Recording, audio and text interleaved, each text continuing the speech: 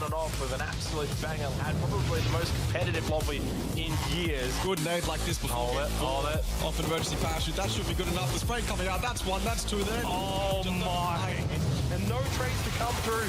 The Groza. It's sharp. It's 3 for B2. So slightly doesn't let a single shot here. Onto Axel driving by, but he hits the flick headshot with a mini. That's a little bit better for Irrelephant. Great spotted. Top floor. They've seen him. He gets the knock onto Savvy. Does he get the second? He does! Onto the Bam Bam!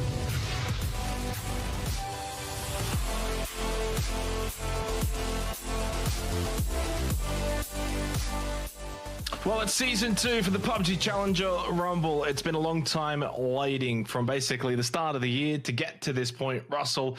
And hopefully this time around, this tournament can get the justice it deserves. Because honestly, I don't know if Stage 1 really did it justice. This is a big tournament. This is massive. So many different countries, so many different regions, so many teams that signed up for this tournament to participate. And of course, more importantly, what's on the line, spots to go to the Asia Cup, to go to PGC. It is a massive tournament. It's huge. This is PGC. This is what you build the whole year for. You create your rosters around being absolutely perfect so that you can win this event or, you know, previous events as well, just to get enough PGC points so you can get to this point and make sure that the whole year was fun. It's just worth it, you know? Exactly. Let's go to a little bit of a brief explanation, of course, as to sort of how we've gotten to this position. We started off with 128 teams. Again, many different countries, Australia, Indonesia, the Philippines, the list goes on. And obviously 6 games played. Vikendi's made its way into the map pool. We then went to 64, then 32, and of course we get down to the 16 that remain. Of course, Russell, you were involved with that round of 32. What were your sort of thoughts heading into it? Round of 32 was crazy because that's when you get all the good teams there. You get the stacked lobbies, right? You don't really get that in 64 or 128. So you get the stacked lobbies in round of 32, and then you have upsets as well. You have more on the line in round of 32. Teams that have expectations to make it don't make it in round of 32. But I mean, AAP was definitely the standout for me in round of 32. They were absolutely insane. So looking forward to seeing them in action. As already sort of mentioned briefly, there's a lot happening in terms of what these teams are vying for and fighting for. One of them, though, of course, is the money. We'll go to the prize pool. It's not probably the most massive prize pool in the world, 5,000 USD. So 2,000 for first, then basically you take 500 off all the way to 4. So really finishing top 4 is the result you want for a multitude of reasons, Russell. You've got the money, you've then got Asia Cup, and if you can finish in that first place, your chance to go into PGC obviously increases. I've just realized there's really 2 battles going on here. There's the battle between the midfield teams for money, and then there's the battle for PGC points as well. Like there's actually kind of 2 battles going on. So there's a lot on the line for all 16 teams here. Yeah. All right. Let's move into what was the PCR 1 points. A bit of a refresher, of course, Russell, which feels like a lifetime ago now. PCR 1 does it. And obviously a lot has changed since then. We've got a new map. There's been team roster changes, but more importantly, for these teams, they've kept their points. EXO Clan 740 for finishing first back in PCR 1, AAP second, third, obviously, and you can continue on. And those that are on 0 points, either didn't pick up any points, obviously didn't get to participate in PCR 1. I guess for them, Russell, it does make it very difficult to think, how do you get to PGC? It's either impossible if you're on 0 points, or something crazy has to happen. Well, that's what I mean by there's 2 battles going on, because those are the guys that have pride and dignity on the line, but there's also a chance that if they do make top 4, they get a little bit of that prize pool. So even if you're on 0 points, it's like, okay, what can we do in this tournament? There's some money on the line. Let's just give it our best shot, because it matters. So yeah. Yeah, it obviously does matter, and for those teams, at least there's something to fight for, as you said. And more importantly, if you do finish in the top 4, then you go to Asia Cup, which is at least another big tournament, more money on the line, etc. So something big there. We'll go to the head-to-head. No surprises with the 2 teams that we've gone with for today. It's 1 and it's 2 from PCR 1, EXO Clan and ArkAngel Predator.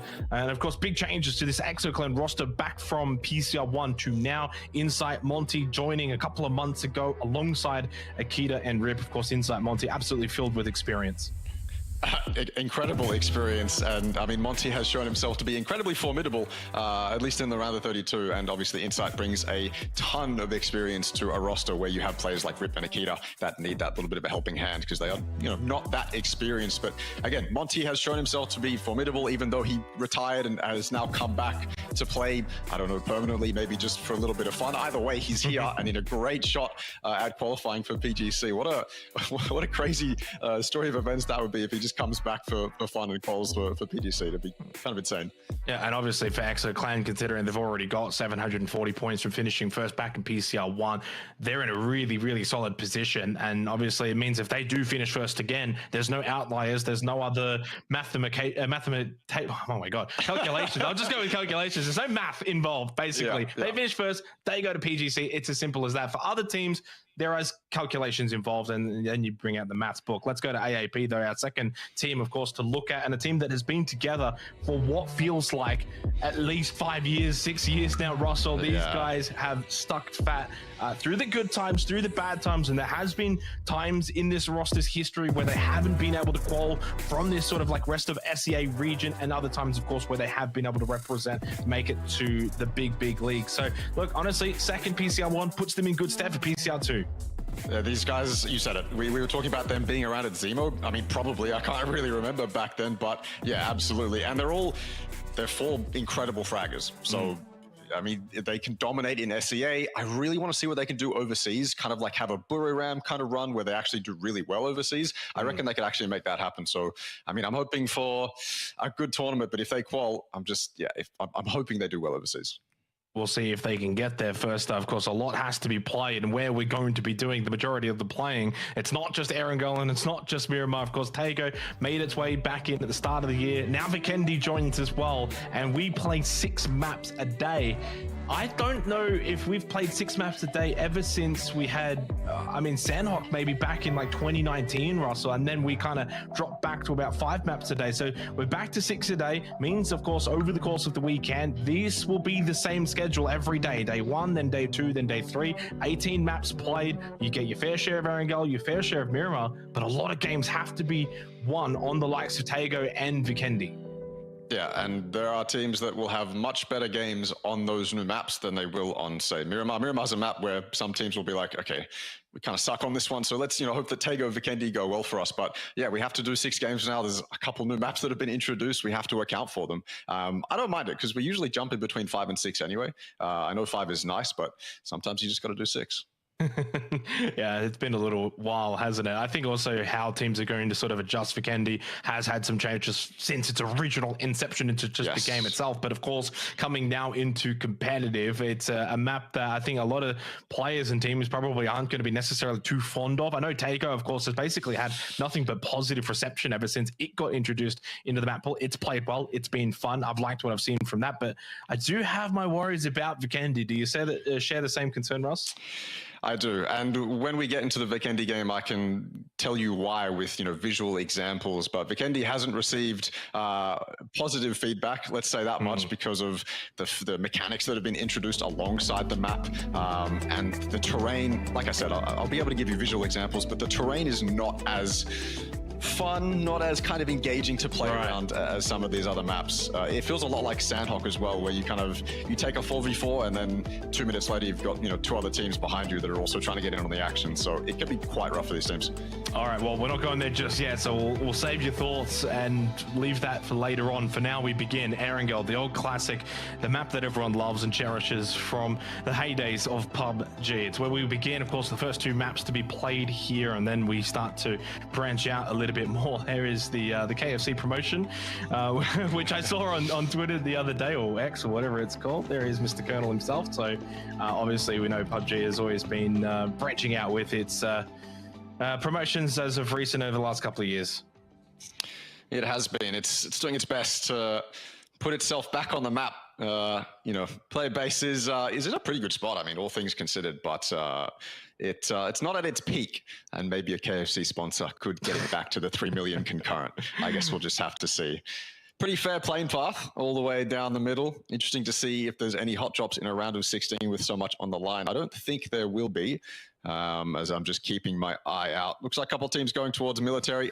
There's another introduction, actually, Jake, you should be aware of. No longer does the circle have to touch the plane path, which has created I saw that, a while ago.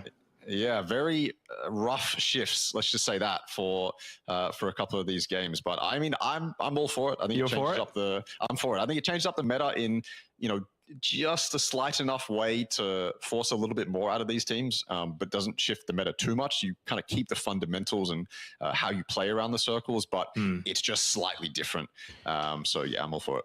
Yeah, I mean, I guess you're probably saying now, the fact that you're in the casting position, not from the playing position as a core player. And Potentially.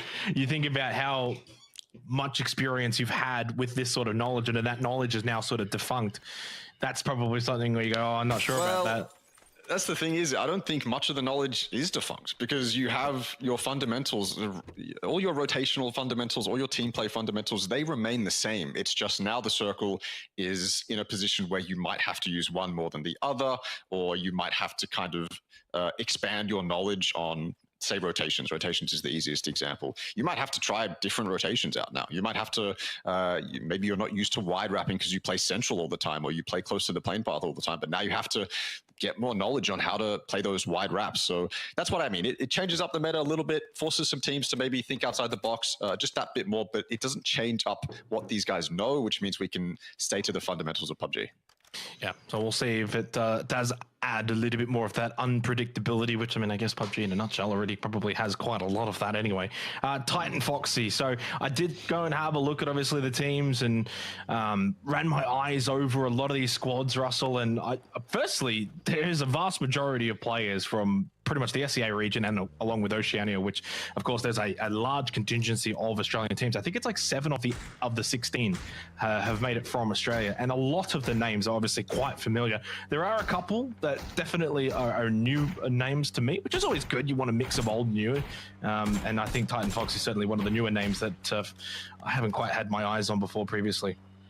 Yeah, neither have I. It's definitely, I mean, I kind of expect to be able to recognize these names, having done lots of APAC recently, but it seems there's just this constant rotation of talent in APAC that I can never keep up with. There's always some new team that blows me away with how they're playing, and there's always, we do constant APAC scrims and APAC tournaments with Prem League and things like that, and there's always these teams that just kind of pop off, and it's very hard to keep up with, but I'm excited. If Titan is going to give us a great show, then I'm here for it.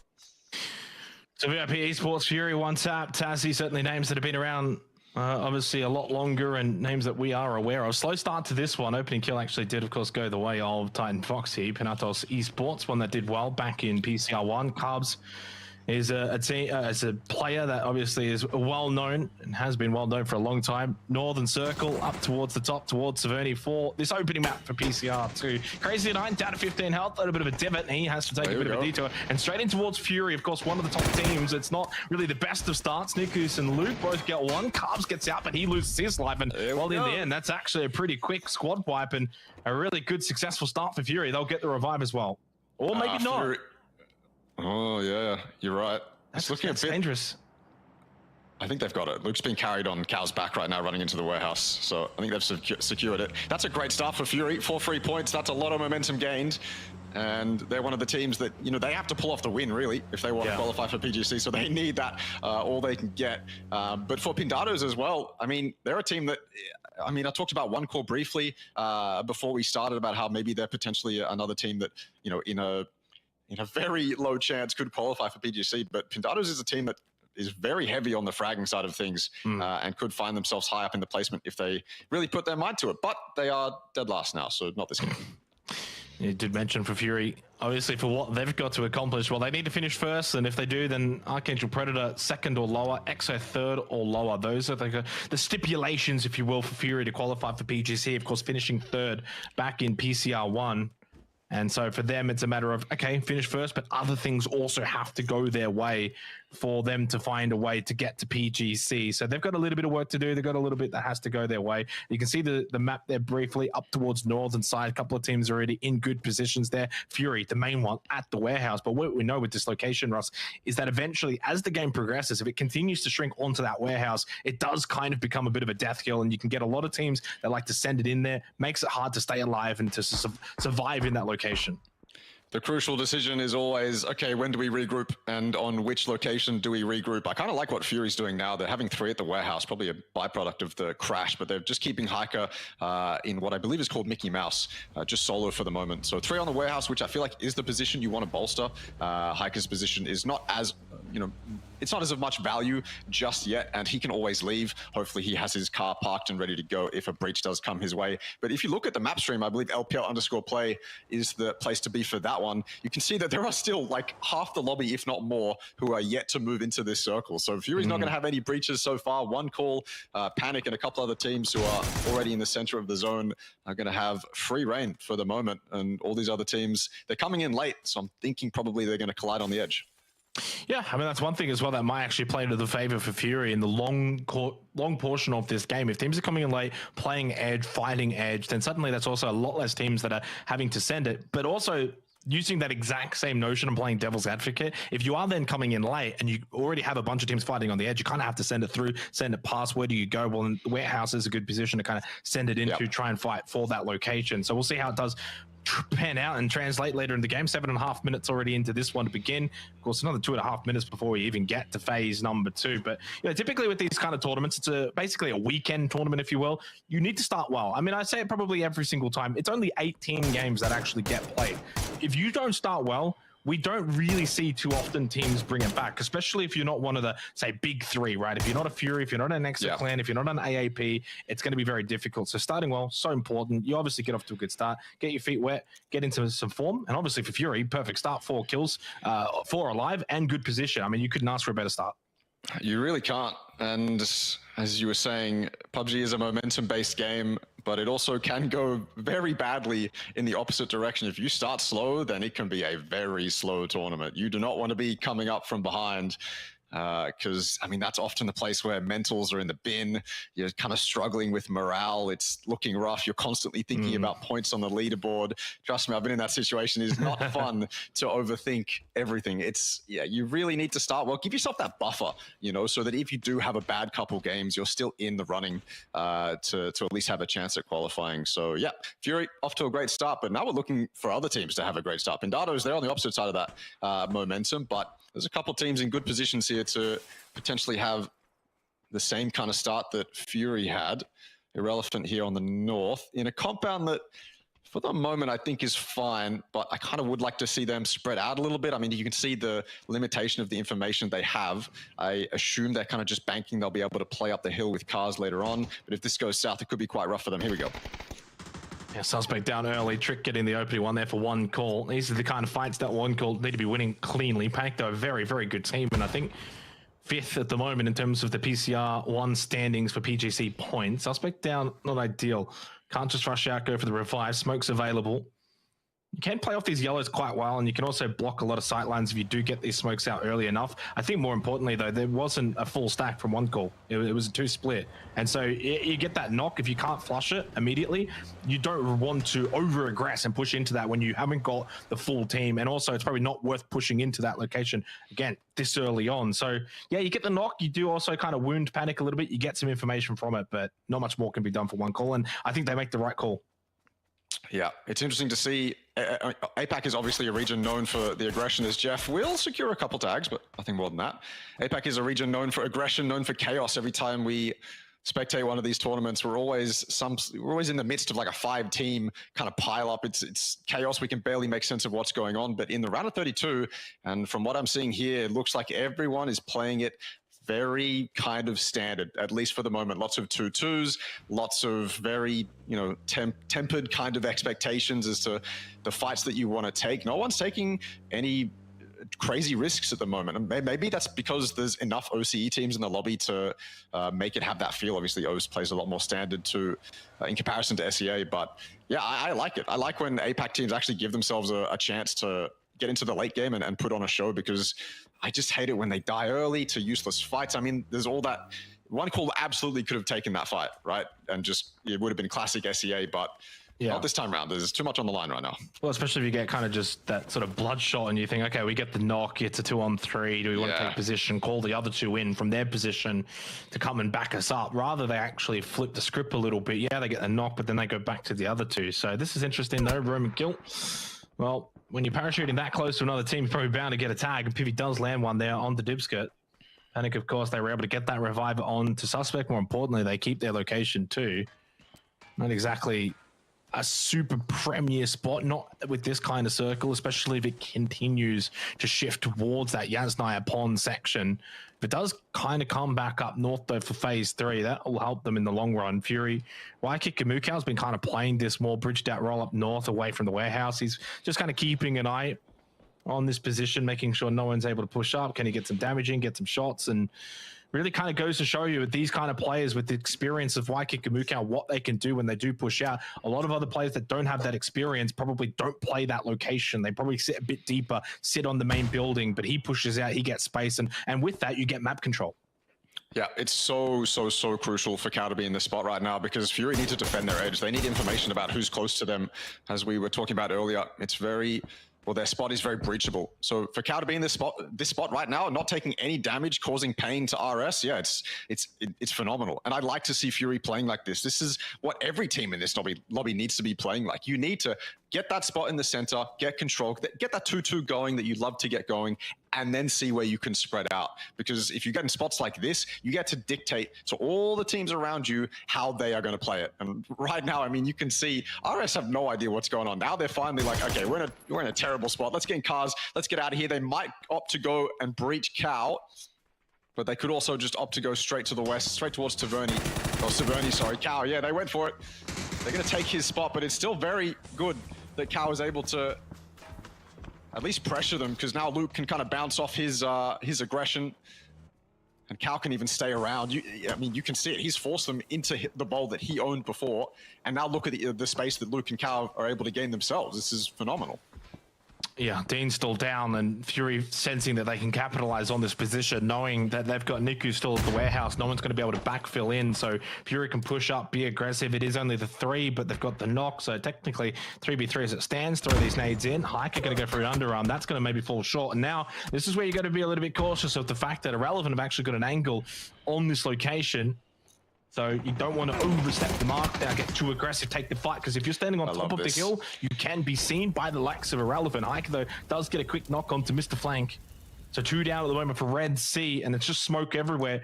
They can't really see anything. Haven't got eyes on Fury. Nikus has got a really good position. He's joined the fight. So he's given up a warehouse, mainly due to the fact phase 3 shift has moved away. So either way, that warehouse, it's irrelevant now. You may as well get the kills, get the points, then you can have to rotate into next zone anyway.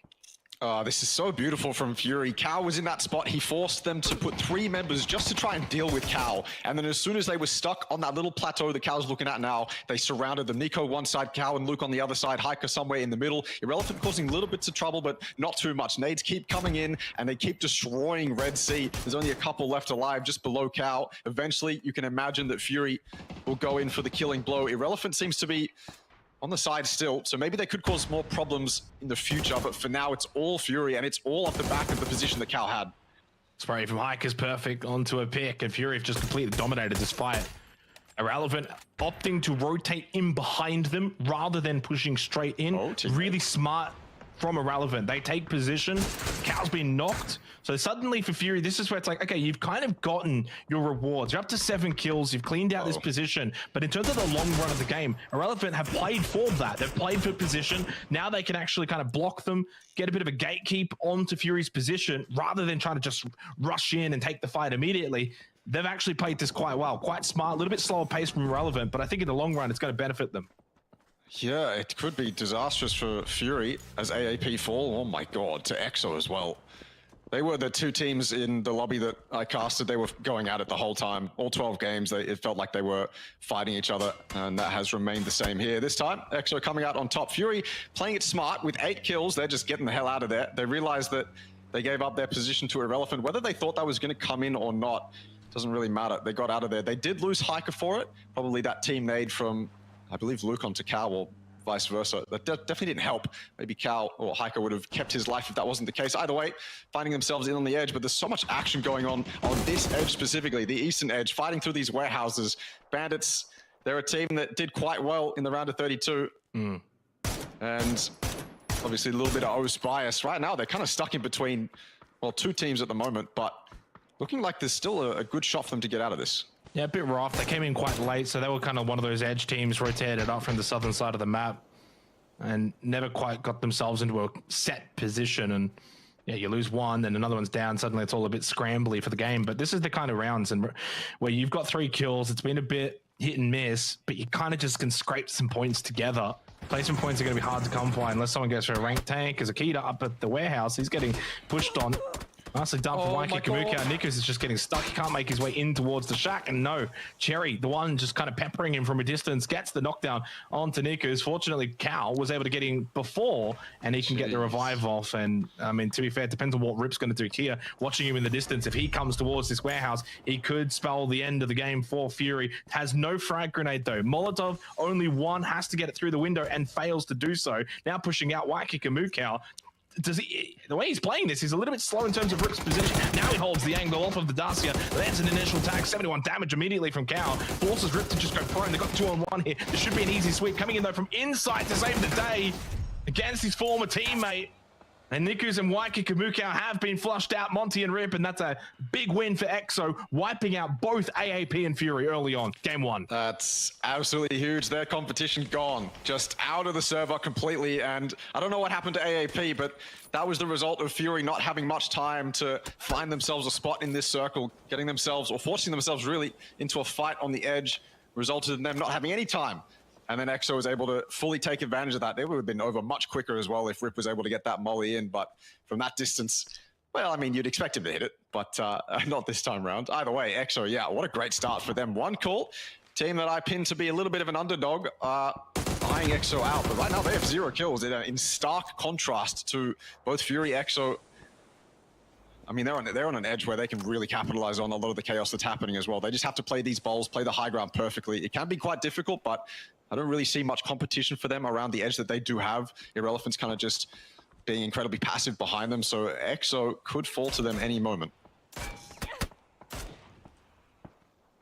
Yeah, you can see them on that left-hand side of the screen for 1 call. So pushing in, you kind of look at the main compound that from the future Scott, that's going to be a central figure, you would imagine, for the remainder of this game. That's a very difficult one to push in, especially when there's multiple teams around the Yazzie pond, around that left-hand side where it's quite an open field. As you said, there's some dips, there's some bowls.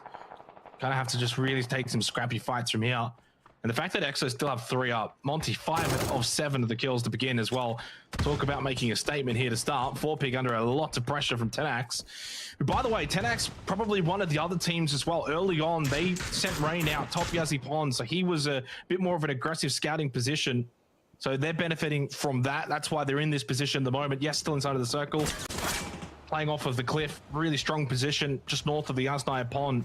So if you're able to get on the front foot early, play for position, take those aggressive positions, you will get rewarded. And that's exactly why Tenax in a good spot. 10 teams remain, so getting close to that cutoff, getting close to the final 8 teams, and EXO Clan are just going to send it. And I don't know where, maybe try and find a dip in front of 1 call.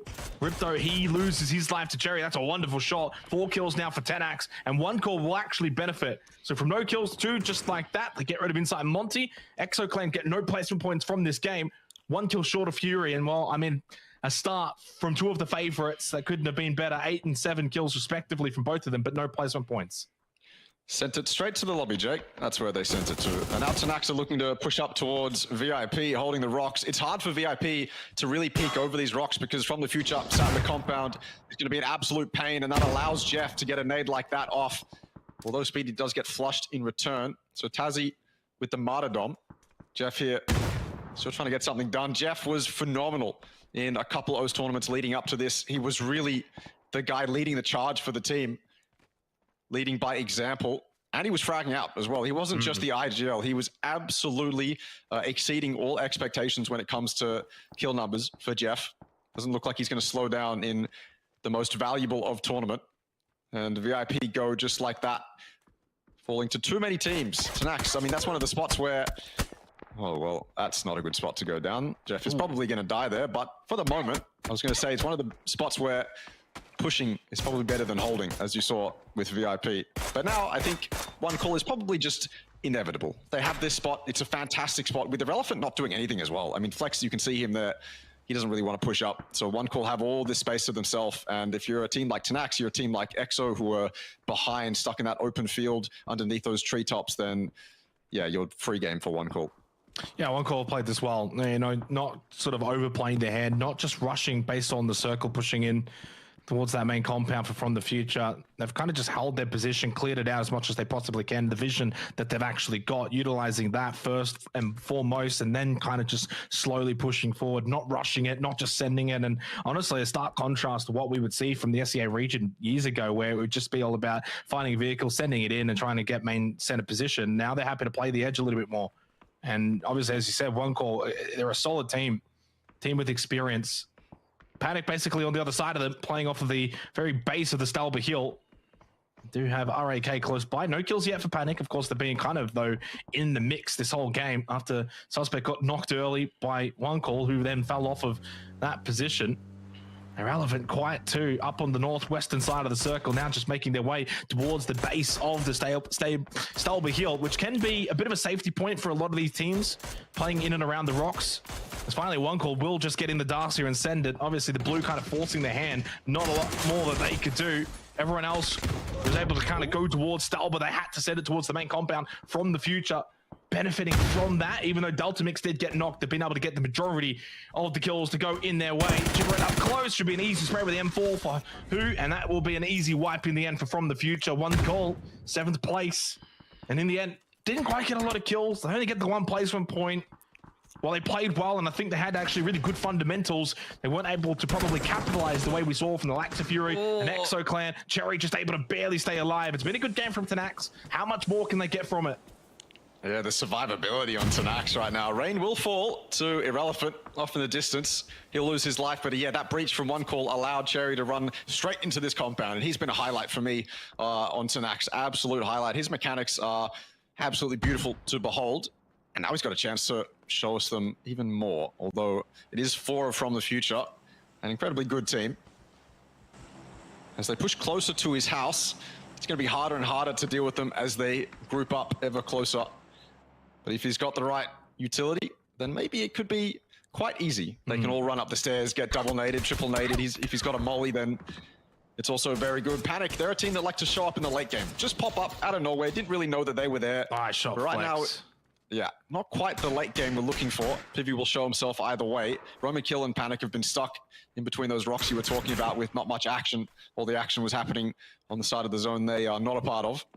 They're all just playing survival games, waiting for placement points, waiting for, well, the action to happen around them, and then they can kind of capitalize on it. But the action is kind of in their face at the moment. Yeah, unfortunately for Panic, they're just getting sandwiched here. Irrelephant are able to push up because for a moment, and probably for a good couple of minutes, From the Future had to keep their eyes on Tenax. So we're able to kind of sneak into the compound. Now, though, as we can kind of see, shots coming from the future towards Irrelephant. So they're also starting to get peppered a little bit.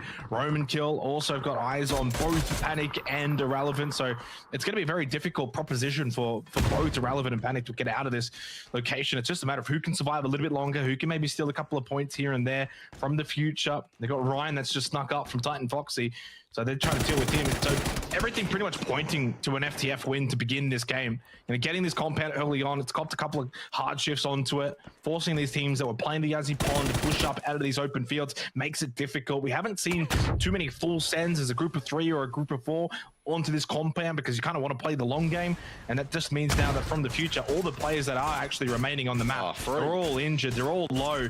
Easy kills here for Delta Mix. Man as well gets involved, and Ryan and Hand will fall for Titan Foxy. Down to the final 4 teams remaining, one of which is down to 1 player left standing. And anyway, the Panic Esports, Kens gets knocked. It's more blood being caused at the hands of From the Future. Irrelephant, though, they clean up. They get some kills here. Onto PNC along with Roman Kill. So Panic are gone. 4th place for them.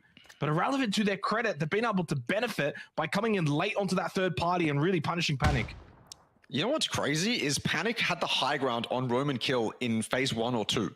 Panic were at the dog sheds, and Roman Kill had emergency parachuted their way into the low ground, which is not the position you want to be in phase 1 or phase 2 at least. You want to have some sort of fighting viability. Irrelephant fall, but the tables are flipped. It's Roman Kill now in the top 2. Panic were the ones caught out of position. They were maybe too passive for too long. Roman Kill were able to slip past, and now they have the high ground. They have the rocks.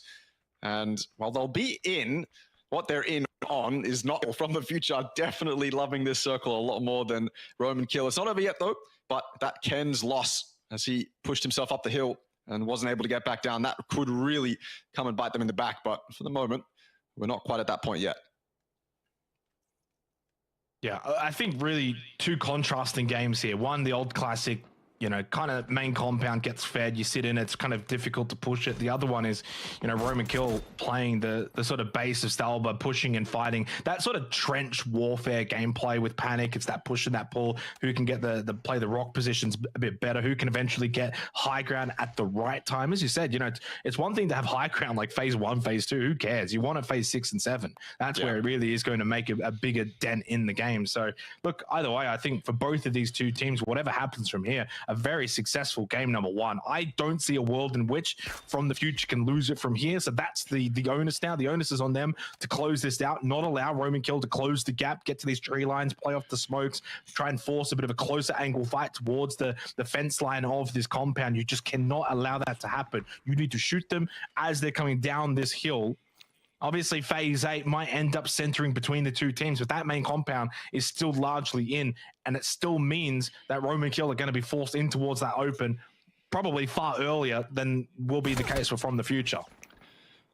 I'm kind of expecting From the Future to hop in some cars and extend just that little bit outside the compound. Right now, all 4 members are inside, but I know for certain that there are some trees you could extend out to and stay alive and just cause nuisance for Roman Kill, especially with the cover of people like Teddy, Delta Mix sitting inside these buildings. You could extend out to one of those trees in front of you, but I'm thinking more go east, go west, or sorry, north and south in this compound, and just get that, you know, perfect pincer on Roman Kill as they come down the hill, because they can smoke their way down and get just down to these trees right now. But if you had people all the way north, all the way south, with a car on a tree by themselves, that might be so much harder for Roman Kill to do. Who KDR is looking like maybe he wants to do something, but I don't even blame FTF for how they're playing it now. I think they have it in the bag no matter what.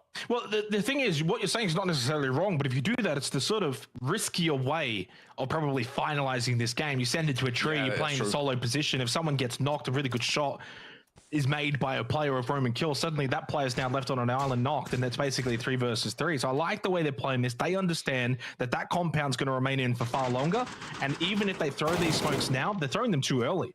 Unfortunately, now these smokes are going to dissipate. You're going to run out of utility. You're going to run out of time. Phase 8, once that blue starts pushing them really off the hill completely, down to the bottom, they're not going to even still be in until they actually then get up and start moving forward. That's when you want those smokes. So hopefully for their sake, they've got a couple. Doughty still has 2 remaining.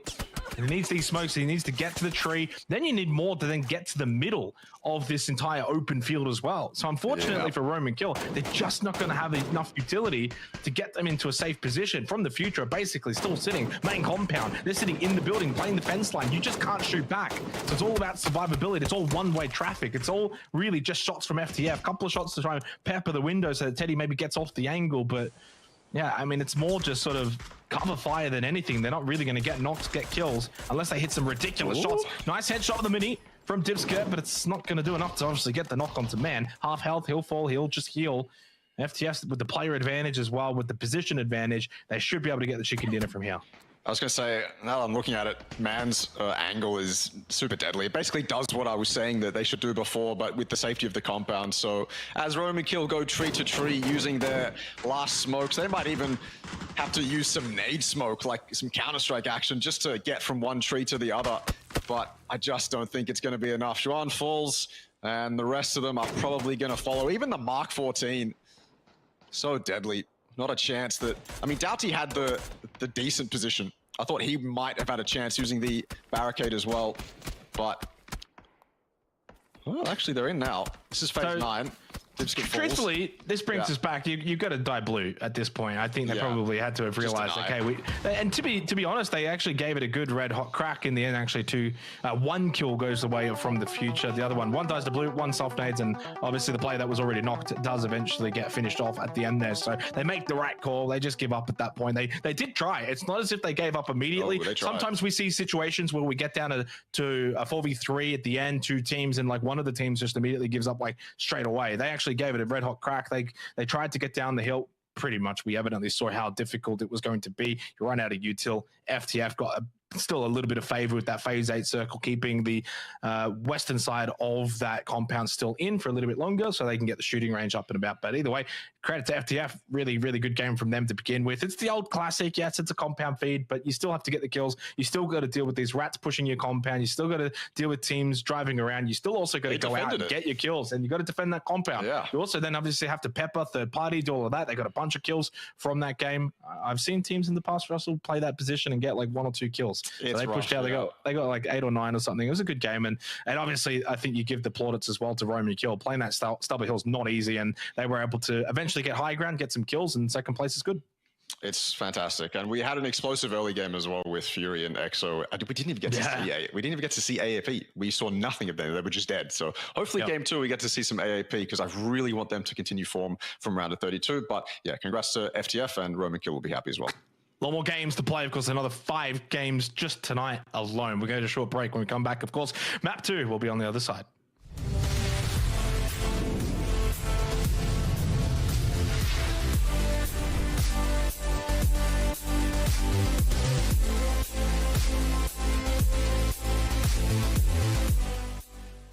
Welcome to the update 26.1, where you'll experience a rejuvenated ArkAngel, the return of tactical gear, the launch of a new ranked season, and much more. Let's get straight to it. Time to play Tourist again and re-explore ArkAngel, enhanced with new features and revamped landscapes. Gain new advantages by discovering secret rooms, refine your tactics for the freshly redesigned ruins, Milta and Stolber areas, and keep an eye out for our KFC collaboration that's finger-licking good.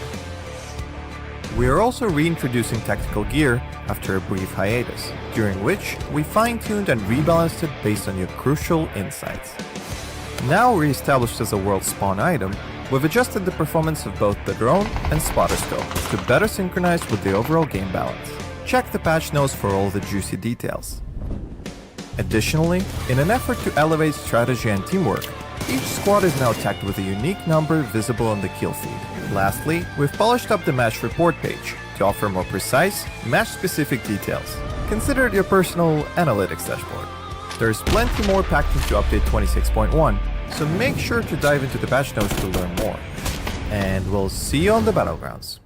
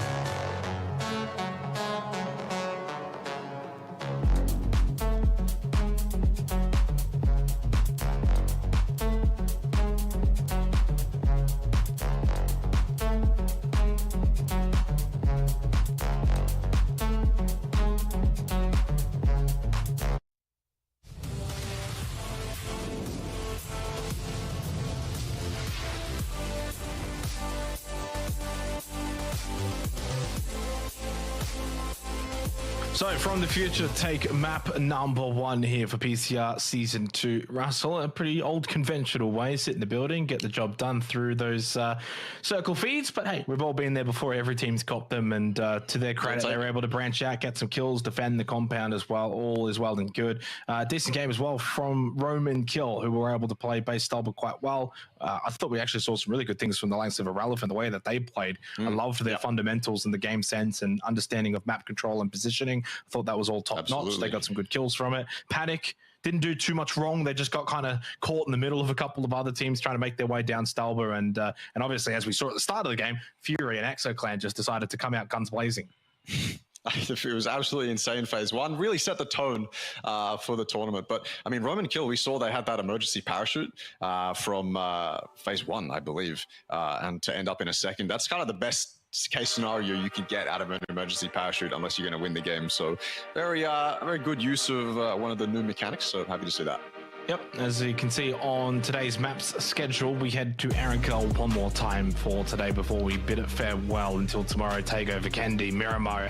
The fact that we're going to end up in a position where we are going to play 3 games on 3 different maps, from map 3, 4, and then 5, before obviously we then double up on Miramar is just something we haven't really seen too much of, I guess, in PUBG, right? Usually, if there's ever been that kind of third map, it's always in the middle, right? You play it once and then you go back to everything else. So what we are probably going to see, though, again, second game of ArkAngel, do you see much of a change up from the likes of Fury and EXO Clan, knowing that the lobby is playing this more kind of stagnated meta? They're kind of just playing a little bit slower, trying to take position. Are they then the ones that are like, hey, we'll just be the ones that go out swinging? They could definitely be, if they see that the lobby is really kind of passive and slow. Again, stark contrast to what we're usually seeing from SCA. They could come out swinging. I mean, the positional, the space taking that they showed us game 1 was reminiscent of like the peak of Fury, right? Like what we want to see from them, really. So I'm hoping so, but they could also kind of fall back and just kind of end up being recluse. I mean, any team could be. They could just fall into that trap of being too standard, too by the numbers, right? And that's not really what wins you tournaments in PUBG. So yeah, I mean, to be fair, the fact that Fury had the most assists in that game, despite going out as early as they did, probably speaks volumes to the dominance that they can have in these sort of gunfights. EXO probably wouldn't have been too far off. Of course, they ended up picking like 7 kills up. That pretty much happened, I think, all within the first 20 minutes of the game. So neither of those two factored in towards the end. AAP, they got wiped out early. They were a non-factor altogether. Of course, they lost out to EXO Clan early in that game. And for everyone else, they were pretty much all just trying to play the position game, especially with the circle shifting around main compound north of Yasnaya Pond. It can get a bit tricky. It's a very open sort of area, part of ArkAngel. There are some tree lines to the base of Stalber, but that's about it. So it makes it a little bit annoying to sort of try and move around. A lot of teams ended up having to play edge, fight edge, and that can always be a little bit tricky because sometimes you end up in the middle, kind of like Panic, and you get third-partied quite easily. We head to ArkAngel once again for what will be our second map of ArkAngel, our last as well, unfortunately. If it was up to me, I'd probably just play 6 ArkAngels, but that's not the general consensus these days. No, I mean, the 6 angles would be nice, but I think you have to admit at some point we'd get a little bit. We probably would. We probably would, but no, I kind of agree. ArkAngel is just like by far and away the best. It looks nice. It plays nice. It's just iconic. Yeah, it's just you can't dispute it. And every time they've tried, ArkAngel has remained on top. I hate Miramar as a player, as a caster. The way it's not even the way it plays; it's just the way it looks. Like the nice green of ArkAngel is just so calming. It's just I love it. And then you go to the drowsy like dry desert, barren. Get me out. Yeah. Give it a makeover. Yeah. I mean, they kind of did. Yeah, somewhat. But I think also the way it plays as well, fundamentally, that's the biggest issue for me with Miramar too. And I think we're in agreement there. Not everyone is in that. There are some that actually really enjoy Miramar and have probably had it become their favorite. Either way, let's go into game number 2. Southern Plain Path going across right to left. It's going to end up just over the quarry, which is where Fury have actually just sort of made their exit. Irrelephant over towards Sosnovka Island. They'll take military base. And of course, as you mentioned with the circle no longer having to be attached to the plane path, this is where it can get a bit janky. If you have a southern plane path like this and you get a Savernia or a Stalber circle, it can be a little bit annoying for a lot of these teams. I was going to say that was my first thought when I saw this plane path was, okay, what if this goes north? Then it's going to be quite rough. But I mean, this is a map where the wide rotates are so telegraphed. You're going to...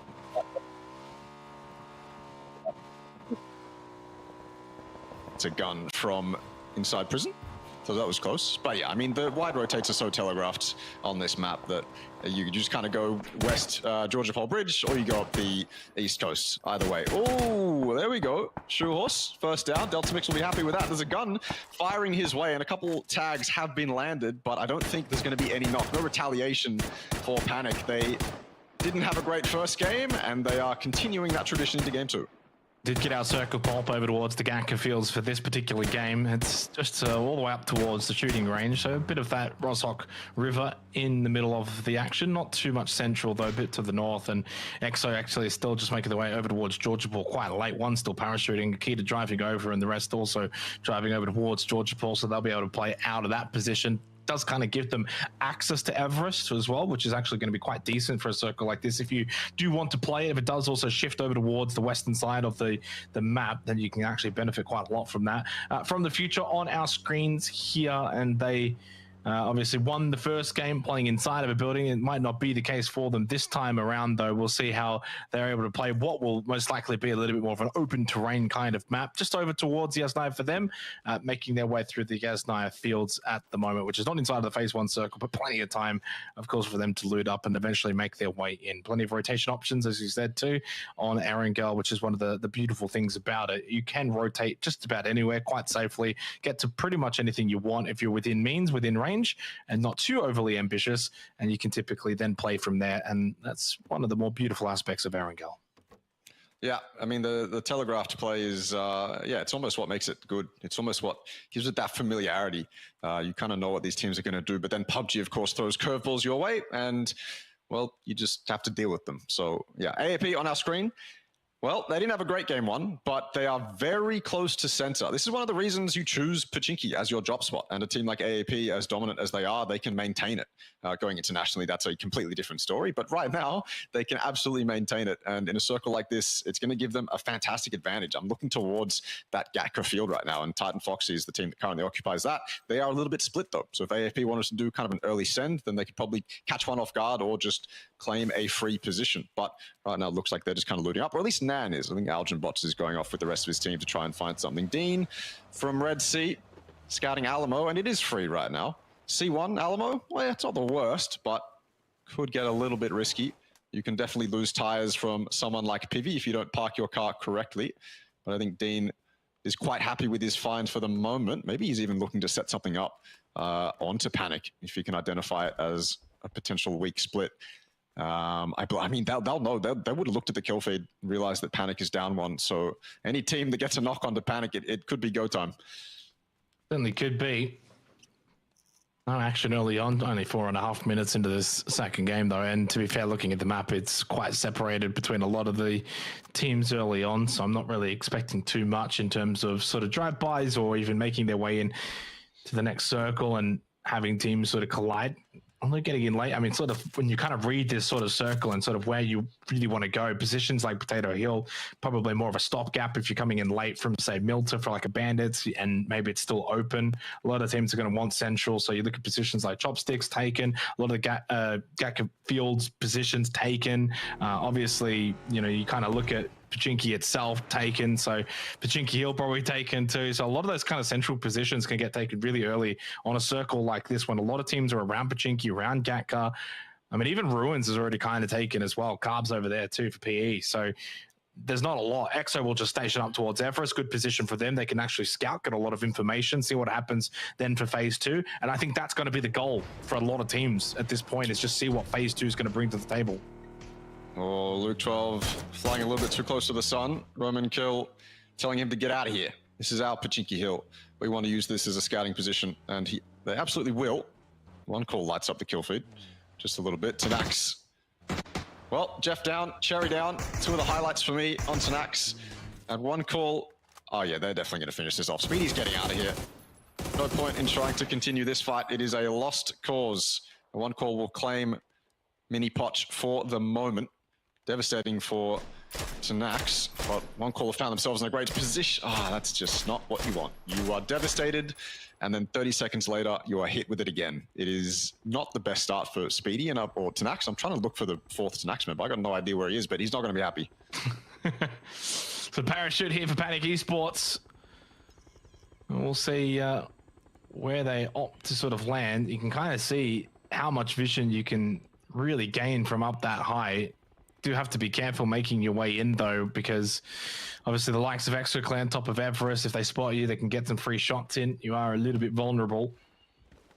Pintados Esports obviously had that position towards ruins. They can play the yellows as well, extend out. You can get some really good map control around that region of the map. You can see obviously EXO Clan having their eyes on that parachute, emergency parachute, utilized well from Panic. It was kind of used against them back in map 1. Now they get to use it here in map 2. 1 call, 2 kills early on for them. Certainly a good start. Had a good game in map 1, but probably weren't able to fully capitalize on the game that they had. Playing edge, had to push in late, send it to main compound, got pretty much lit up from that push. We'll see what they can achieve here. Just playing off the edge of the road, 2.5 minutes till phase 2. And yeah, somewhat of a quiet start. I mean, no teams eliminated inside the first 8 minutes. I think we had at least one eliminated back in game 1. And obviously we saw the likes of Fury and EXO Clan putting a lot of pressure on early. They're a little bit more quiet so far to start this game. They are, although there are a lot of teams getting very close to each other. It looks like, I mean, in a zone like this high ground, there's so much of it available that you may as well give it a shot and try and go for it. But it's causing these kind of little pot shot engagements to happen on the edge. Fury is a part of that, and it's going to be coming here on this northeastern side. I mean, you can see off to their south, there's more high ground, and it's taken right now. So if they fly too close to it, you can bet FTF is going to take some shots and tell them to get out of here. And it's just going to cause people to go around further than they would have liked to. And that's where we kind of get chaos. But this is a zone where the more you zoom in, the more space becomes available, I feel like. You look at it, yeah, it's like Gatka, okay, but then you zoom in on Gatka and you have the chopsticks, you have the ability for multiple teams to fit inside Gatka. It really is multi-layered like that. I like zones like this, especially if you go towards Gatka. Gatka fields can be quite entertaining, but we are nowhere near that right now. Fury have taken the compound, and I'm wondering where Luke 12 is going to go. I mean, we saw it game 1. It's all about space taking for Fury. Yep. I mean, it had to be pretty much the name of the game in this era, at this point in PUBG. If you don't go for space, you don't go for map control, you're probably going to get punished eventually. You can get into a bit of a pickle later on. A lot of ruins battle happening here. Not often that ruins is a bit of the main focus of a particular game of ArkAngel. It's one of the more rare locations that you will see teams sort of fighting for, but this is one of those rare circles where it actually isn't quite necessarily central, but close to it, not too far off. 35 seconds till phase 2. And more importantly, when you kind of think about what ruins can sort of entail, it's a big area, lots of different ways that you can kind of hide between the rocks, between the ruins itself. It can be quite safe, although obviously 1 kill goes the way of excess. So easy one there for Asheng Home. 20 seconds away from phase number 2. Panic, by the way, obviously we saw them with the emergency parachute earlier. They ended up landing at Georgia Paul. And so they can kind of backfill in behind EXO, push up Everest if they want, or wrap around. They could take loot delivery if it goes up to the north. So they've got some options. They can also play the hospital side, push in on the left side of the Everest, push in through those buildings, which there are obviously a numerous amount of buildings towards the left side of Everest. We do get the circle pop, though. It does actually pertain to the southern side ever so slightly, and it does mean that those Gatka buildings that you were talking about before, Russell, especially those in and around Chopstick, for example, now become hot commodity. Yep. Zoom in on the map, boys. It's all there for the taking. You mentioned EXO maybe leaving Everest and then Panic being able to backfill, but that's not going to happen on this circle pop. Panic are going to have to find something else because EXO definitely want to keep that. They got a good 2-2 split going with the Yellows and Everest. And now it's kind of just scram for the rest of these teams, try get in somewhere. And we know that there's a lot of space available, but you're going through places like Highway, all the way through the forests around Pachinki, and all that space on the edge is probably going to be taken. It's not going to be the easiest rotate. A lot of teams might opt for a wide rotate, wide south, wide north, but even that space is going to be taken as well. I can see Bandits going towards loot delivery. You can get teams like AAP sending it straight into Comet and Roman Kill. They're already here. They were here ages ago, and AAP may be the first team eliminated 2 games in a row. They need a miracle here, and Doughty healing might just be that. Yeah, I mean, it's been a rough start for ArkAngel Predator. The PCR2 Game 1, lost the battle against EXO Clan. Game 2, a bit of a tricky one here. Nade in towards the Wiz. He's actually not that bad, although doesn't do a whole lot of damage onto Ken's, despite basically exploding in front of his face. He's able to avoid the brunt of that damage. More fights here over towards the yellows. Jo push in, doesn't check his left hand side, but he still wins the battle anyway. Gets the kill onto Hen. Hen actually got the headshot knockdown onto Hatchy, so he was holding the further door angle. Hence why Jo was able to kind of just run in, and Tenax have been wiped after a really solid game 1. They go out in last place here for game 2. Rain was the last one to fall. Potentially more fights on the cards here at the yellow, more reinforcement as well for Titan Foxy. Pintados have to get this revival to Hatchy as soon as possible.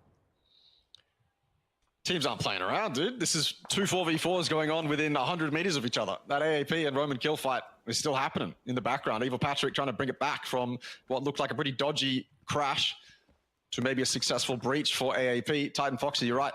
Reinforcements are here, but Pintados still have 3 up inside the yellow. A good nade will set it off for either of these teams right now.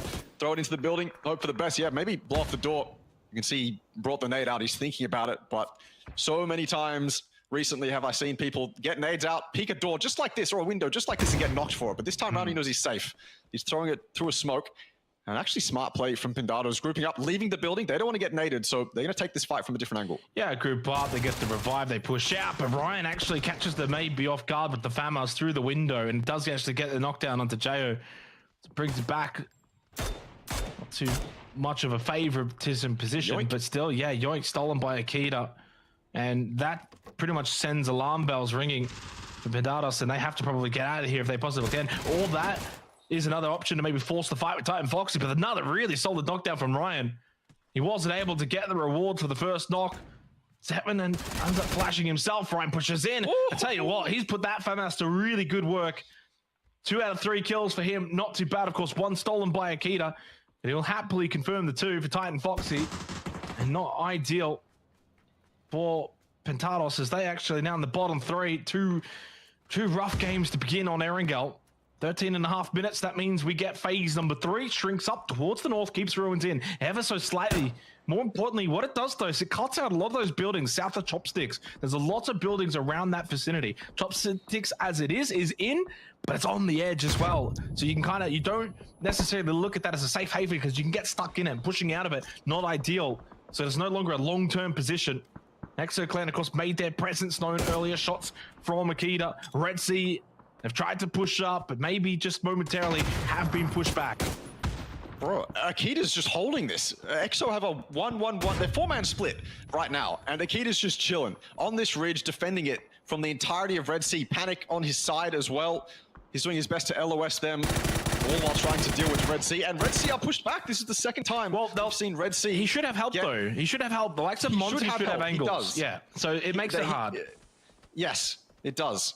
But still, I mean, it's a risk, absolutely a risk. This is the second time we've seen Red Sea be pushed away from, well, I mean, it's not just Cow, he's not just one man, but he's got some help. But it's a similar situation to what we saw game 1. Yeah. And that's EXO doing what EXO do best. They don't give up space just like that. They will not fall. They will get the reinforcements there. They know how valuable space like that is, and they'll fight for it. And most of the time, they're able to win it or come off better. This fight between Roman Kill and AAP is still going on.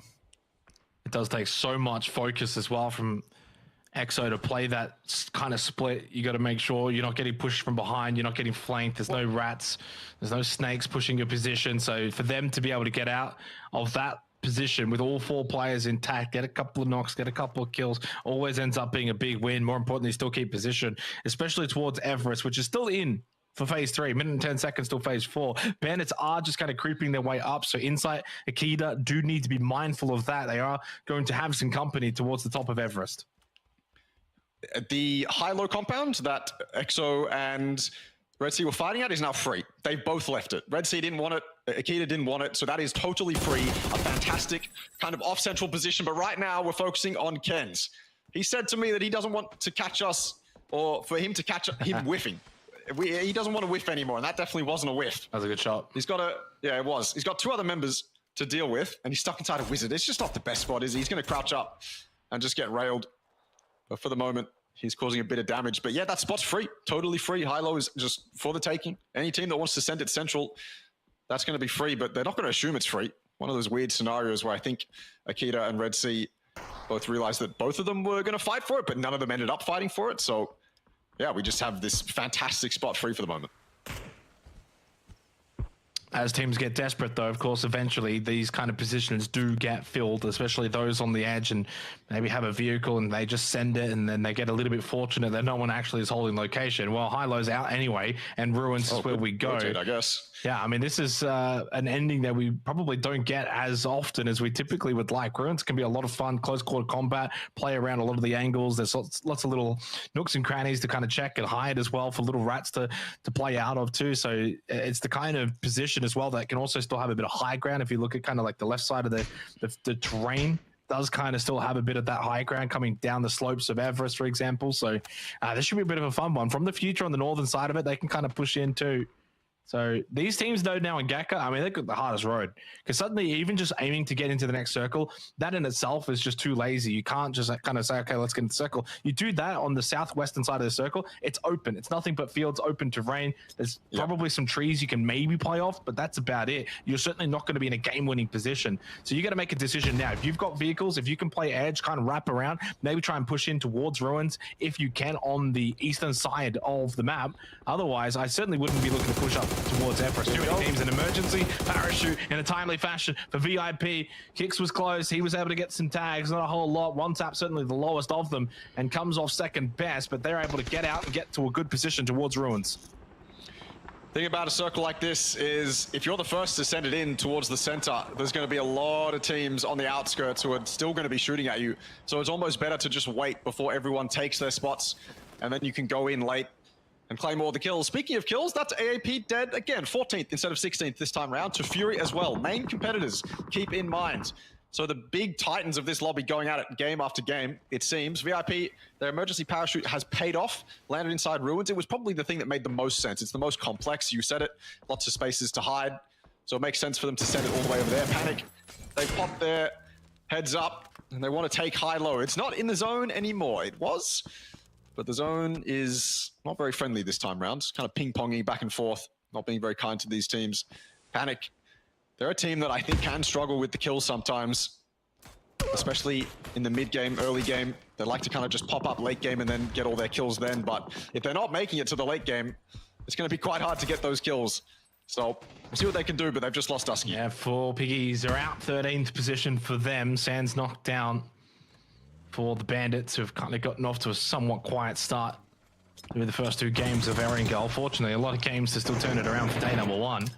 I mean, even in this particular match, still enough time as well, and from the position they're in, though it does seem it'll be difficult. Blue pretty much encroaching upon their position, and they're getting game kept as well by EXO Clan of all teams. Pibby, nice little angle, good spray with Yor, good control, tries to get the transfer onto Savvy, doesn't peek it, smart, but they also need to kind of use the double up numbers. Pibby, not much more that he could do. You could kind of basically just see him at that point, just kind of understand and throw the hands in the air and say, not much more. That could have been done from that location. Irrelephant will clean up. They'll get the double kill. Shoehorse goes down to the blue. So 10 teams remaining now, 31 alive. So on average, 3 a team, 7 knocked, eventually finished off. High Command to collect the double. 7 now for Fury. They go up to a staggering 14 kills. Actually, no, it's 15 kills. That's right. They didn't get a placement point game 1. Totally forgot. They went out like 13th. Well, they'll get a placement point here as we see the end of Irrelevant. Here for game 2, 8 teams remain. Luke 12, though, just gets knocked down. EXO Clan of holding the north position. Good little compound for them. Fury playing the more outer exposed location. Playing off of hay bales is never a fun time. And Cal gets immediately knocked down by Akita. EXO have got prime spot here. They got the high ground. They've got eyes on Fury. And they got the double knock early. I was just about to praise Fury. A threat arrived in the form of Titan Foxy, and they dealt with it quickly. Absolutely rapid from them, but it's also forced them into positions that they definitely didn't want to be in. Now EXO Clan can see them. I know for a fact that that's Cal saying, I'm going to go get a wide angle so we can kill Titan Foxy easy. But it's also cost him his life for the moment. Straight over to Ruins now, though. Multiple teams engaged in this firefight. The water, my friend, that's 1. And maybe even a second for him. If he can just look a little bit to the left, there's a little bit of an exposed player running up the rocks. VIP putting on a decent defense. 2 alive, though, 5 kills. Another O's team that I don't know if they usually make it to round of 16, but they're here this time Well, round. they're a seasoned team of guys that have been around a long time, basically since the inception, really. So they understand what it takes, and they've been in these positions before. Man, just kind of forced from being able to entry in towards that yellow. Still a lot of action towards the eastern side of the map. This is where the majority of the teams are currently holding, which has given Fury a bit of a respite, because EXO have had to deal with from the future, as we're seeing this fight now, Russell. So that means that if you're a Fury fan, well, they've been able to go and get revives. All of them are back up. They're going to be able to get all 4 back up, because EXO got pushed by From the Future, who probably need to win this fight. These are the kind of fights, being honest, I know it's only the second game, but if you are to go to PGC, you need the likes of Fury and you need the likes of EXO to not be performing this tournament. You've got to take them out when you get the chance. Yeah, absolutely. They are threats in the lobby. It's not just, they're not just another team. A lot of the time, that's the mindset when you go up and fight teams. But this time around, they are absolutely threats. And it will be in the back of your mind, all those PGC points that you need to tally up. So for a moment like this, for From the Future, a hopeful team, yeah, necessary to take EXO out. And they're in a good spot to do it. They could even combine with Fury. If Fury were to wrap the south side of these yellows, they could combine, take out EXO, and then fight themselves. But obviously, EXO is the threat right now. Fury opting not to do that, though. Fury playing it safe for the moment. They've got their kills upwards to like 7 or 8 right now. They're just going to chill. They're happy with their spot. But you can guarantee that if one of EXO gets knocked, I'm pretty sure Fury are coming up here. I want to know what one call's going to do, though, from this position. So out to the east, they've got a snake up to the north side, and then you got the 2 inside of the remaining building for Red Sea. So one call of good decisions to be made from here. The beauty for them is that they're not really getting too aggressive. As FTF now eventually push into this compound that is being held by EXO Clan. Delta Mix tries to hold the outside angle, but to be fair, they got so aggressive, they gave EXO the close quarter angles, and the shotguns have done massive damage. I think FTF could have played this a little bit more longer game, understanding the Blues going to be pushing them eventually out of these buildings. EXO have played it well. Obviously, they've kind of defended their location. But what's one call going to do? Because truthfully, they're in a position now where they're out on the east side. No one's aggressing. They've got some space. They've got some vehicles. They can set up some car forts off the trees as well, especially in this open terrain of Gatka. This is typically what you want to do. They've just got to make a decision. They've got almost too many decisions to make at this point. They might just trip over themselves and eventually make a wrong one. So they've got to be very careful as to what they do here, because if they set themselves up, they can win this game. Absolutely. They've got that obvious fighting line all the way to the south. As soon as they deal with that solo as well, that's going to give them time with the SKS. Dodgy weapon. Please, come on, finish it off. There we go. Chibrit will get it. That obvious fighting line to the south, or they could send it into Red Sea, but I don't think they know Red Sea is just 2 up. There's EXO going down. FTF, looked like they might. Yeah, they turned that around real quick. And Fury didn't really arrive. I guess Fury were not really keen on involving in that fight. I mean, the circle did pop. So EXO or FTF, whoever won the fight, would have to run into Fury's line of sight anyway. You keep questioning one call, though. Circles favor them just that little bit. They can wait on making that decision. They're still in on that edge. And I think for Fury, though, Russell, they know that FTF have to push down a hill. So that's what I'm saying. Don't have the sightlines now, but they're about to. So they've played this really smart. I think a lesser team would have maybe heard the gunshots and think, oh, we can third party this, we can push up. But you don't need to. If you just play a bit safe, you keep your position, you then eventually get the sightline anyway when they rush down. Worst case that happens is FTF go towards the more northwestern side, wrap around away from Fury, and someone else gets the kill. But then you still have position. You play the late game. That's another team dead. You're top 3. So you're winning by not doing much. Eventually, FTF actually just send it, and they get the initial knock onto Apex. That's huge, considering it's only the duo of Red Sea inside of this position. Teddy, though, did get knocked out by Luke 12, and this is maybe where Fury could opt to get a little bit more aggressive, knowing it's a very weakened lobby right now. There's not many players remaining. You get that knock. They know they're in the compound, and you know they're fighting a team inside that compound as well. This is where they can start to get a little bit more aggressive, get some information, maybe opt to eventually try and overwhelm this position, get control of it. Yeah, well, Fury know that there's another threat in the lobby right now, and that's one call. So their priority is not going to be on those identicals spotted them. For the He moment. spotted them. He spotted them, and that's a problem now that Luca's gone down. Hiker's going to be calling as well that one call is a big threat. They know one call is a big threat. They've been watching the kill feed. They know one call is 4 up. Yeah, let him push, though. though. The numbers inside these buildings are weak. So Fury May can't as push well now. let them push. They can't push now. Yeah, as soon as Luke goes down, and you know that one call, because they were spotted by Hiker, they're able to kind of push up to this position, they force the fight, and then Fury know, okay, well, we'll let them get the kills, but we'll get Luke. That'll give us a better chance of finishing this game off as the winners. That means that, yeah, they might give up a couple of kills, but in the long run, they can actually now win the game if they go for that revive. Good knock as well from Cal. He obviously continues to hold that position with Hiker Man, so really, really good use of positioning and spacing here from Fury, but more or less game sense to know we can get Luke. And why can we get Luke? Because we know one call has to take the fight with the team at the compound first. Yeah, I agree. I think they played it perfectly. There were options where they could have pushed up to the yellows. There were things that they could have done, but you're absolutely right. It wasn't necessary. The zone fed them in a way where they can just let everyone come to them. And with the information that Hiker's gained on one call, knowing that they're so far away, you're spot on. Get the res on Luke. No stress right now for Fury. Zone's in their favor. The biggest threat is now out of the zone. And then it could just be a scenario where from the future have to leave the two double whites and Fury just clean them up like that. Although with cars, one call can make something crazy happen. Let's just hope they don't get some easy drive-bys. Looks like they're sending it into the buildings anyway. Yeah, beauty of PUBG though, for FTF, this is already a win in my eyes. The fact that they've only got the two players in there, yeah, not ideal, but just even being in this position, even getting to third place, that's a nice shot from Man. And I tell you what, there's two down now for one call. This is sloppy, and this is where Fury have to smell blood in the water and push in and eventually clean up as much as possible to get this win. Trick catches him out from the inside of the window. He's made his way into the building for one call. I think that just caught Man off guard. Probably wasn't expecting it. Hiker actually got the knock. Trick gets the kill, rightfully his anyway. And we know Fury are going to win this game. You want to always be the last team that pushes in. And that's exactly what Fury have done. They've allowed one call to push in. They knew that FTF didn't really have that many numbers in this compound anyway, that there wasn't exactly going to be a lot of points and kills to grab from pushing into this location quickly. And so Fury from here will get the win. Trick the solo. Obviously, Delta mix the solo for FTF. The question now comes, who gets second here? If FTF can get second place from the position they were in, playing against EXO at the yellows earlier on, just on the base of Everest, I tell you what, they've done a tremendous job and yeah, rightfully in first place at the moment. Yeah, absolutely. One call is going to be able to get, oh, well, hopefully one res. It looked like they were going to be able to get both, but Chiprit dies to Simoy's team run over. Not ideal on a breach, probably the worst case scenario when you send your cars into buildings like that. So he's getting the revive, I think. Yeah, he has been able to get that revive off, gives them the two. Delta mixed out the solo, and he's actually not inside. His white is not actually in. So unfortunately for him and for FTF, it's more likely that they will go out in third here, and I think one call will then go down to Fury. And again, this is probably going to be another situation where you're just better off as the duo in a 2v4 to die to blue. And to do that, I mean, it's going to be a bit trickier, but maybe you just actually push Delta mix, then die to blue in that particular building. Get a kill, then die to blue, get second. So obviously they're going to be aware of that though, right? And they might not be. I think that's probably the best way to min-max it.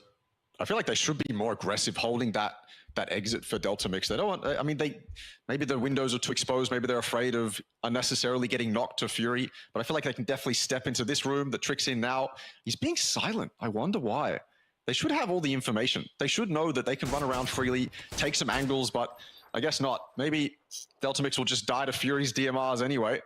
But yeah, I mean, you look at that map feed, it's not fun if you're one call or from the future.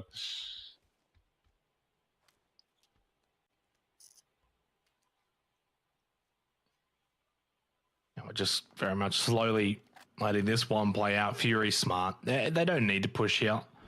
Yep. So Delta mix eventually does get caught by Trick. Really good kill. And that's that min-max we were talking about. Now, if they're really min-maxy, you run out of the back of this white building and die to the blue and deny the two kills to Fury. Although if they maybe feel as if there's even a slight chance they can get an opening kill, makes it a 2v3, not impossible. I mean, we've seen these won before, but they're so low percentage. And you probably want to play to the higher percentage, which is in the long run. You're in second at the moment. Deny the kills. Mark 12 available here for Trick. And, you know, if he can get a double tap to the head, Knickers will go down at the tree. He'll die to the blue. So this is actually maybe an opportunity where they feel like this is the only chance they've got, as that blue will eventually push Knickers away from that position. Can you get the kill? Luke 12 watching, trying to just creep up, get a better angle. And the blue zone nade, that will all but do it. So in the end. That will be the end for one call. 11 kills, second place though. A massive game for them. Both kills confirmed by Fury. They go up to 8 kills for the game. They'll put them in second position just behind FTF, and a big result for them. Somewhat stark contrast to game one, where they got, I think, was it the 8 kills inside 15 minutes? This time it took them the whole half an hour, but they got the win as well to go alongside it, evidently giving them more points. And look, our top teams at the moment all starting well. Fury, EXO Clan, FTF doing quite well. One call, as we probably highlighted them as a bit of a dark horse in terms of PGC points. They're up there, they're doing well, but where's AAP?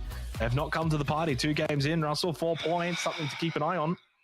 Yeah, it's rough. I don't know if you know, but they were incredibly dominant in round of 32. 200 points in 12 games is obscene. They have not continued that form, but we have 16 more games to go. So that's they've true. got plenty of opportunity. That is true. I mean, don't count them out. It's AAP we're talking about, but rough start. Certainly a very, very rough start. We'll go to a short break. When we come back on the other side, we head to Tago.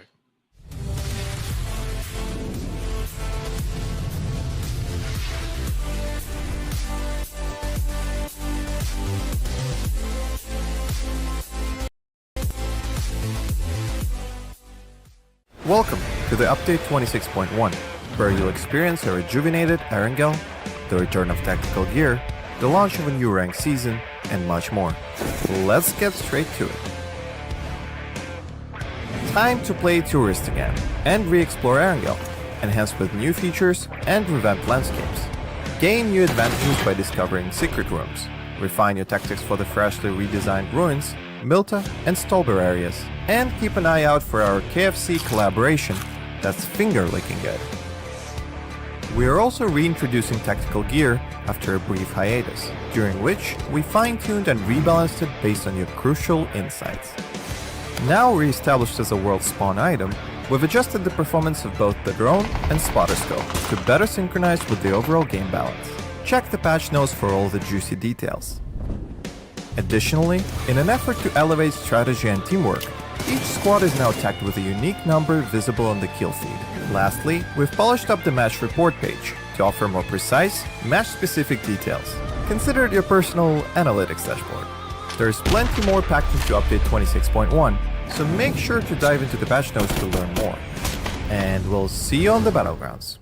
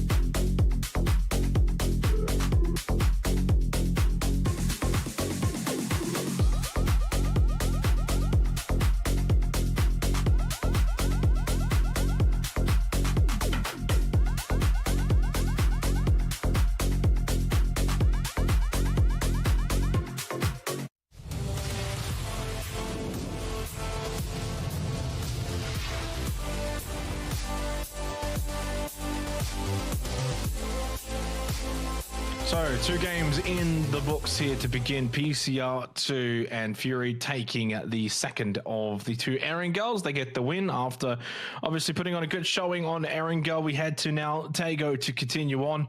You said it just before the break, Russell. There's still 16 games to go. There's still a lot of time to turn things around. But if you're AAP, after what was a very incredible round of 32, what was like 8 of 12 wins or something ridiculous, they've gotten off to a shocking start. I think it's like 4 points from the first 2 games. Now, fortunately for them, as we've said, there's 16 games to go. But if you don't turn that around soon, then you're going to probably run out of time sooner rather than later, especially even more so, doubly the fact, the likes of Fury, FTF, One Call, EXO are all doing well to start.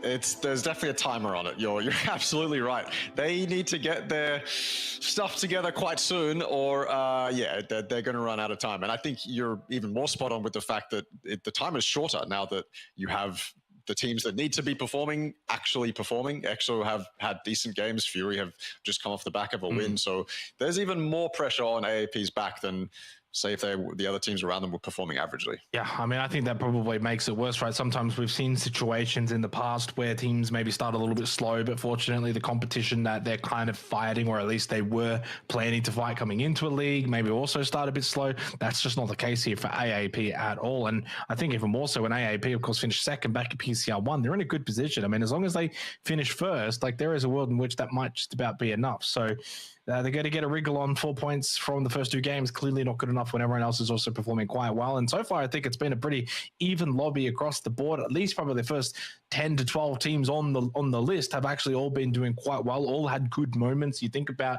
certain teams, the likes of Irrelephant or VIP, had Panic. They've all kind of had little moments throughout ArkAngel. Of course, first map in the books, though, we moved to Taego to follow. And I guess this is where, for an AAP, for example, or others that are also struggling or struggled on ArkAngel, this is where maybe there's a chance to turn things around. Taego's a fight-heavy map. It's a 4v4, take them, win them, get your points, kind of move on to the next team map, right? So AAP, they should be loving it. Can't exactly remember what AAP did in round of 32 on Taego, but I'm sure they were fantastic. I think, yeah, you're right. 8 out of 12 wins. One of them had to be Taego. I'm certain of it. But but for a team like Fury as well, Fury love Taego. Fury historically are damn good on Taego. So there's still pressure. There's still worries. AAP starting off rough with the other team starting off well. Yeah, it's not ideal.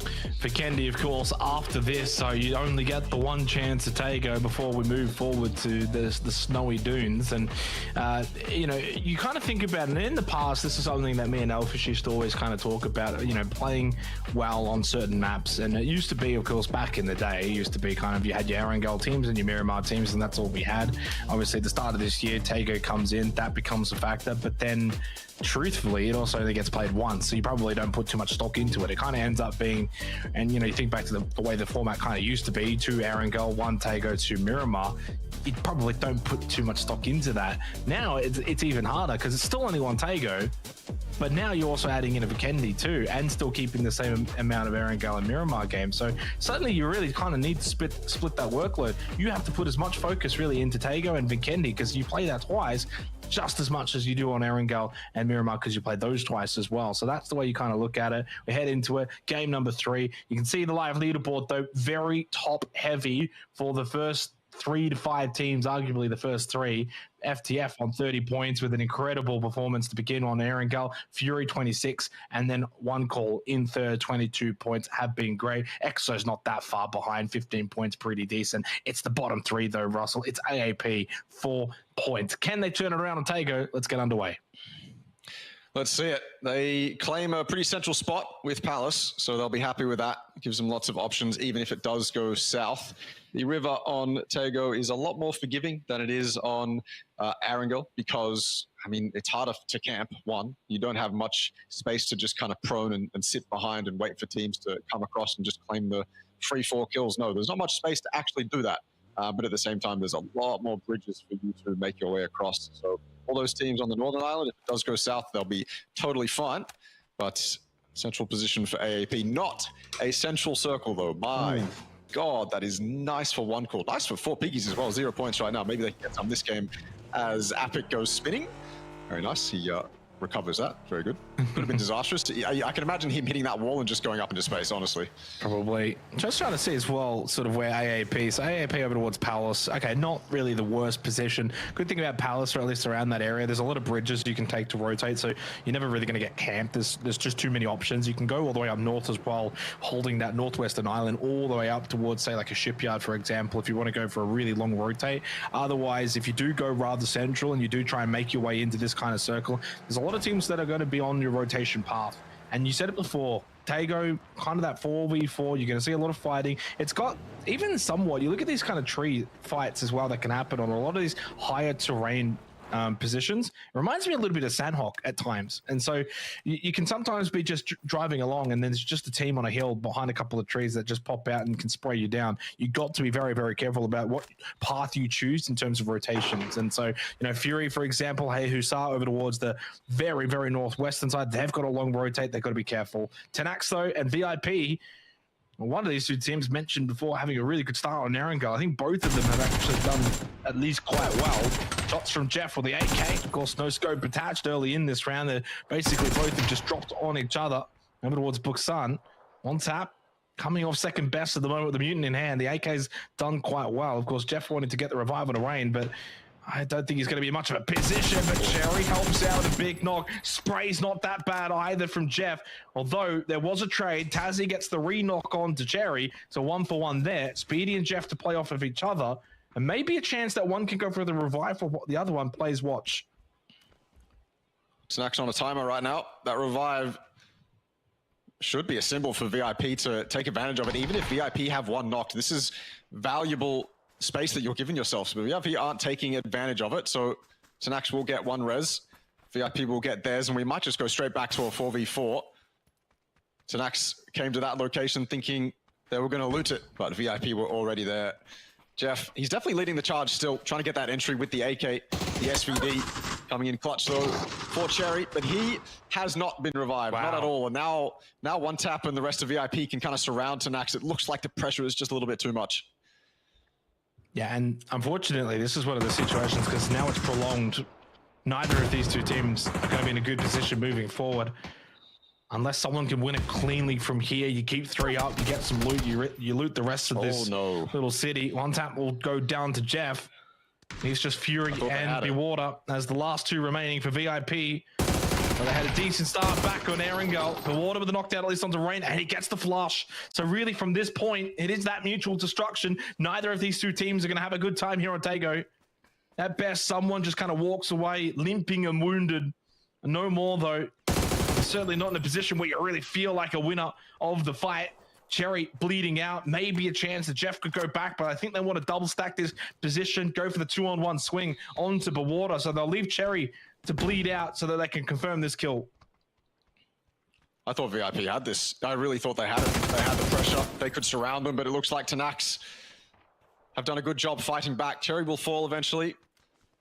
Speedy just in a quick little engagement with Fury Oz. Jeff Oh, they're so good, man. It's so damn good. To fight back from a disadvantage like that, it's all in the, you just remain calm. And VIP gave themselves up. I think Tazzy opened that up for Tenax to actually get back in that. He exposed himself a little bit too much, and it was just a snowball from there. So fantastically done from Tenax, but you said it. They've lost 2. The rest of their game for them is not going to be the best. It's not ideal. You still get the 4 points. Especially with them. You get the 4 kills. You do still get the 4 points. And in 7th, I guess in 7th, that's still something you're kind of happy with. Tenax is one of those midfield teams that are fighting for the prize money and pride. The top 4 would be nice. You said it. Challenger Rumble or Super Cup, sorry. It's definitely merit in fighting for that. Yeah, 100%. If you can get into that top 4 as that stands, you're only 3 points away now for Tenax. The other thing as well, Tago here, you kind of probably, from their position at Buksan, you could pretty much go straight out to the very eastern side of the map, and then go straight up north and just try and find somewhere to hold as a duo. See if you can force a placement point here or there and hope for the best. But yeah, I think you take the 4 kills. And I think when you kind of look at Tago in a nutshell, you can kind of say at the start of a season, it's okay, you know, how many times do we have to play Tago? 3 times. Can we average 5 points? 4 or 5 points from each Tago, and then worry about the likes of ArkAngel and Miramar a little bit more, then I think you're probably okay to take these kind of fights, get your 4 kills, maybe get 1 placement point as a sort of rank tanking duo. I think you'd be very happy with 5 points on average from Tago. Obviously, there's going to be other teams that are going to do quite well. They're going to go and get like a 10 kill win or something, and that's just not obviously as repeatable though, because you just don't play the map as much as the likes of ArkAngel and Miramar. So 3 minutes until phase 2. Bandits Esports, they've been thereabouts, only the 8 points at the moment, 10th place. Obviously had some good moments on ArkAngel, but could never really convert, and probably more or less could never really get into position to like flex their muscles. Always kind of stuck, always kind of being pressured by other teams, never able to kind of find their own footing. Well, they've kind of got that here on Tago, playing the northern side, northern central side, if you will, close by to 4 piggies. And what that means is there's not going to be many teams backfilling in behind them because of Shipyard, because of the broken bridges. Teams, if they want to cross from that north side, they're going to have to go through the water. So I like Panic's position here. I like their position, but I mean, you said it. No one's going to be coming behind them, or very rarely would someone be coming behind them. So spread out. Spread your wings, get out there a little bit. You have the space to do it, especially if you come in from that north. You should have pretty valuable information on just how much you can spread out. And I think that's Panic's problem. The reason they continue to get stuck, the reason they are seemingly in decent spots but never able to capitalize on them is because, I mean, from what I've watched from them, they just don't take too much space. They're not super aggressive. They don't dictate all the teams around them. Instead, they just kind of sit, wait for something to come to them. And in a lobby like this, that's just not going to fly. So I'm hoping to see them spread out, get something done, because they're in a fantastic spot to do that. Oh, double kill for Trick, or at least a double knock. There is at least one back onto Samoy, but a too late moment there, unfortunately, for Punya, and he got traded. Trick with a triple. He gets 4 overall. And 1 call with a perfect start here to Tago. And not ideal for Bandits. Only the 5 points from 3 games played for a team that certainly has got some quality. Unfortunately, unable to get off to a good start here for PCR2. But for 1 call, it's a dream start, especially here on Tago. What's going on here? We're getting very close to AAP. This came on. And AAP know he's there too. Apic is looking for one of AAP to try and open this fight up, but I think Kamon's going to get found eventually. That car, I believe he silent breached, but they were still heard. That's good. Consistent shooting on the Mark 12 will knock Algen Bots, and he's alone. So this has to pull the rest of AAP back, and this is where Kamon can strike. He's not going to get this knock. It's just too difficult. Not in the Coop. Instead, he's going to get shot by Nan in the back. This is a very powerful position for Nan to be in, and Alec will finally get Apic. So Apic wasn't really that much of a problem to begin with. That was such a quick regroup on that Algen Bots knock. You could never really see Red Sea getting in this. No, you pretty much couldn't.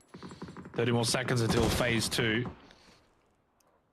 Amon trying to land a shot here onto Nan. Nan actually gave him a little 1v1 moment there. Just enough of a chance to maybe land a few shots with the mini. Frag grenade thrown out left side. He watches the right side, but man, never had to worry too much about moving away from that nade. It fell short. Apic eventually finished off by Alec. Flank living up to his name. Might just think better of it though. Actually doesn't overcommit onto Nan's position. What a circle shift though for phase 2, and it's our first crazy circle shift of the night. Straight up to the northern side, just towards the east portion of Shipyard, north of Airport. Nan, yeah, he just gets overwhelmed. He got caught out on an island, eventually finished off. Really nicely done by Red Sea. Didn't overcommit, didn't rush it. In those situations, we see teams sometimes they kind of rush into that bowl area and then they lose a player or two on the edge of it.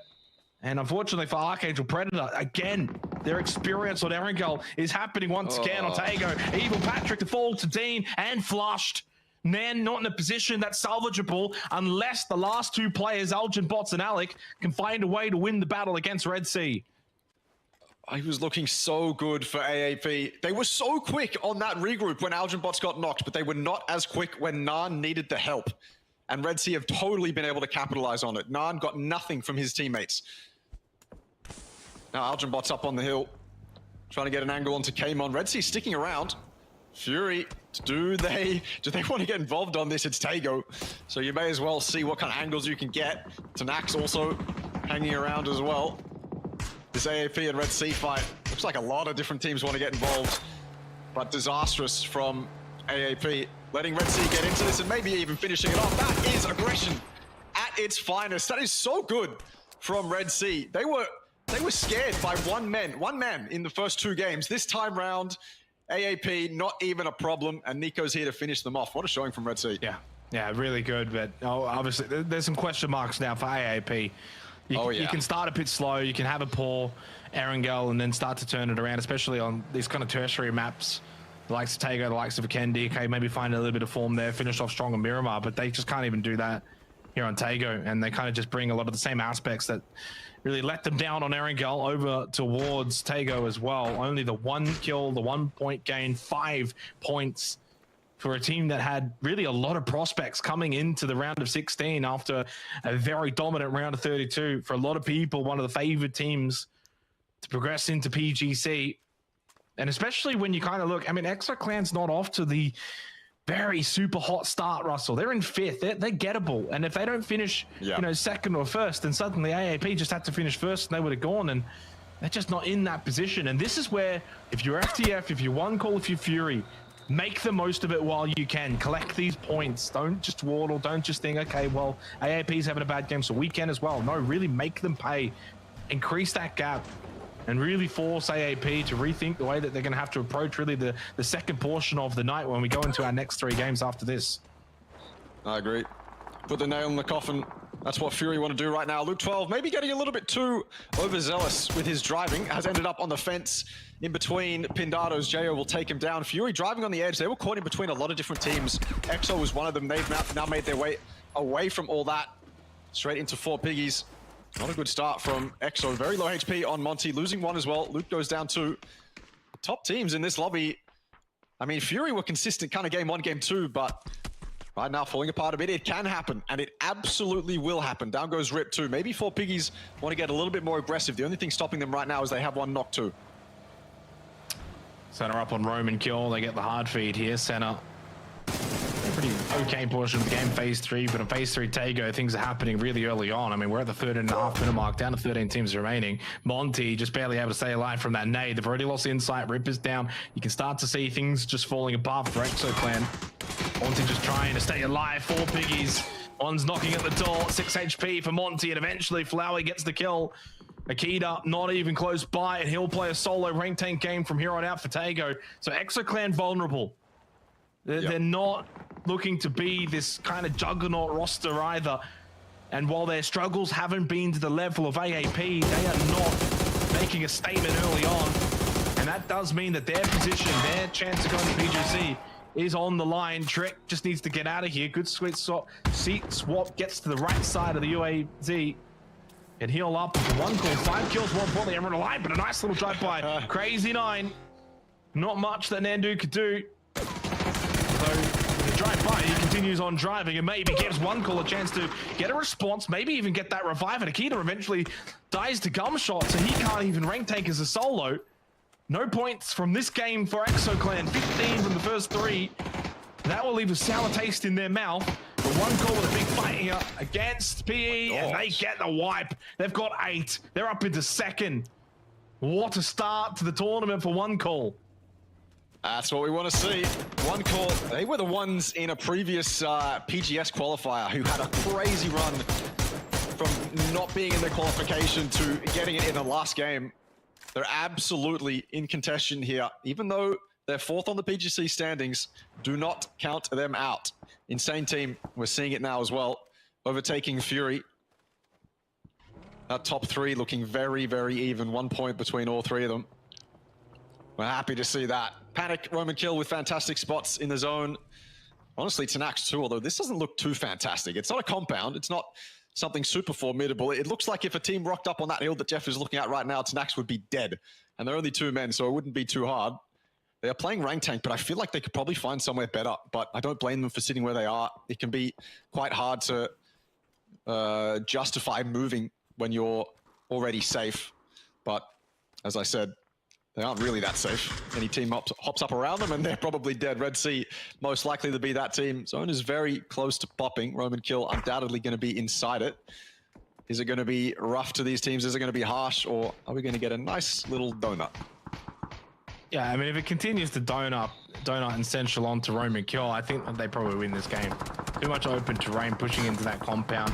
Little flip here for Flowey, and actually will be the end of his game. Chibarette finds that kill, and that means that's 9 confirmed kills for 1 call here on Tago. So it doesn't quite center up, though. It actually splits evenly with Panic in their compound. Really nice for Panic. Does mean that they're probably not going to elect to push out too much from here. I think they'll just hold that compound, especially with AH to their north. They're probably going to want to try and defend from their position from the future. Where do they go? Do they try and push in behind Roman Kill, push up to that sort of more higher terrain area of the map? Phase 4, though, has been kind to these more northern teams, but these teams out towards the fields to the south side, they've got some work to do. This is one of the hills on Tago that's not got a lot of trees. It's not really dense in leaves that you can hide behind. Instead, it's quite open. One of the few on this map where that is the case. Roman Kill will be absolutely happy with, and so will Panic. Lots of action going on between Irrelephant and Titan Foxy, all the way down to the south here. Looks like Irrelephant. Do they have it up? I guess they don't. Titan Foxy, Hen, he's finished them off. Sucks for Irrelephant. They were one of the teams coming out of the round of 32. One of the midfield OS teams I thought actually looked like a threat. Rarely can I say that a midfield OS team looks like a threat in a lobby like we saw in round of 32, but they did. They looked like they were playing the game, looked like they had their fundamentals locked down. This time round, Titan Foxy a little bit too strong. Yeah, I mean, Titan Foxy have been okay so far. A little bit of an underdog kind of team that's doing well in the middle portion of the map, the pack. 7th place at the moment, 14 points. And so, yeah, you've got a little bit of that log jam at the top, especially the first 3 are really kind of just farming the lobby, but everyone else is all pretty equal. Oh my God. Spray doesn't quite come off from Kamon, but it's actually a teammate that helps out Mr. Flank. Speedy knocked. Jeff now the solo for Tenax, and will remain as that. 9 teams remain, so it's just a matter of can he hold on at least for, say, 1 extra placement point, get them up to 13. Otherwise, there's a fair chance as we're at the bubble, we're at that sort of cutoff position. It could be he and Tenax that just fall out of it, giving everyone else placement points on offer. So Roman Kill just the trio as well now. They lost one who kind of pushed out towards the crates. Russell, he got caught, and then you lose that player. That now means that you're not wanting to push out much more. You're already down to a trio. There's that battle. Jeff stays alive against Eddie. A little bit more of a quiet game from the future, but they should be able to deal with Jeff, and with that, they will send them out in 9th. So placement points on offer now for everyone else from the future. Yeah, have been overtaken by 1 call, but fortunately their strength on ArkAngel means that they're in a really good position on the leaderboard. 4 players alive. They get themselves a kill here for Tago late into the piece, 19.5-minute mark. And as we head into phase 5, we'll see if they can push on and find more kills, and especially since they've got the numbers against Roman Kill. Absolutely. You can see why I don't blame Tenax for sitting in the spot they did, because where else do they go? They run up the hill, they just get eviscerated anyway. Lots of action about to happen on this eastern side, but damn. Good for Fury. Panic also in a good spot. Crates up for grabs on the top of that hill. Roman Kill will be happy, but as you said, they are 3, and losing 1, it's got a lot more impact than some people might think. I feel like there's going to be 2 isolated fights that happen here. Red Sea, they're probably going to opt to go north rather than heading south here. So Dini's getting quite close, and then we're obviously going to have this Titan Foxy 1 call fight. Titan Foxy, well, here's Dean, showed up. He did peek his head over towards the south. He's helping 1 call out. And little does he know, but if he helps 1 call here, take out Hen, then he could be the one that sets Red Sea up for destruction, allowing One Call to wrap around. You can see the pincer maneuver already coming in from the future up on the north. Dean isn't even worried about that. I think he might realize that his team is kind of doomed in a spot like this, although he's going to come over and give it his best. Yeah, a lot of pressure here on Mr. Flank. He falls, Dean, they'll solo down and can't get to the fight probably at this point now, doesn't want to get there at all. Although he might eventually just be forced into fighting regardless though against FTF, and One Call kind of just pushing in towards, and he gets just completely shut down. It's Trick that gets the kill. 12. Magical 12 kills now for One Call, just farming the lobby. And it's something that we can see happen on Tago at times. It's got that kind of roaming effect, Russell, where teams kind of push out, they roam around, clear edge. It's a bit of that more old school approach, and they're doing it quite well. 13 kills now, and it just continues to rack up. And these are the kind of games that set you up to qualify for tournaments like PGC, put yourself in a position to win these kind of events. You build really good confidence. Ends with a nice spray down to get the elimination onto Teddy after he gets knocked and then subsequently flushed. Panic are just holding, playing that long game. Pivy's got a lot of crates around his location, just outside of the compound.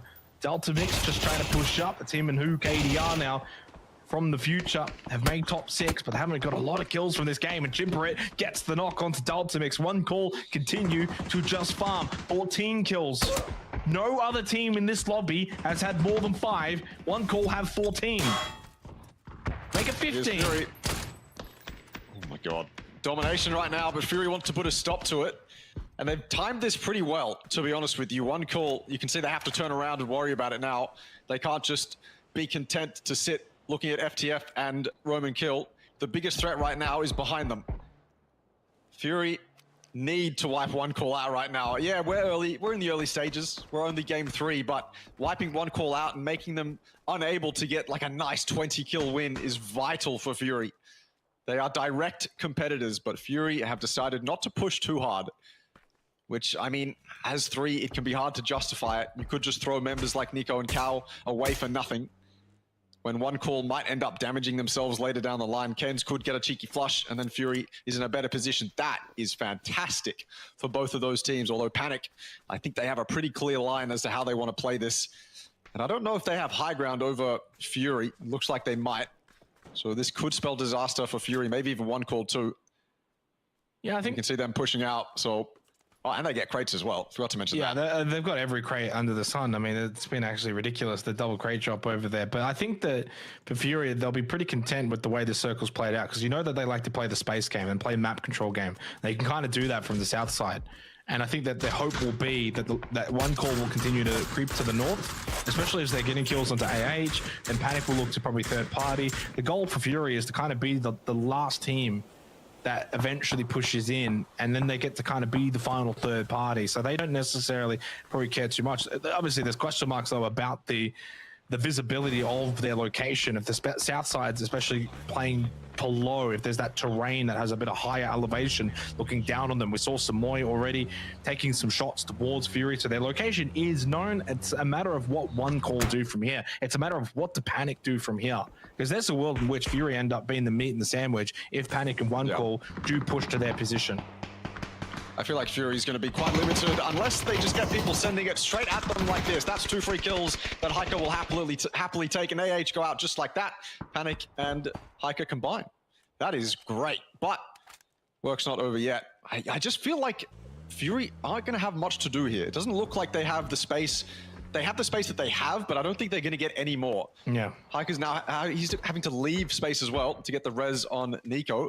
You can see that that peak just over from where the res is happening right now. Looks like One Call might be able to peek over that, look towards Fury. But yeah, I think you're absolutely right. Meeting the sandwich, absolutely not good. But they will play it to survive. They'll play it just to chill. And as you said, wait until they can actually make their move and do it safely. Down the final 4. And again, it's 2 of the top 3 teams that have found consistency to start. The PCR2, Cal knocked Samoy. Again, One Call just continue to dominate in this game. able to find these angles and hit these shots at such a consistent basis. And already, of course, with no Luke 12, Cal needs to find a way to get revived. Smokes to go out imminently by Fury to just block a lot of line of sight around their location. What a nade though that lands by Suspect. The follow-up one confirms the work done from the first. And then Samoy, of course, got that bleed too. Suspect with some big nades. Fury go out in fourth. And One Call have a chance to really get a little bit of a lead going into the second half of the night. It's early days, but it's really good signs for One Call. Makes you wonder, what if Fury had Luke? Would they have pushed One Call? Would One Call no longer have been a threat? Would Fury have had all this space to maybe defend against Panic's onslaught? Lots of considerations for Fury from that game, but from that spot, I don't think they were able to do much. So I thought they were just going to be limited, but it looked like the angles were way too open. They had no chance to even survive. Happy days for Panic. 4 kills, certainly less than One Call, but this is Panic. They're sitting in that compound. Now it's the late game. Now they can kind of show themselves. They'll pop up and they'll play the late game like Panic do. Yeah. Passive late games for these guys. Sometimes it doesn't pay off. I've been quite frustrated at Panic sometimes just because they are way too passive in the late game at times. They just let teams walk all over them. They don't take the opportunities that are going to guarantee them the win. I really hope that's not the case this time. And I know it's early days, but you know, I do the calculations quite a lot here. Russell, One Call, Fury, 1, 2. If it stays in that order at the end of this tournament, One Call go to PGC. Are you serious? Yep.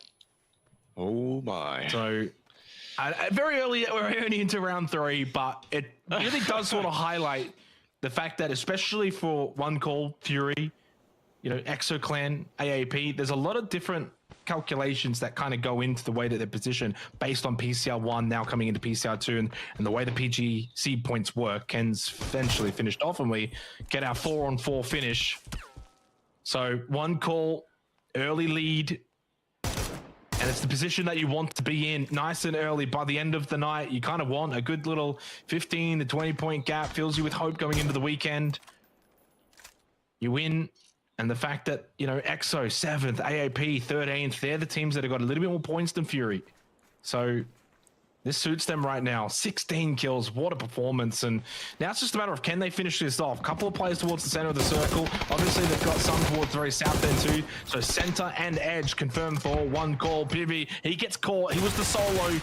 So a bit of a wrap from Panic, especially towards the left-hand side of the circle. But the one player stays as the anchor up north. He gets caught immediately. Good trade from Shoehorse with the Groza. Falls, goes prone, has 4 frag grenades, throws 1, now 2 to follow. Looking to get Nando. Nando's just running around. So Pivy gone, he's out. It's 3 left for Panic. Chipper it though. The question is, can he get brought back up? I think he will. I think that's the wrap that Panic needed to make, but Pivy was doing it by himself, no cover to speak of. One Call could just peek over these ridges for free, and the rest of Panic did nothing about it. That was the winning play, though, I think, for Panic. Look at this space that now One Call are claiming because Pivy went down.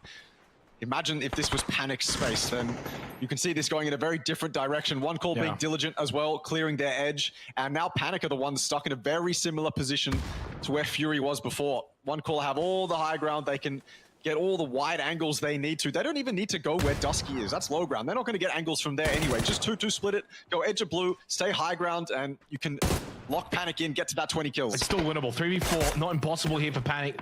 They can certainly find a knock early on, make it a 3v3, push in, get some better ground position.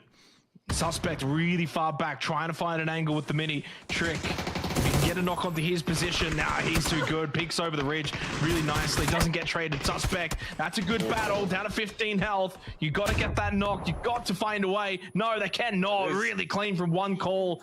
And it's 20 kills on Tago to solidify a 16-point lead after 3 games played. One Call take top spot. And right now, they hold the ticket to PGC. A lot of games still to be played, Russell. 15, but they hold that ticket. Someone has to hold it at the given time, and they hold it right now. We thought it was going to be AAP, Fury, and EXO fighting for it, but One Call was that little question mark. Maybe they weren't going to show up. Maybe they would. They absolutely have 20 kills. That sends a message to the rest of the lobby. It certainly does. One Call. They go from maybe a bit of a dark horse to a bit of a front runner now. Destiny in their hands from here on out. As long as they can continue to perform like this, they look strong. We'll go to a break. That's Tago done. When we come back, get your jacket. We're going to Vikendi.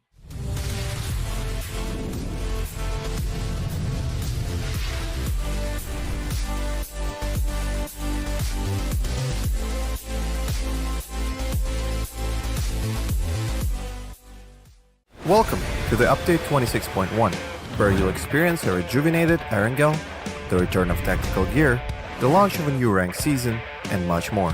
Let's get straight to it. Time to play Tourist again and re-explore ArkAngel, enhanced with new features and revamped landscapes. Gain new advantages by discovering secret rooms, refine your tactics for the freshly redesigned ruins, Milta and Stolber areas, and keep an eye out for our KFC collaboration that's finger-licking good. We are also reintroducing tactical gear after a brief hiatus, during which we fine-tuned and rebalanced it based on your crucial insights. Now re-established as a world spawn item, we've adjusted the performance of both the drone and spotter scope to better synchronize with the overall game balance. Check the patch notes for all the juicy details. Additionally, in an effort to elevate strategy and teamwork, each squad is now tagged with a unique number visible on the kill feed. Lastly, we've polished up the match report page to offer more precise, match-specific details. Consider it your personal analytics dashboard. There's plenty more packed into update 26.1, so make sure to dive into the patch notes to learn more. And we'll see you on the Battlegrounds.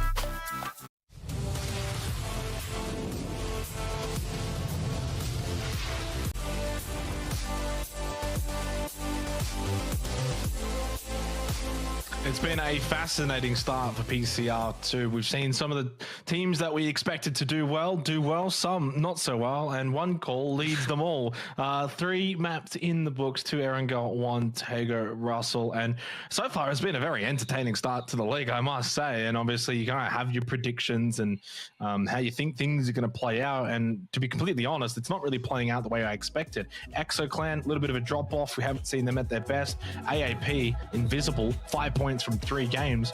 And while, you know, Fury's kind of at the top and we probably expected that, it's one call though in first and out by 16 points after 3 games. When I look at this lobby, when I look at it going into it, I'm like, yeah, this is going to be a good lobby. I mean, especially with the form of the teams coming up to this, Fury was a question mark, one call's a question mark. AAP looked dominant. Now they're falling flat. EXO looking kind of consistent, but they could definitely be doing better. There's no way this wasn't going to be entertaining, and I'm happy that that's come true. Yeah, I think it's been entertaining, but we've also seen some good levels of skill as well from a lot of these teams, the way that they're playing. I know for, you know, both of us, we've basically been here since the beginning. And I think when you kind of think about, especially rest of SEA, sometimes it gets a bit of a bad rap, especially even compared to the likes for those from Thailand and Vietnam, for example. You think back to the PCS days of APAC, and it was all really about, you know, bloodthirsty aggression. But what we've seen from, you know, even one call, yeah, they got, 20 kills in that game, but it wasn't really like the most overly aggressive kind of 20 kill game that I've seen. They held good position, played edge, roamed well, didn't over aggressive. They didn't have to, so they kept players up. They had the 4 players that were able to utilize that. So really, really well worked game. We've seen a lot of other teams as well play for map control, map positioning, try and scout out positions. So it's not all just sort of getting a vehicle, run around as a 4-man and spray out of cars or send it onto buildings. We haven't really seen too many crashes. We haven't really seen too many sends. So we're not really seeing that sort of more older school approach in this region. We're seeing teams finally start to actually, you know, probably go to new levels of tactics, and it's paying dividends for a lot of them. And who knows, maybe that's a reason why the likes of AAP are just struggling a little bit to adapt. Oh, that's a good point. Maybe they're used to playing a certain way. I mean, the round of 32 looked quite standard. Like an AAP were dominating in that kind of meta. So it's weird that they can't transfer it to a lobby like this that is playing quite smart, playing the tactical game. It's definitely off. I'll say that. It's definitely not right. Vikendi, though, this is going to shake some things up. This is not a... I mean, Tego is now kind of a known factor, but I feel like Vikendi, as much as these teams want to try and understand Vikendi, there's probably a lot more moments where they're like, what? Why are they there? Who let them do it? Like, there's probably a lot of those moments on Vikendi just because of the way the terrain works. So I don't know if any team is like a good Vikendi team yet. No, I don't think you can, right? I think you probably just have to say, hey, I've maybe played this map in ranked and know some spots and know some little tricks of the trade. But outside of that, I don't think you can say as a formal team of, hey, we're the Vikendi team. I think this is going to be somewhat similar to probably when Sandhawk actually came in. I know it's weird because I've skipped Tego, but Tego came in, I think, is a probably more ready-made product. Vikendi, despite its tweaks and despite its changes, I think back to when it first came in and it was just like, no, this is not going to be the case. This is not going to be the kind of map that you probably want in competitive. Now, we'll have to see if the tweaks and the changes have been enough for it to make its way in and do well. But truthfully, it reminds me a lot more of the like a bigger Sandhawk, if you will, and not so much in the obviously in the fact that it's not green, it's not the climate, it's just probably the way it might play and also the unfamiliarity of the teams and the way that this map's going to play out. So when we look at Vikendi, and as you spectate this game, you'll see for yourself, but one of the problems with Vikendi, or one of its unique quirks, we'll put it like that, is that if you have high ground, it doesn't really mean the same as when you have high ground in Erangel. When you have high ground in Erangel or Miramar, it's a landmark. You're up there, you have an advantage over these other teams. When you have high ground on Vikendi, 200 or 300 meters off in the distance to your north, south, east, west, there's also another team with the same high ground advantage. They just obviously might have a little bit of different information, but you can see that you'll have one hill, but the team across from you has got basically the same hill. So there's no, like, in some areas, obviously there is high ground advantage, but it's a lot less defined. It's a lot more, okay, well, we're up on a hill now, and Yep. So it plays out a lot like that. And then obviously compounds play differently on this as well, to Tego, to ArkAngel, to Miramar. Compounds are kind of like, okay, you got the compound, you got a lot of open space in between you and the other compounds and the rest of the terrain as well in a lot of the cases. So there's a lot that Vikendi has that these teams have to kind of work their way around and figure out what kind of meta is going to stick really on Vikendi, because I think it's already been figured out on Tego. Obviously it's been figured out on ArkAngel and Miramar for years, but I still think even after a few months, Vikendi is a bit of an unknown factor. Yeah, it certainly would be. We'll see how it plays out. Obviously you also only play it once, right? So you probably don't put too much stock into it. And that was, I guess, the notion early on with Tego when it came into the map pool. It was kind of like, okay, well, you play it once, right? So it's not like you have to go too crazy on it. If you have a bad game, it's fine. We go to the more stock standard maps immediately after, whether it's an ArkAngel or a Miramar.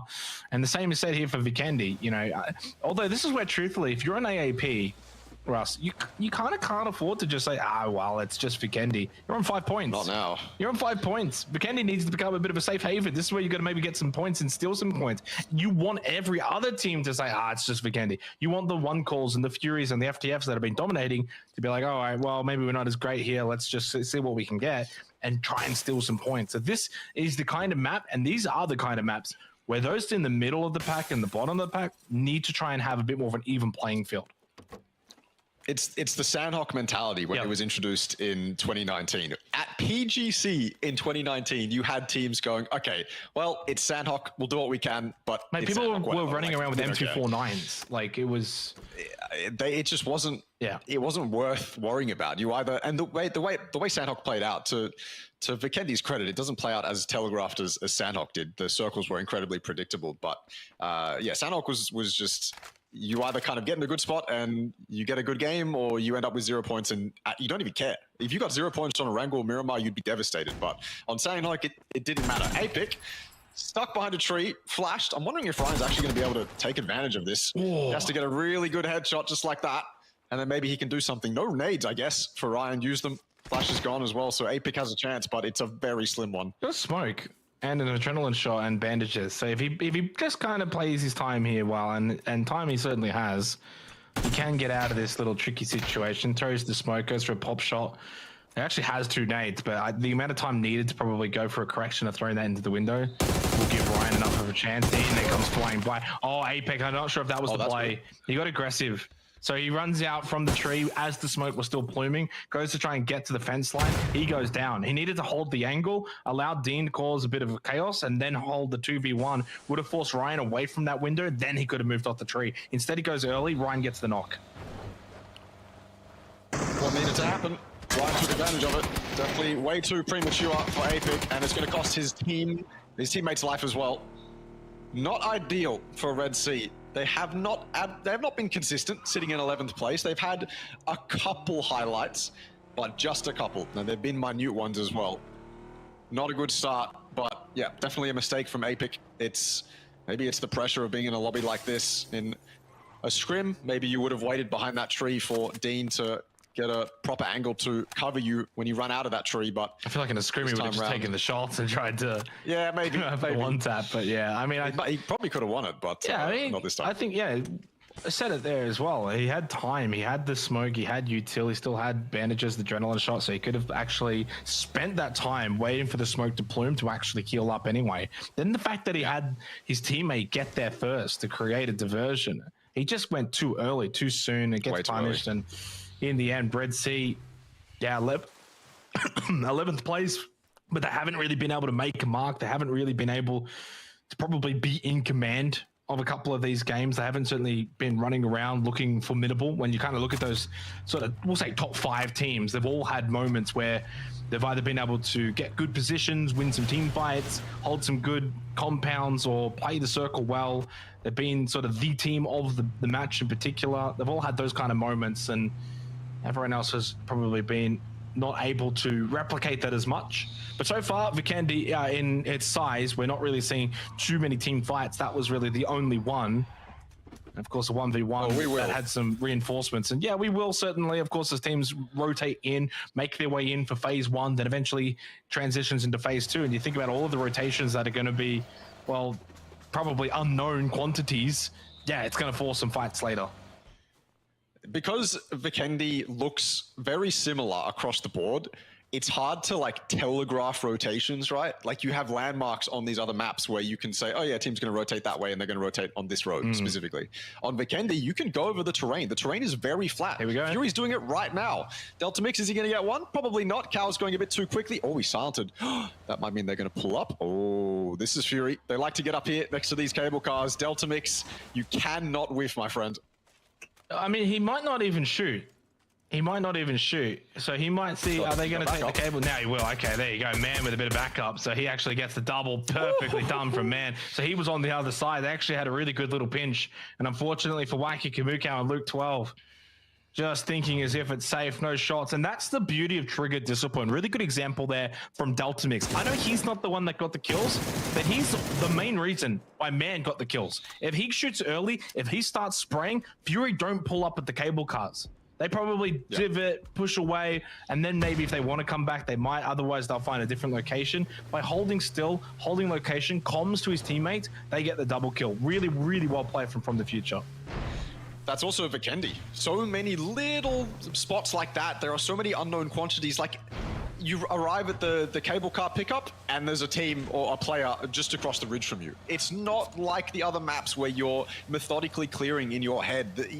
You're not at that point yet. You're not at the point of familiarity with Vikendi where you rock up at a spot and your instincts are telling you to just go clear that ridge because you know you've seen people behind it 1,000 times. It's not, we're not at that point yet. So it allows Man to get cheeky like he just did. And yeah, off the back of Delta Mix's info, it was incredibly easy. And now Fury have to recover, and this is, I don't know, I'm not in their team speak, or sorry, their Discord, but you're looking at one call with an almost 20-point lead, and you're now down 2 in game 4. There's got to be just a little bit of pressure, if not vocally, in the back of the players' minds. Yeah, no, I agree. So we'll see what Fury can do to adapt now as the duo. Fortunately for them, good points from the first couple of games, the first 3 that have played, but yeah, this might end up being kind of the map where you go, oh, well, 3 hands up, it's Vikendi, we'll bounce back on Miramar. Speedy on the move for Tenax, and he's going to immediately get sprayed away. He does die. Bit of a firing range squad there from Irrelephant. Flex will be the one that gets the credit, but they all put in the same amount of work to get that kill onto Speedy. Tenax lose 1 early. Irrelephant shift up into the top 7, which puts momentarily EXO into 8th. They've really tumbled down the standings after a decent start on ArkAngel. Hasn't quite been good and kind to them on the Laxitago and for Vikendi to start, although very early days here, of course, on Vikendi. 9 minutes into the game. No teams eliminated just yet, but some damage onto the likes of Red Sea and Fury, and of course now one onto Tenax. Just looking at the map fill up, seeing a couple teams dive into Deca Mesto, a couple cities as well. Obviously a lot easier to get out into a city than it is to get out of it. Classic PUBG rule that should absolutely be thought of when you're sending it into a city. But for the moment, we're not at that point where it's so central that everyone else is going to send it in. These cable cars, they have a lot of Panzerfaust on the cable cars themselves. Inside the actual cable cars, there's like 3 Panzerfausts just on the floor. So you can get them if they come by and then use them later on in a city ending like that. Maybe they're actually quite useful. But this time around, we're going towards the fields, a little bit of hills on either side. I think there's going to be a couple regroups here from the likes of 4Piggies, AAP even, although I can imagine AAP standing ground just because at this point, 4 games in, they're already at that point where what do we have to lose? Yeah, I mean, I think that's probably the mindset that you've got to take now, especially on Vikendi for AAP. You probably got to look to get aggressive. I mean, you're in a central location though, so you probably want to play that, and I think that's probably the best way for them to probably get involved. Inside with a little run over onto Carls, lets him know all about it. And that's one way for EXO to get that first kill on Vikendi. Carbs just gets caught. He's by himself, south of the train station. Suspect with a good spray over towards Sands. Bandits have been a bit quiet tonight. Probably expected a little bit more from them. Not high expectations per se, but just a team of players that have been around a long time. They're certainly experienced, but they haven't quite been able to make things work. Not so much at the moment, but yeah, I think for AAP, this is the kind of game, Russell, especially with the way it's shaped up phase 2, bit of a center circle for them. I think you actually play quiet. I think I'd like them to flex their muscles a bit like we saw in the RO32, but because they've started so poor, just play the compound, play the center and see what you can do. Maybe you get late placement points, get a couple of kills and just quietly get yourself back into tonight. as we keep an eye on a couple of these little engagements brewing just north of Decamesto. It's going to be Fleaways that gets the kill. He gets the flush. And eventually, as Asheng Home are subsequently eliminated. A rush start for them, and they get their lives really taken out pretty quickly. 4 kill, 4 Kate, 4 pig, and they get some much needed points. Yeah, very, very much needed points. But yeah, you're absolutely right about AAP. They don't need to spread out. They don't need to here. It's not. I don't think they're even considering it. They've got the whole spread of the compound to work with. They're in a fantastic spot. No need to overthink it. Bandits, you did mention them. They had a solid performance in round of 32, and I know that they can do quite well. And they're obviously going to be kind of subconsciously versing teams like Irrelephant, Tenax, VIP, who's the best out of the mid-pack O's teams. Right now, looking like it's Irrelephant, which is great. I love to see that. Roman kill, right next to 4 piggies. The thing about Vikendi as well, similar to Tago, is you get some of these scenarios where you can easily share a compound with a team. The compounds are spread out, so they're so elongated that you can easily share it without a worry. It's not like you're sharing a cube on a wrangle or something like that. No, these are very long compounds. You can happily share them, and when both those teams are sitting in the center of the zone, there's really no need to fight each other and send each other to the lobby. So they'll happily do that. Irrelephant, Os on Os action versus Tenax. Looks like Tenax is a little bit stuck inside this compound. Yeah, and I mean, it's not an awful spot, southeastern side. Jeff gets knocked down actually by Sohan. Irrelephant doing quite well to start here on Vikendi, been thereabouts. And of course, you think back to probably game 1, which was their best game in the way that they played, good positioning. Kind of need to do something similar in this one. Pivy's going to just plop down. A little bit of damage. Yeah, tiny little bit. Did obviously cut the parachute a little early, but he makes his way down a little bit quicker. And this is actually something that they didn't do game 1. I was just saying how they've been slow in their approach, go for map position, play to clear, but this is just a straight rush. This is a straight send. Off the back of that initial knock, now the nade onto Rain. And so this is something I probably wasn't expecting from Irrelephant, but to their credit, entry's clean. They get the knock, they follow it up. Never mind, that's cherry onto Sohan. They can't quite get any more after that initial knock. And Jeff with a good angle on the side. No. And this is where you can get punished for rushing into a building that you're not quite that familiar with the layout. And the lay of the land is going to backfire for Irrelephant. Sohan down, blessed. Trying to just play the window. Savvy, reload, timely matter, and eventually Tenax dealt with. But yeah, I mean, kind of scrappy. They get the kills, they get the position. The position's not that great. And PE on the move. It was good fundamentally. Rock up on the wall, get the nades in. They got the knock off that nade as well. Then it was the steps after that they took. Stepped into the open a little bit, it looks like. Gave Tenax a shot, but they're carrying that res inside, and luckily Hachi doesn't hit any of those shots, because if he hit it onto the player on the back getting rezzed, then that player might have bled out. Not this time around. This is 2 of Pintados as well, so they're trying to be cheeky. This is not something where they are loud and boisterous, but obviously Hachi's position is known. Crazy 9 is the unknown factor here. Could get a cheeky knock onto Blessed. That opens it up, turns it into a 2v2. Then it's very doable. But obviously Irrelephant is now on high alert, having been shot at, so probably not going to give things up that easily. Also, this location, as you can see in the minimap, just barely in for phase 3. So a minute and a half from now, no need to worry too much, but it does mean you'll be pushing in quite late for phase 4. But fortunately for Irrelephant, they've just been able to have a beard. It's like, oh, he's going to lose you. Sohan's dead. Does he get flashed? Not flushed straight away? Not straight away. But eventually Crazy 9 does go back for it.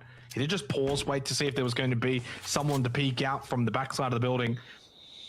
And this is where you can get punished for these aggressive plays. Rather than playing position, rather than looking for a more central location, obviously a bit more of an unfamiliar map, you don't play it as often, you just push, you go aggressive. You almost fall back into old habits. Pintados though, Hachi, well, he somewhat does the same thing, and he'll get rightfully punished.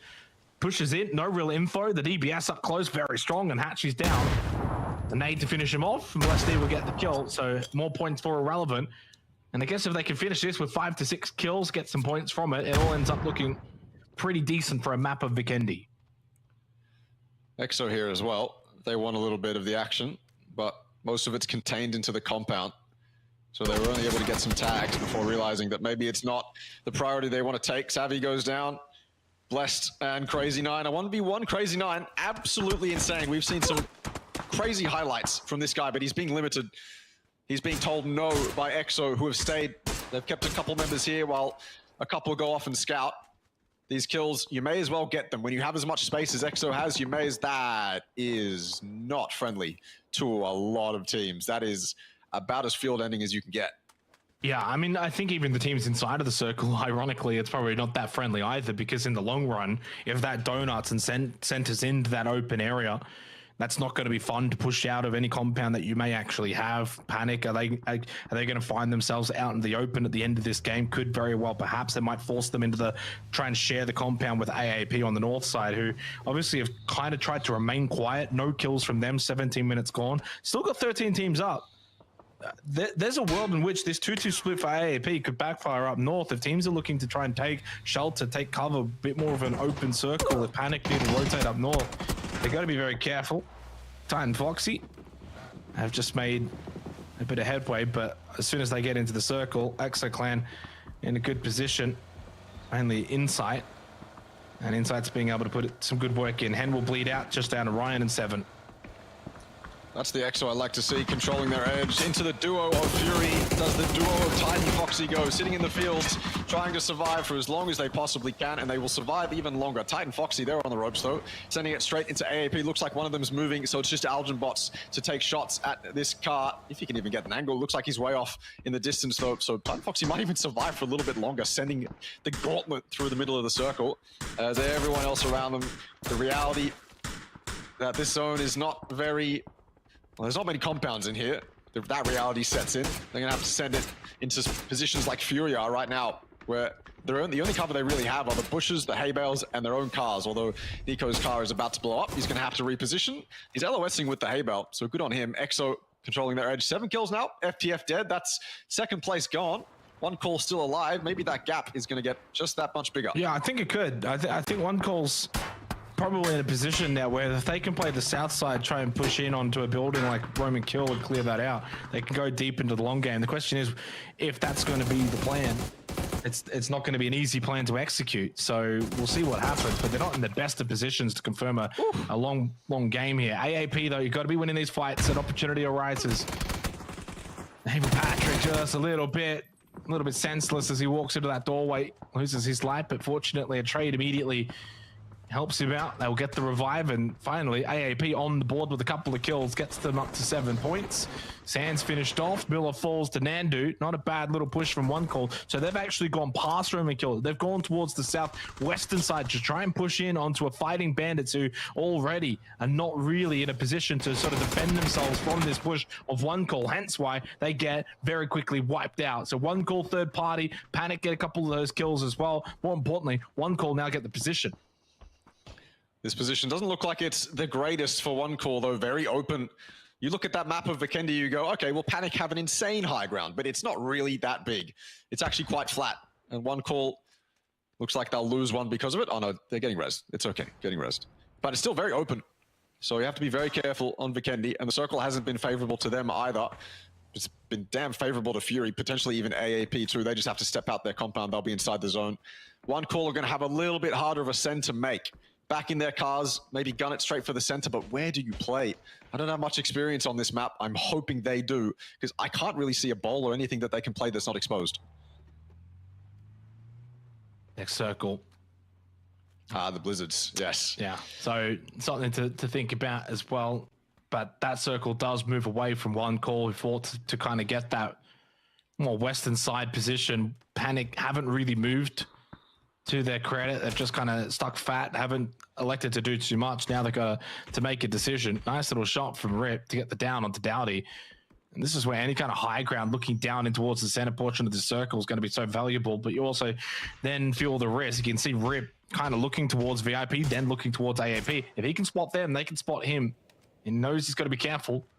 7 kills for EXO Clan. Certainly a far better performing game on Vikendi than a couple of their previous ones. Gets them back up into the top 6. Certainly looking to try and close the gap with the likes of FTF and Fury.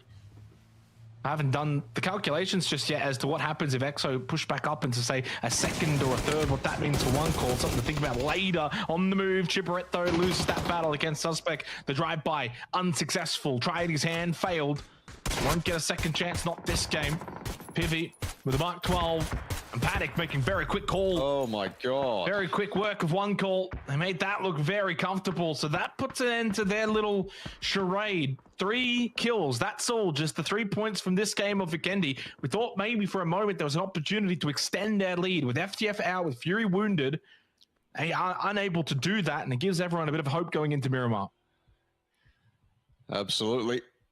I mean, Fury, even with 2, they can get up to 40 points, potentially even a little bit more. They'll be happy with that. It means the gap is smaller. Panic, though, very clean wipe. Looked like they had people in the right positions to deal with that. They caught one call in between multiple players. Absolutely fantastic work from them. This Blizzard is not going to let up anytime soon. They stay around for way too long. Yeah, they shouldn't even be in the game, to be honest. No, they shouldn't be. And while they are here, they're going to cause so much pain to VIP specifically. You said VIP weren't going to move. Well, as soon as that Blizzard popped, they're not going to move even more. There's nowhere to go. You can barely see, you can barely hear anything. But luckily for them, they're inside the circle. Yeah, just barely. Lots of contention on the south. Just barely. South side's going to be the main focus. Also, I'm kind of very curious. North side, look at that map. What's AAP going to do pushing into Panic? Panic have looked quite sharp this game. So this is another good opportunity for AAP. Panic, they've got 4 men up. Although one of their players is actually playing a little bit more south. That's Pivy. He's kind of just watching the compound of 4 piggies. And they're not allowing them to get out of that building. So this is an opportunity momentarily in time, 4v3 in favor of AAP in this fight. Unless Pivy can maybe find an angle. I'm not sure if he can from that distance. This is a little bit more flat terrain. So Panic, though, not in a position where they're wanting to take this fight knowing they're down a player. They get in their vehicles, they smoke up, and it's kind of like a smoke shield and then fall back to a more safe position, which is closer to Pivy. Smart play from Panic. They know to not force the fight, force the issue. It's not a fight that they need to take. It's certainly not in the area that you necessarily want. I mean, look at this area. It's all out in the open. So if this continues, you are not exactly safe. Not exactly. Vikendi is living up to its name, being very open. I wonder where EXO is going to go. I guess we're going to find out. Rip, very close to Panic. Very crucial to get this opening. It opens it up for the rest of his team, but that's just a bait. Inside was the one going wide. He'll go down, though, very quickly dealt with by Dusky, but Rip is back on the trade. Even more trades coming in. This whole fight is so open to the rest of the server. This has to be good from Dusky. It has to be a perfect defense, and it's just not. But it's not good for EXO either. 1 HP on Akita. This is AAP potentially getting themselves back in this. Fury's still here as well. They want as much of these kills as they can possibly get too. As a 2-man, they're going to be very desperate for them. 6 kills to AAP's name. If they deal with VIP here cleanly, then all of the knocks, everything that's going on in the center of the zone is theirs for the taking. Yep. This is a really good game for AAP to turn the tournament around. Only 3 poor games, but you have 1 massive game, and suddenly you can get a bit of life back into the tournament, especially on day number 1. High Command to fall to the Nade to Kens. Of course, they've been a duo since the very beginning of this game after they lost 2 at the cable cars. Because, I mean, they've been able to at least find 1 kill, get some placement points. I mean, it's just scraping 2 points basically from this game, but arguably 2 points is better than nothing. So they'll take that, but it's Roman Kill that will get their kills. VIP also to fall very quickly after at the hands of both Alec and Akita of AAP and EXO Clan. And I know this is going to be a game where I think AAP put themselves in the best position to win, but EXO Clan have also had a massive game to get themselves back into a really commanding position. So while that top 3, after 3 games, Russell, had started to pull away, everyone else gets a good catch-up game here on Vikendi. Yeah, absolutely that. Even the likes of 4 Piggies and Roman Kill, we're trying to put their name on the tops of the leaderboards. Looks like Roman Kill's in a fantastic spot to defend against this. Even though these smokes are up, it can get a little bit dodgy. As you can see, with the player just creeping inside the bottom of that smoke, he's going to catch out Doughty. That was inevitable. And now Roman Kill have to respond. Doughty's been put down low as well. Roman Kill might lose a player here just via the proximity of those smokes and the cheeky prone from Flowy. That was dangerous. Little snake in the grass. But I don't think they're going to get much more. Roman Kill looked to be very, very entrenched behind these cars. 4 Piggies falling like flies. Yeah, doing quite well. I mean, all things considered, there's a lot going on. They've got many different angles that they've got to watch, left, right, north, everything. I mean, but it's AAP that are just cleaning up in a very commanding position. Alex going to be left for dead. So I think unless Nan wants to go for a revive, he's going to have to do it very quickly. and they've got probably the time. Roman Kill obviously have been able to survive that onslaught to the south side, and I think they are going to be able to get Alec back up, give them the 4 players, the P90. And that distance not going to be good enough. Patrick with an A to go over, and they've got the high ground. They're surrounding Roman Kill. 4 versus 3. They got the numbers. Nan, the savior, gets the revive onto Alex, so they'll have all 4 players up. Even Patrick and Elgin Bots doing a good job to hold the front line, not allowing Roman Kill to push out. Little jump up from Ken's. Elgin Bots watching with a mini 14. So ArkAngel Predator, 5 points from 3 games, and they have flipped a switch on Vikendi.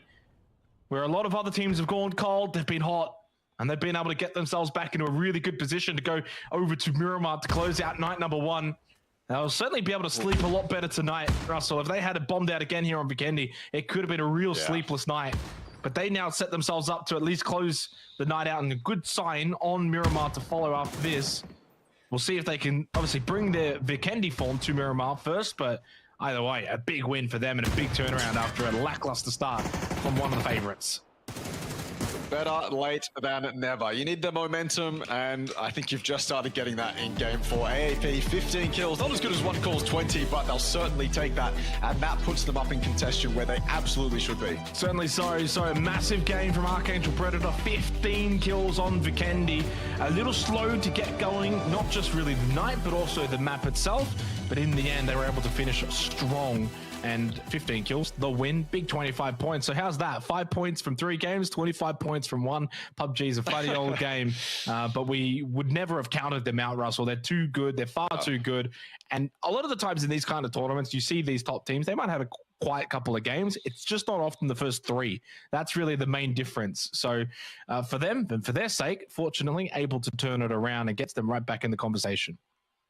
Expectations can kill morale, bro. Like, if they were in their heads about their expectations and then they start off with 3 bad games, that can continue going on. But luckily, we actually get a good performance from them. Yeah. All right, let's go to a break. When we come back, 2 more games for PCR day 1. It's Miramar.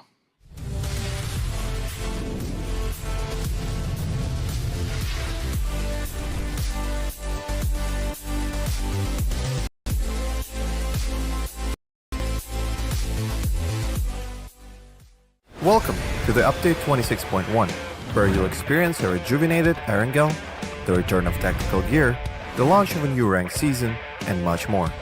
Let's get straight to it. Time to play Tourist again and re-explore ArkAngel, enhanced with new features and revamped landscapes.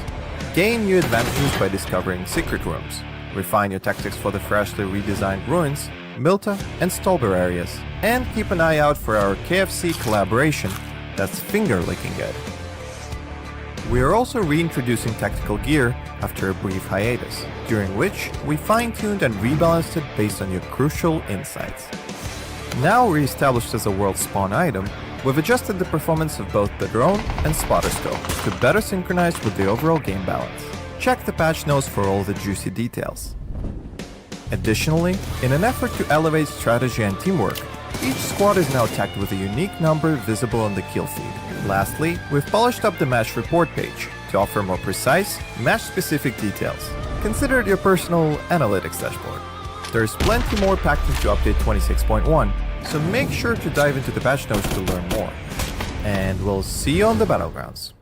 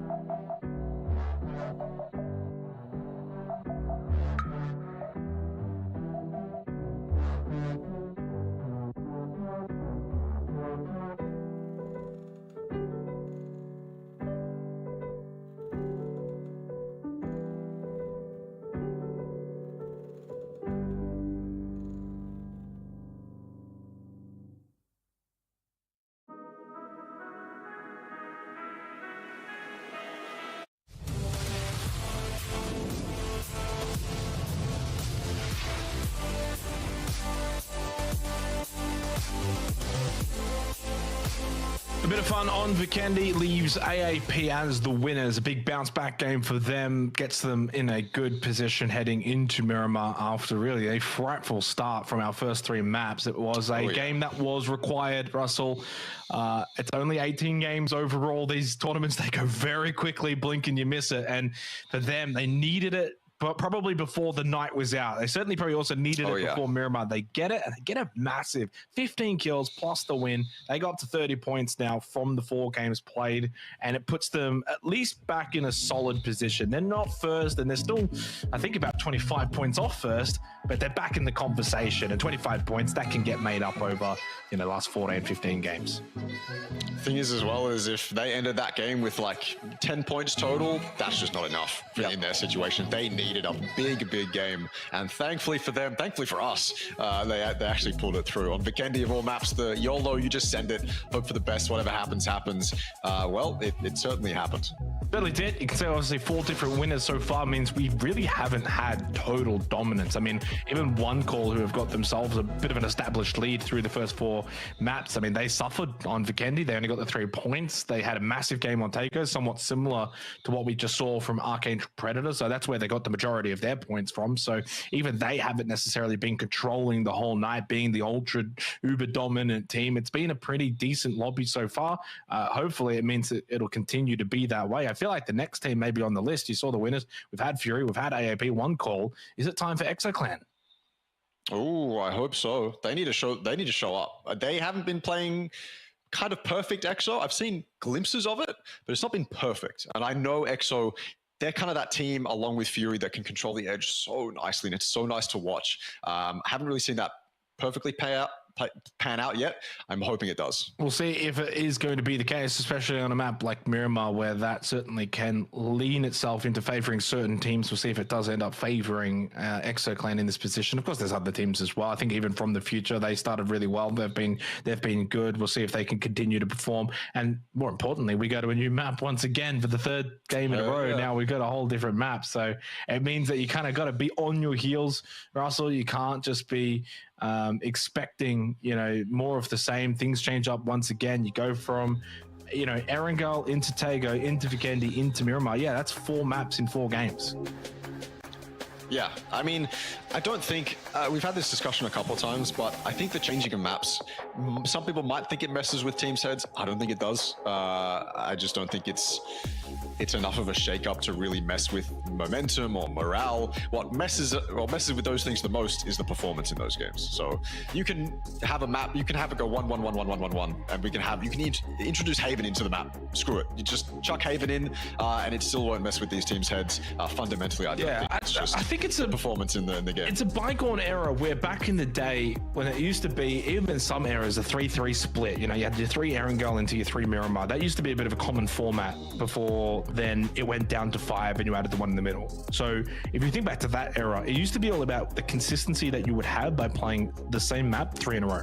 So if you had a bad ArkAngel game 1, it's fine. There was a warm-up game. You got another ArkAngel. You have another bad game, it's fine. You learned some things in there. You got one more ArkAngel. So that's just no longer a thing anymore. You can't have your warm-up performances. You can't go into Tago and be like, okay, we can drop this one here because we got another Tago. No, not a thing. Same with Vikendi. And it's the same as well with ArkAngel and Miramar. You only have 2 opportunities. And now even more so, again, if you look at them as the maps where you want to collect the majority of your points, if you have one performance that's not quite up to par on either of those 2 maps, you don't get really many other chances.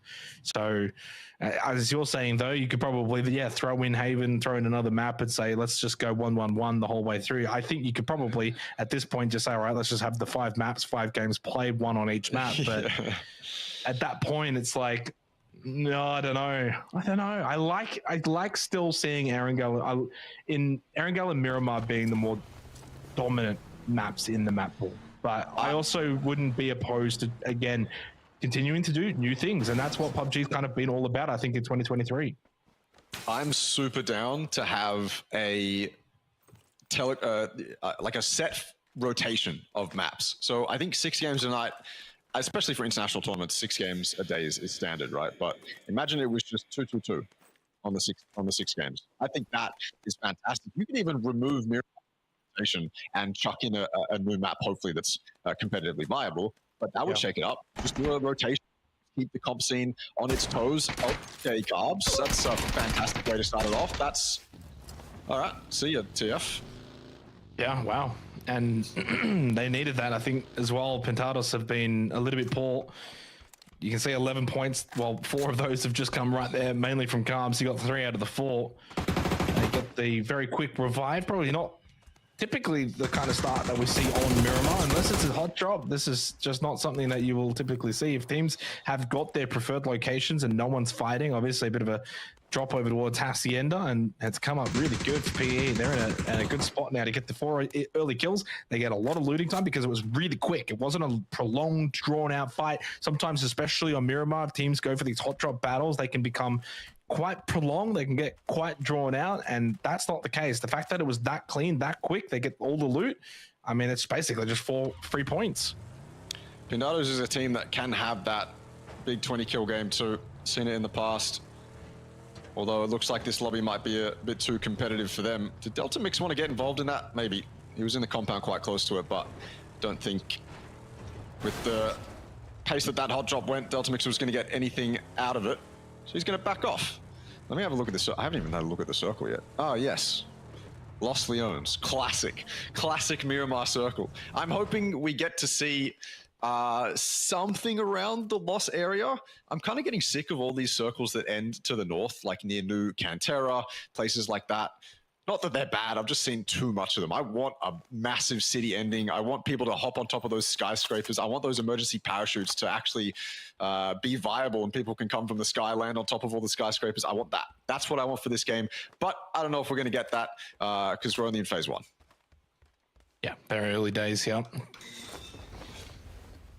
So a couple of teams to maybe keep an eye on for this particular game now. You kind of look at that top 7 starting to really take shape when you kind of look at the points. Russell, you know, Irrelephant 19, then to 28, 9 points to separation. So a bit of a cutoff there. And I think also Irrelephant a lot closer to those teams below them compared to those above. So really from EXO and up have probably been the dominant team so far tonight. They've all had good moments. EXO, Panic have also looked quite good.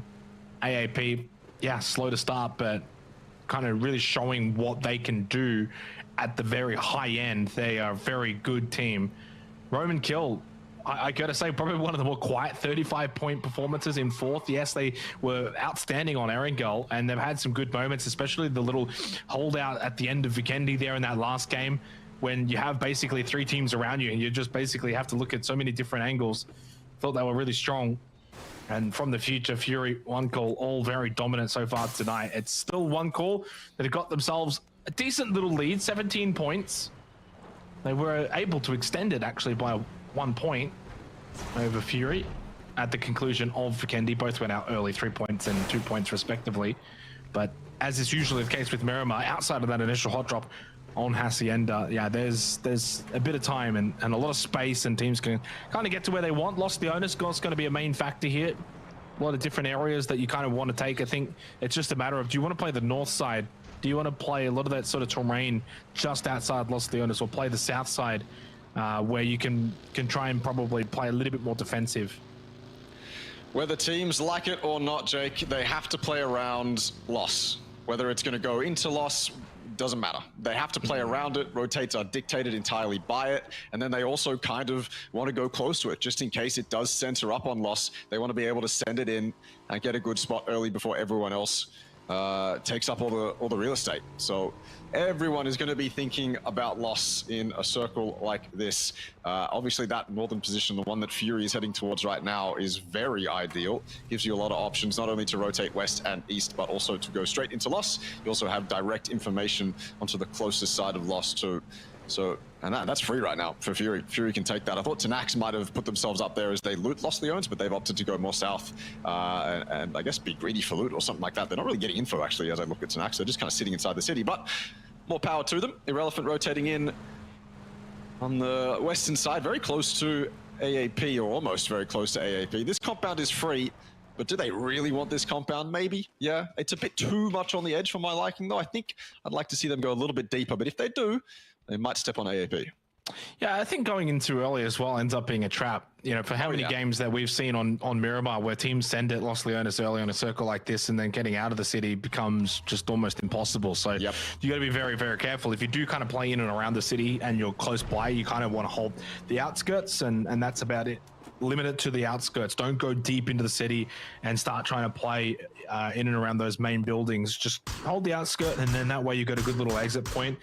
Roby kill. Kens is just going to heal himself up as he's had a little bit of damage. Of course, they too are actually, somewhat close to Tenax, just more so the eastern side of Los Leones. And at the moment, Fury have opted to play the north side. You got AAP that are playing the western side. So really the city itself has already become quite surrounded. No one wants to obviously opt in to go there. But you think about some of these teams that are coming in quite late. AH up north, just south of Campo Militar. The likes of PE as well, coming, of course, out of Hacienda.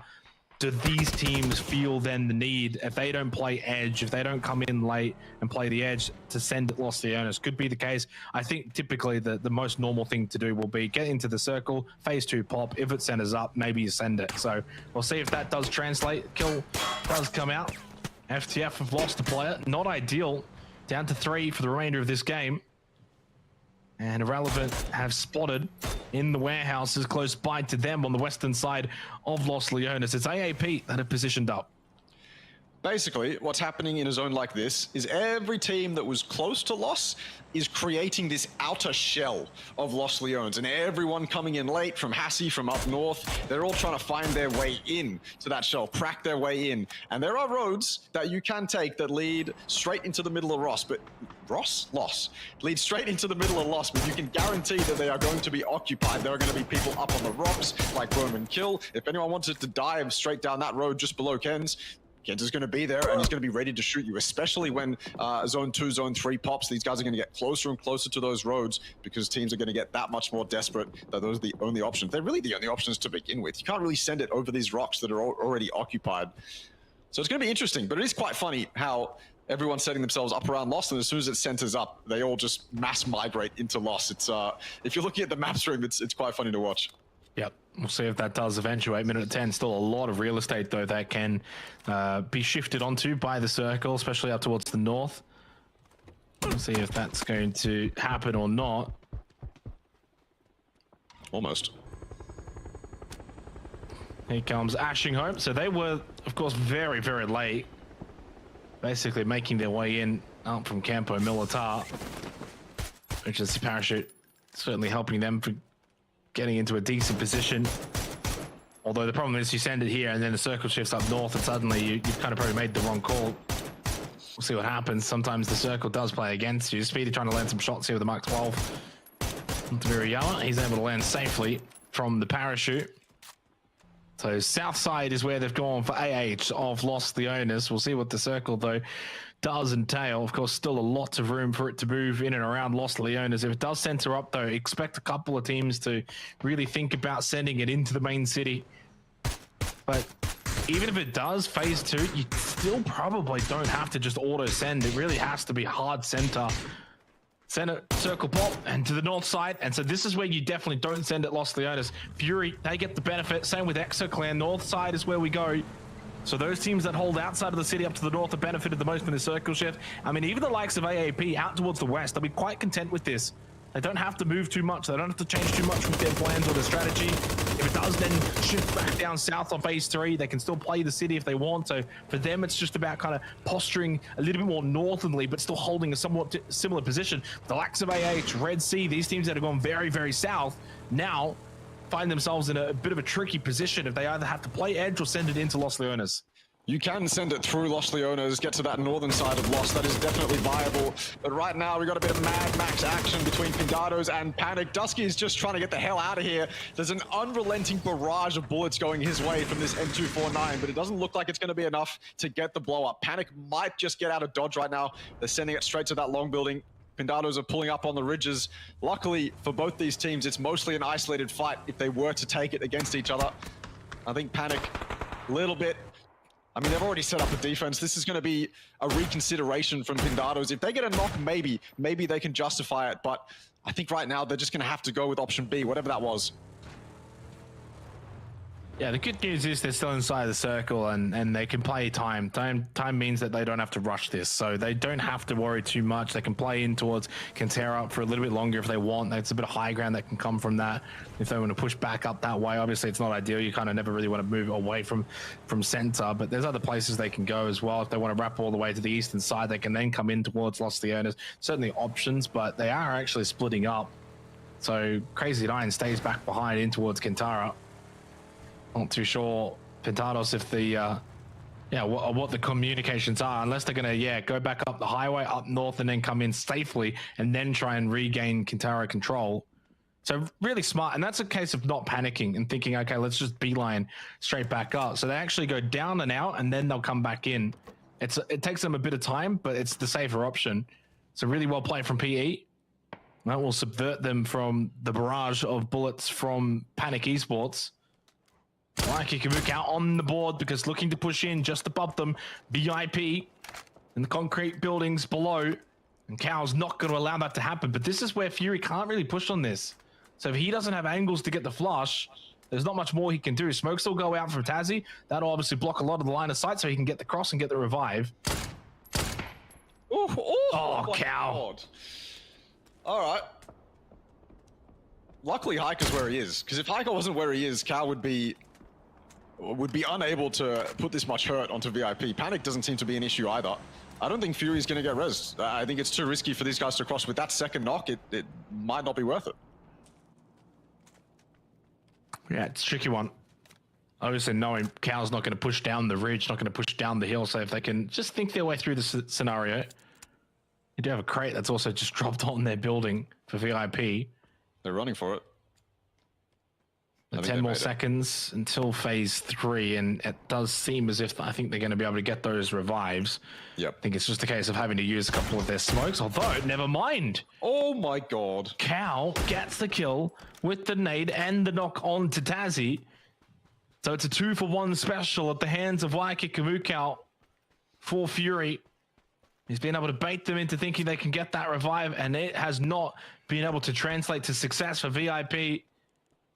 And now they're basically in the same position where they were moments ago, but down a player entirely. Sending it again is one tap as well. Do you use more smokes on this? You have to. I mean, Tazzy is manpower is valuable. Yeah, you're in the center, but you want to get this guy up. He's so close to you. You may as well use all of your resources if you have to, just to get him up. But Hiker's position is so bad for VIP right now. They run out on that north, they're exposed. They run out, they're exposed to Cal, the SVD. He's not going to let them get away with that. This guy is a nuisance. He's soloed like 3 different teams in 3 different games tonight. He might actually get the 4K here if Bewater just decides to send it. I wonder if Waters probably learned the lesson that Waiki Kamukau is teaching here. Don't go for the cross while he's watching. On tap trying to make his way back, but he gets finished off for VIP. I don't think they necessarily made the wrong calls, the wrong plays here, Russell. I think Cows just hit some really good shots and he's punished the fact that they got the knock in one of the concrete buildings. And then from there, it's all just kind of gone downhill, trying to run in, trying to get the saves, throwing out the smokes. I mean, they've done it all well. They've done all the right things. I think it was that nade that really turned it around. Had that nade not landed from Cow, and look at the distance as well. When you're looking at it from that POV, the fact that he's got to throw the nade from that distance, land it perfectly over the wall, landing into the concrete building to get the knock and the flush. Really, really good little individual power play there by Waiki Kamukau here for game number 5. Minute till phase 4.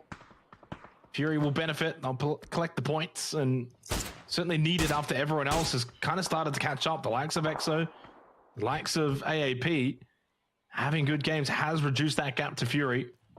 And Akita, though, well, the response, a knock onto Savvy. Not too sure if they'll be able to get too much more. And EXO, you kind of look at the mini-map. You look at the map in general, actually. Massive control out to the west. 2-2 split, making sure no one's pushing in behind, wrapping in towards that western side of the map. The only team that's close by to EXO is essentially AAP to their south. I'm looking at the map. I'm smiling right now. In real life, just looking at this Fury split. It's so beautiful. It's just, they're just being confident. Haika could have been assaulted at any moment, but I can guarantee you his car is set up, ready to go. And there's Cow again. Wait, was that with the Panzerfaust? Or am I just... Maybe it was just the Dragon. Either way, I'm loving this Fury split. Whatever, this Fury that we're seeing right now, even though they're not really being pressured, this is what it's all about. Haika is sitting in one of the most ideal compounds in this zone. And because of that, they might even want to... They're probably not going to regroup on him. But still, it's just obscene. That I'm lost for words. I'm loving this. I know it looks very bland on stream. You're just watching 4 people on a map, but to me, it's perfection. You might say it's perfection, but I think that circle shift probably favors EXO Clan a little bit more because they've got more of a grouped up style west side compound, and Fury has split and have to cross quite a distance and a lot of terrain to get to Haika. On top of that, Haika then has other teams outside his field's position. He has to make the move. He has to come back to the rest of Fury, I think, off that circle shift. Yeah. And it's exactly what he's doing. Although... Oh, they have info that Pintados left. Pintados are the only threat. Haika can go back. Yeah. So as soon as he's come out, he's realized that this is a lot safer than maybe they thought. The issue here, though, there's a couple of things with it. Now you've got to get all 3 players across to him. So you've got more of a chance. You've got... Well, I mean, yeah, if they don't regroup, though, I don't know if they win this game. And these are positions that can win you the game. Haika can leave at any moment. His car's parked, he's ready to go. Panic is the only threat. Pintados, yeah, maybe they come back, but he has Cow, Luke, and Nico who can all just turn on a dime, get info for him, and if they see a threat coming, he's going to leave. He can identify a threat himself. The longer he leaves this, though, the more space will be consumed by other teams pushing in. The likes of Panic, for example, means that there are more teams that can shoot at Haika if he does try to make his way back to the rest of the team. Of course, phase 5, if this just hard shifts up north onto Haika, that then means Luke, Cow, Nikos all have to get in their vehicles and make their way over. That's 3 moving targets. More likelihood someone gets eliminated beyond just 1 player. We'll see what happens. I mean, look, this is a very much high risk, but potentially high reward game for Fury. For EXO, for AAP, a little bit more low risk and maybe a little bit more low reward. Samoy will get the finish off on to Zixus. This trick. And Samoy, last 2 standing for 1 call. Good little fight to be won there with the Org on the low ground position against Gunshot. Miriyama, high ground, peeks over, gets the knock on to Samoy. Trick, last one alive, gets the first aid kit off just in time, peeks out with the Org. This is a big fight for 1 call. They've been so dominant tonight, but they go out with just the 1 point gained. So 4 points from 2 games for 1 call has just left them a little bit vulnerable at the top. Bit of a flip there with the Murado. Monty putting in the work for EXO Clan, and he will benefit with a bit of help as soon as that Murado explodes. 5 kills for EXO. Pushes them up into the top 5. And clears out that position. They have a very solidified western side position. Oh, Haika got knocked. Oh, no. Well, oh, no. As much as you were rambling on, I never believed. Sorry, Russell. I know you're very smart, but it was so risky. I just can't. But that's the thing, high risk, high reward. They now maybe don't get that reward. Circle shifts as well, south side. Had he left when he left, he would have been there with all the other three. He would have been in that location. They could have played its 4. They got greedy. And I get it, had it gone north, you could have had main compound. But it was just, the earlier he had left, the less teams that would have been closer to his vicinity. He's making me look like a fool. But it's not even about holding that compound. It's just about the info that it gathers. Either way, I'm going to stop rambling on about Fury because EXO have been excellent in their edge control as well on the western side, and there are so many more fights that we have to spectate. Roman kill and Tenax as they go pushing in. It has to be perfect from one, and it is. No need of help from his teammate. He'll do it all himself. The flushes come out as well, and the turnaround. Are you serious? Tenax ripped apart. Yeah, Roman Kill continued to just be able to ward off a lot of these fights. We saw it in the back end of the Ken in the last game. Although caught from behind, there was still one more at Speedy. Ken's in the 1v1. Juan hasn't been flushed. Walks into the smoke, about to dissipate. Has a couple more. Hexamuffin up top for Asheng Home. Finally having a little bit more of a better game for them. 3 kills, but not into the top 8. Not just yet. Juan bleeds out all that good work. And eventually dies, gets shot in the back.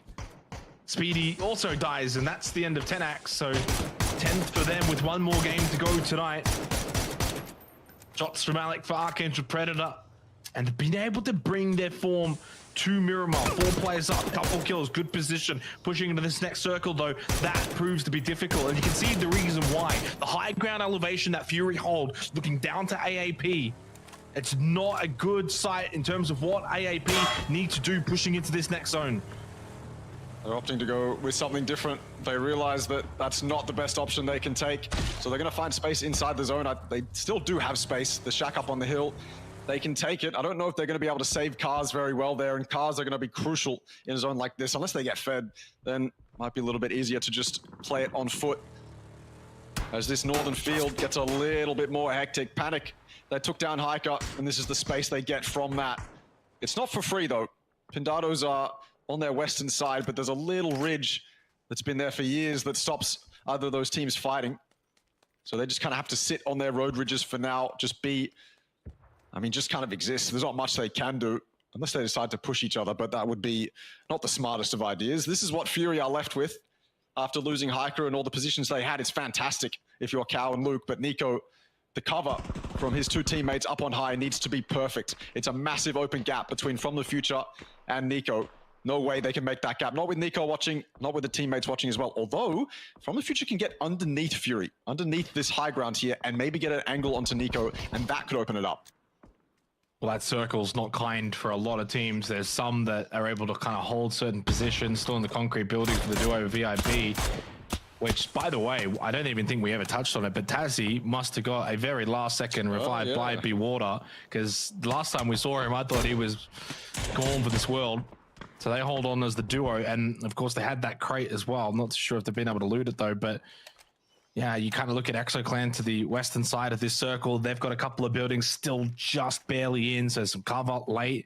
Fury the same on the south. AAP, where do you go? I mean, where do you seriously go? You still got high ground that has to be dealt with for Fury. And if you try and set her up, I think they'll just pepper. And these kind of positions on the north side, north of the road, not really kind of long-term positions that Pintados are sending it to the hay bale. And these positions are always so vulnerable and volatile, especially to frag grenades, of which Pibby's got a couple, throws them in, doesn't quite hit the mark with the second, and Jo stays alive. Swings out Pibby though, very quick with the M4 to get the knockdown onto Jo. Panic continue to control the northern side of this circle. They don't have Suspect though over towards this fight. He's coming in quite late. So he's done a tremendous job for the duo of Dusky and Pibby. Both control the north for Panic. They send Pintados out in 8th position. 7 teams remain, 5 of which are in our top 7 of their overall leaderboards. What a shot from Akita and Rip to get the knock, though, very quickly onto Pivy. Just a duo of Panic taking out the entirety of Pintados. Well done to them, making sure that they control their side of the road. Absolutely crucial. Much better to deal with Pintados now rather than later when it becomes an actual threat. You were talking about AAP. Where do they send it to? They have a pretty clear send on the northern... Oh, no. Not like this. Not like that. That's disastrous for Fury. But AAP, as I said, they have a send. It's all the way to the north, just above where Fury's playing right now. You can sit in that bowl You can even play the balls more north, I think, as the zone gets smaller and smaller, and high grounds like these silos The res is good. are pushed out. Okay, good. Thank God. Otherwise, that would have been a morale ruiner for Fury. But yeah, no, AAP, they have a clear send. I think Algenbots is eyeing it out, but right now they don't need to. They're in zone. Yeah, and there was a brief moment where AAP were very close to third-partying onto Fury, but the team they wanted to third-party off of went down really quickly. Delspec gets the kill onto Buriyama, and that's the end of Asheng Home. Better performance from them. These then actually go up into 11. Luke 12, clean with it.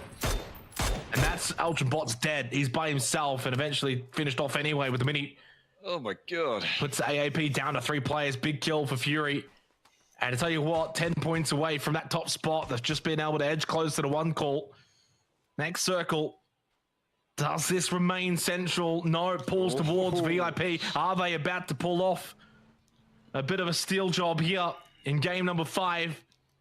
After being taught a little bit of a lesson in the concrete buildings by Fury, they now hold on. And hold on, they have been able to do 6 kills for Fury, but no high command, and has been the case for some time now. 5 teams remain, 15 alive, and it's, you know, arguably a lot of our remaining top teams from 9th to 1st, well, 9th to 2nd, I guess, still alive in this game.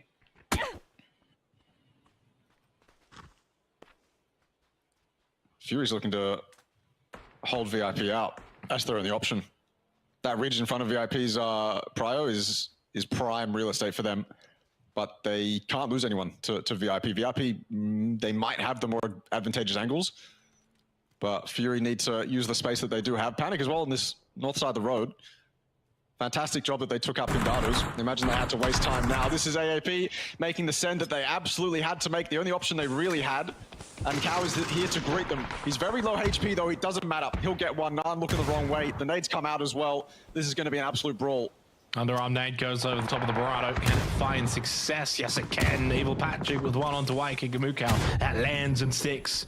First aid kit to be used by Nikus. Luke was able to get a knock onto Evil Patrick, but he gets traded. It's from Shoehorse, it's from Panic. The northern side of the road has an angle. Shoehorse was able to just barely find it and does get the elimination onto Luke 12, just further cementing that for the north. Panic Esports are in a, honestly, underrated position now. They've got to deal still with a couple of players from EXO in Akita, in Insight, that are kind of still lingering. And VIP, as they kind of poke their heads out after dealing with that storm earlier in the game by Fury, they can start to maybe flex their muscles a little bit. Alex sprays the smoke with the barrel, doesn't find anyone, gives away the fact that he's up close. Nikus pushes out. Oh, the game Good sense. little double from Alec to expect the trade on the left-hand side. Fury go down in 5th, and AAP continue to storm back in this tournament. Fantastic. Absolutely clinical from AAP there. What a great played game this is from Panic. Very silent, but dealing with the threats that they needed to. EXO as well. They did excellently on that western edge, but as they pushed in, they lost members here and there, down to 2. AAP, what they needed to do is exactly what they did do, and they defended against Fury very well. They knew Fury were going to have to come down, so they parked themselves up and stared at them as they left. VIP were never even a part of that fight. We thought maybe they would definitely be a part of that fight, but no, they still exist. Not in the zone anymore, though. Now they have to move. Top 4 for them. Good placement points, but they definitely want to get a couple kills out of this. This is Panic's game to lose. Well, maybe not on this circle, but I feel like once VIP's out, they have that ridge just across the road from them. You can see they were eyeing out that rock too. And I think EXO is obviously going to fight AAP, so then Panic can probably take advantage of that. With four man up as well, you'd expect them to have a decent performance in this endgame, but there is a chance, a very slight chance that they could throw this, but let's not get ahead of ourselves. Yeah, I'm not sure if I'm in the same camp as this as being a almost must win now for Panic. I think there's still a lot of work to be done. So AAP, even though they're down to 3, Southside's pretty clean and they've got eyes on VIP. The biggest issue though is AAP is not really in a position to third party on to Panic. The fact that they're separated by basically the 2 remaining duo teams means the more likely outcome here is that Panic and AAP both push towards the center and they both kind of wipe out the 2 duo teams before each other. Good tags from Tazzy. Blue, though, you can see already putting the pressure on the location of VIP. It's Bibi that gets the knock out of the water. Panic And they continue to just clean up the kills here. They've done a really good job on this northern side. There's the double. They get rid of both members of VIP. Leaves just Insight and Nikita as the duo remaining for EXO Clan in the middle of AAP and Panic. But more importantly, for all three of these teams, Russell, they have been able to continue to close the gap with one call. Suspect in the vehicle. Alec probably needed to get that knock. It does give Panic some good position. Although this is actually perfect for EXO. Just quietly. If they can stay quiet here, Nikita though gets spotted by Dusky. Inside up close with the door. This is now an opportunity. AAP have to go. They have to treat Inside almost as a fourth. I think you were right. Maybe AAP could still get back in this, but now it's a 4v3. And Panic have the dot as well. That's the thing. If they don't give up knocks here, AAP have to push towards them. Panic control the center of this zone. They have such wide control. Yeah, AAP has the high ground, but not for much longer. Smokes need to come out.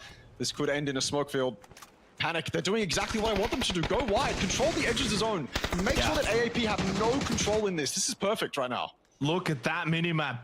Panic is just choking back AAP, not allowing them to push out at all. And Shoehorse gets a much needed knockdown to really further compound the fact that they've got the numbers advantage, they've got the map advantage. ArkAngel Predator backs against the blue wall. Evil Patrick trying to peek out, see what he can find. They've been able to find a little bit of a respite here on this ridge. But it's not enough, and he also gets tagged very quickly as he peeks up. He has to peek back down, pops the first aid kit, back to 75%, flashes to go out. Org still in hand for Shoehorse up close with good angles, and the sprays to come out. Multiple members of Panic Esports, they confirm the win, and guess what? It puts them up into second place, 2 points behind one call, with a 16-kill win for Panic Esports, and they looked very dominant here on Miramar. They controlled all three statistics. Assist, the damage, kills, and they get the chicken dinner. That was a really well put together performance. It was fantastic, dealing with the threats that they needed to, and then when it came to the end game, they were perfectly aggressive. They knew they had that in the bag. They knew where AAP was. Yeah, you're right. They could have thrown it. AAP had some position to work with, but Panic, they made the aggressive moves exactly when they needed to. Jake, we might have to do the maths on what happens if Panic wins. Mate, I've looked at it. To be fair, unfortunately for Panic, because they finished fifth, they need a lot to go their way. And more than anything, they would have to win and hope that everyone else just bombs out and some weird things happen. But hey, you can believe, you can have hope. More importantly, even if you still finish top four, you get at least the Asia Super Cup. So something to always fight for. That's the beauty of this tournament here for PCR2. We're going to go to a short break. When we come back, we've got one last game for day number one.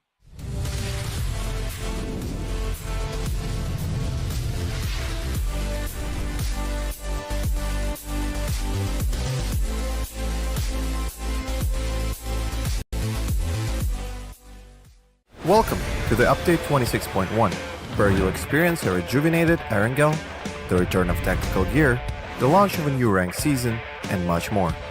Let's get straight to it.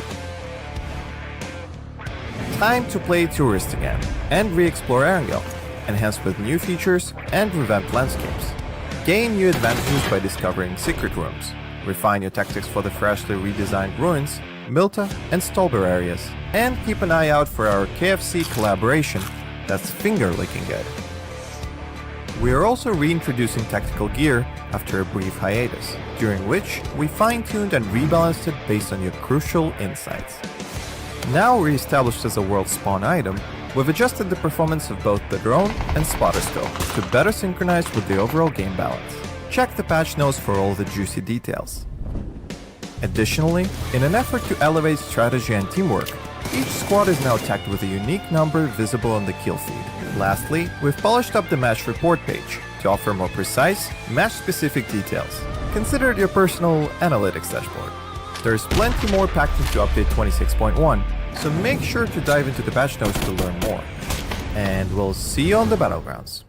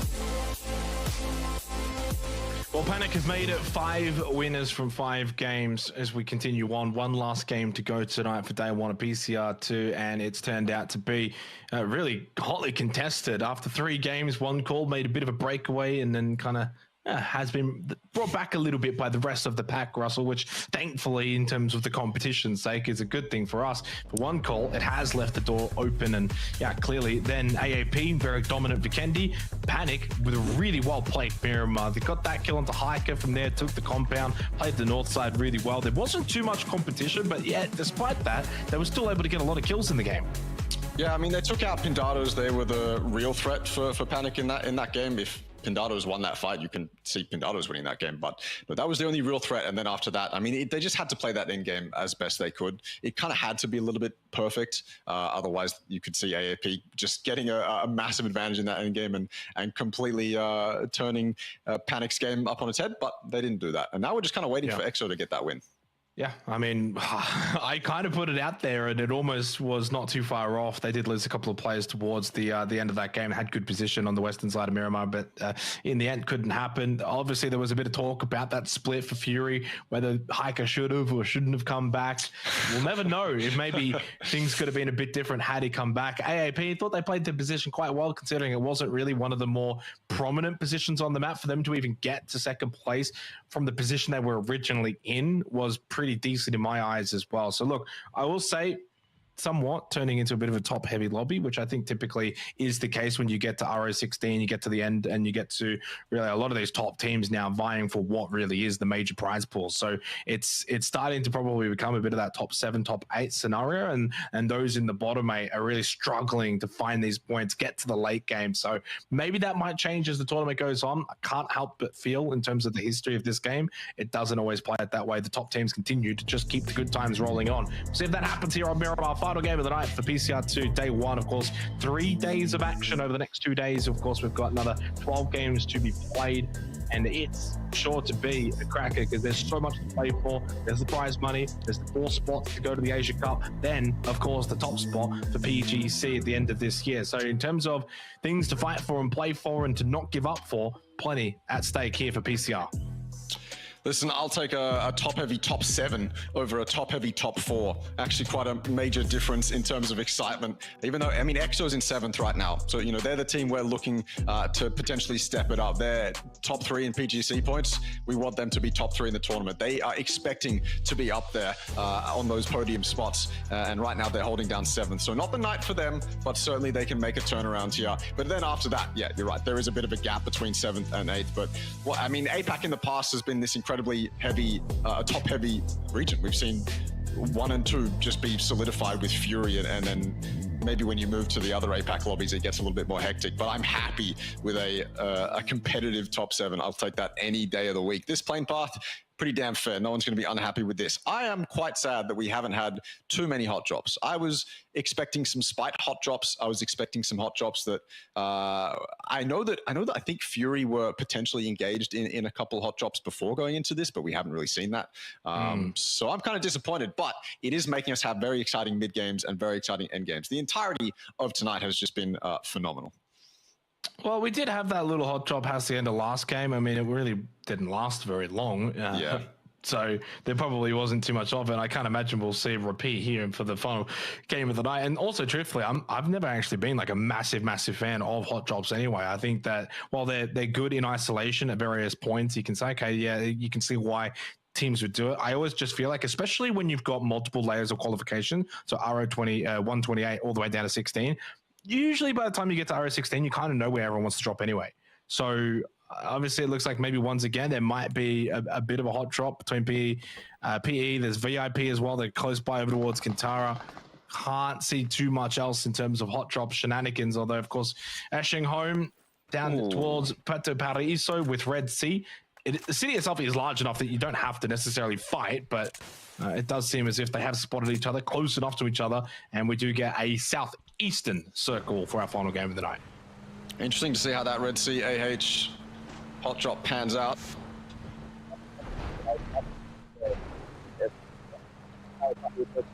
Titan Foxy rotating all the way to the north. Pintados hot on their tails, but I think they're just gonna avoid any more Fury Road action, I think. It's probably the smartest play. Go get some loot. A 3x SKS is not ideal. Jo is going to be wanting something completely different. Why is Tazzy knocked up here? Did we miss something? Is that maybe the rest of Pintados that did that? Huh. Could be the case. He's just knocked.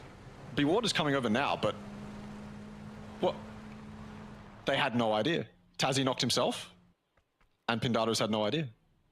That's my assumption. Oh no, they knocked him from far, and now they're searching for him. They don't know exactly where it might have been in terms of the precise location. Could be the case, yeah. I think that might be probably a little bit more, probably on the money. First scenario didn't quite make too much sense. Either way, fight Dean through the hole. Like Mariyama just backs off ever so slightly, but up close. Shotgun. Talk about one shot. Good night. That is an easy kill, and Red Sea will happily deal with Asheng Home really comfortably. All 4 players up. You get the 4 kills. You get Porto Paraíso, especially in a circle like this. That is a mega power play for Red Sea Esport to finish the night off. With 4 men up as well. That's ideal. Dead center. You can risk losing one in a hot drop like that, but they did not. So they'll be ecstatic with that. Tazzy, I thought he was going to get res with the information that Pintados left, but I think they were too close either way. So no way he's going to get rezzed. They'll claim the knock, and they won't even know where he died. So, well, I hope they claim the knock at least. When Tazzy bleeds out, I'm expecting one of them to have a 1 next to their name. It would be quite sad if they didn't. Ah, they find him anyway. Oh, wait, he did knock himself. Wait, what? I don't know what happened. Wait, did he land on the tower and then I don't know, that's... Yeah, I guess so. Or did he get shot as he was coming down and then the fall damage finished him off? Like, I'm confused. Yeah. Either way, you saw the reaction. He was like, oh, I was so close to he was very close to getting that kill. It would have been a freebie, quite literally, but doesn't find it. Tazzy does bleed out, and he obviously does end his night early.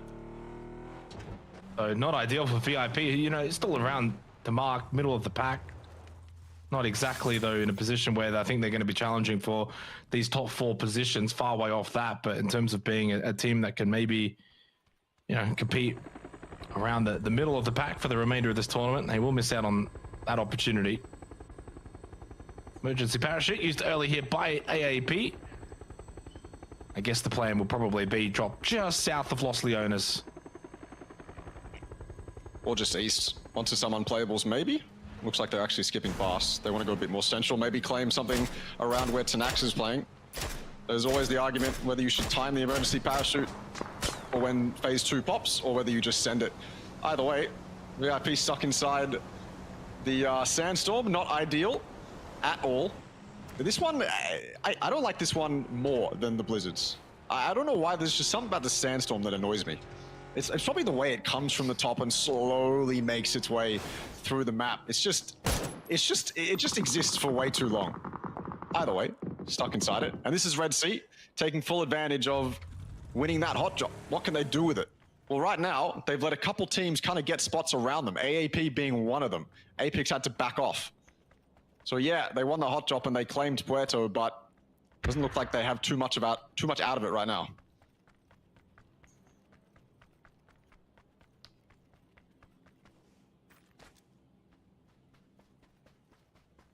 Just almost at the 6-minute mark early on. And yeah, there's not really going to be much more that they're going to be able to get out of Porto Paraíso. Obviously, AAP have made their way into this area. So, quiet game now. The first little bit of initial fights has kind of just subsided ever so slightly. An opportunity for teams to obviously relocate, get into some good positions, kind of somewhat what we just saw from AAP, if you will, with that emergency parachute. A lot of other teams, of course, quite far away, no further than EXO Clan towards El Pozo, which is quite some distance for a team that's been really good tonight. Probably one of the top teams that hasn't actually found a win. Everyone else has been able to find a win that has performed well. Roman kill just dropping out of the top 5 for the first time as well coming into this game. And that is not good for Tchaikovsky.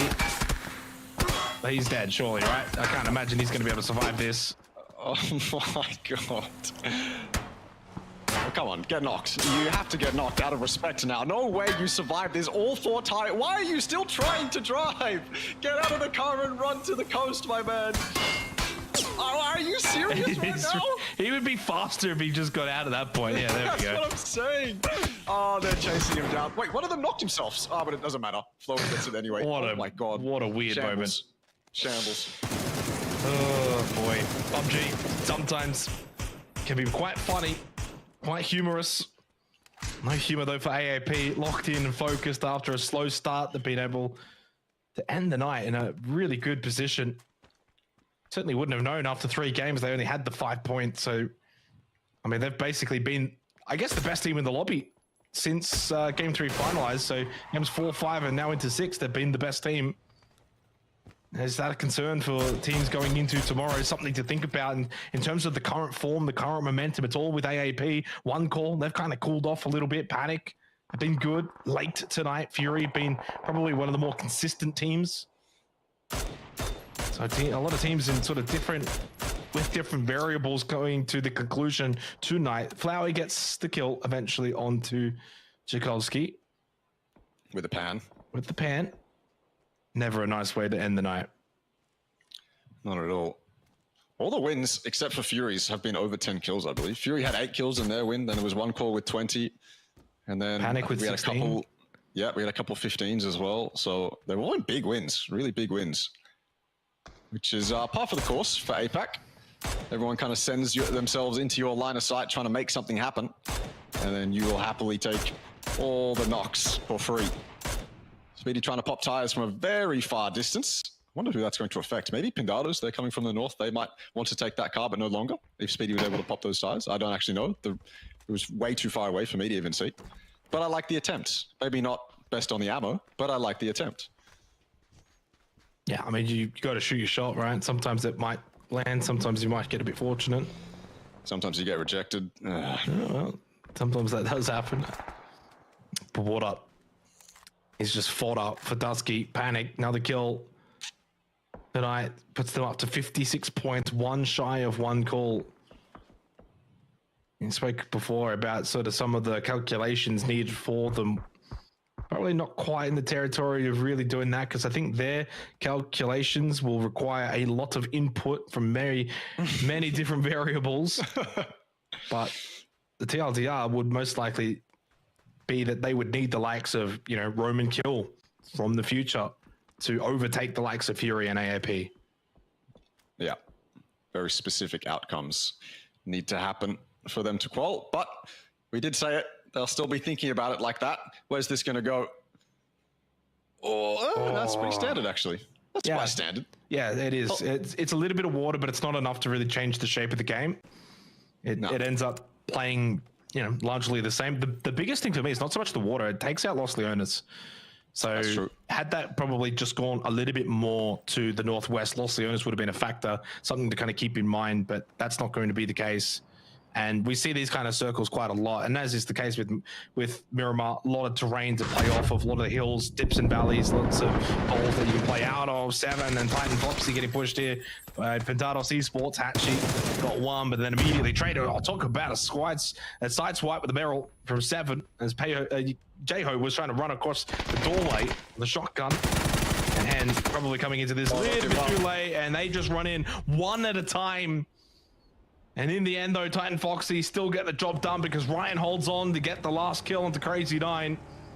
And that will be the end of the night for Pintados Esports. It's a very unfortunate second last place for them. Probably was not expecting them to be that low by the end of day 1, but that is the position they find themselves in.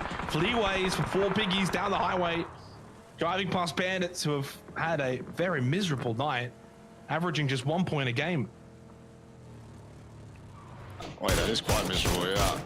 When you put it like that, when you say 1 point a game, it doesn't reflect kindly on them. Oh, they're only 3 in this end game as well. Or this last game, sorry.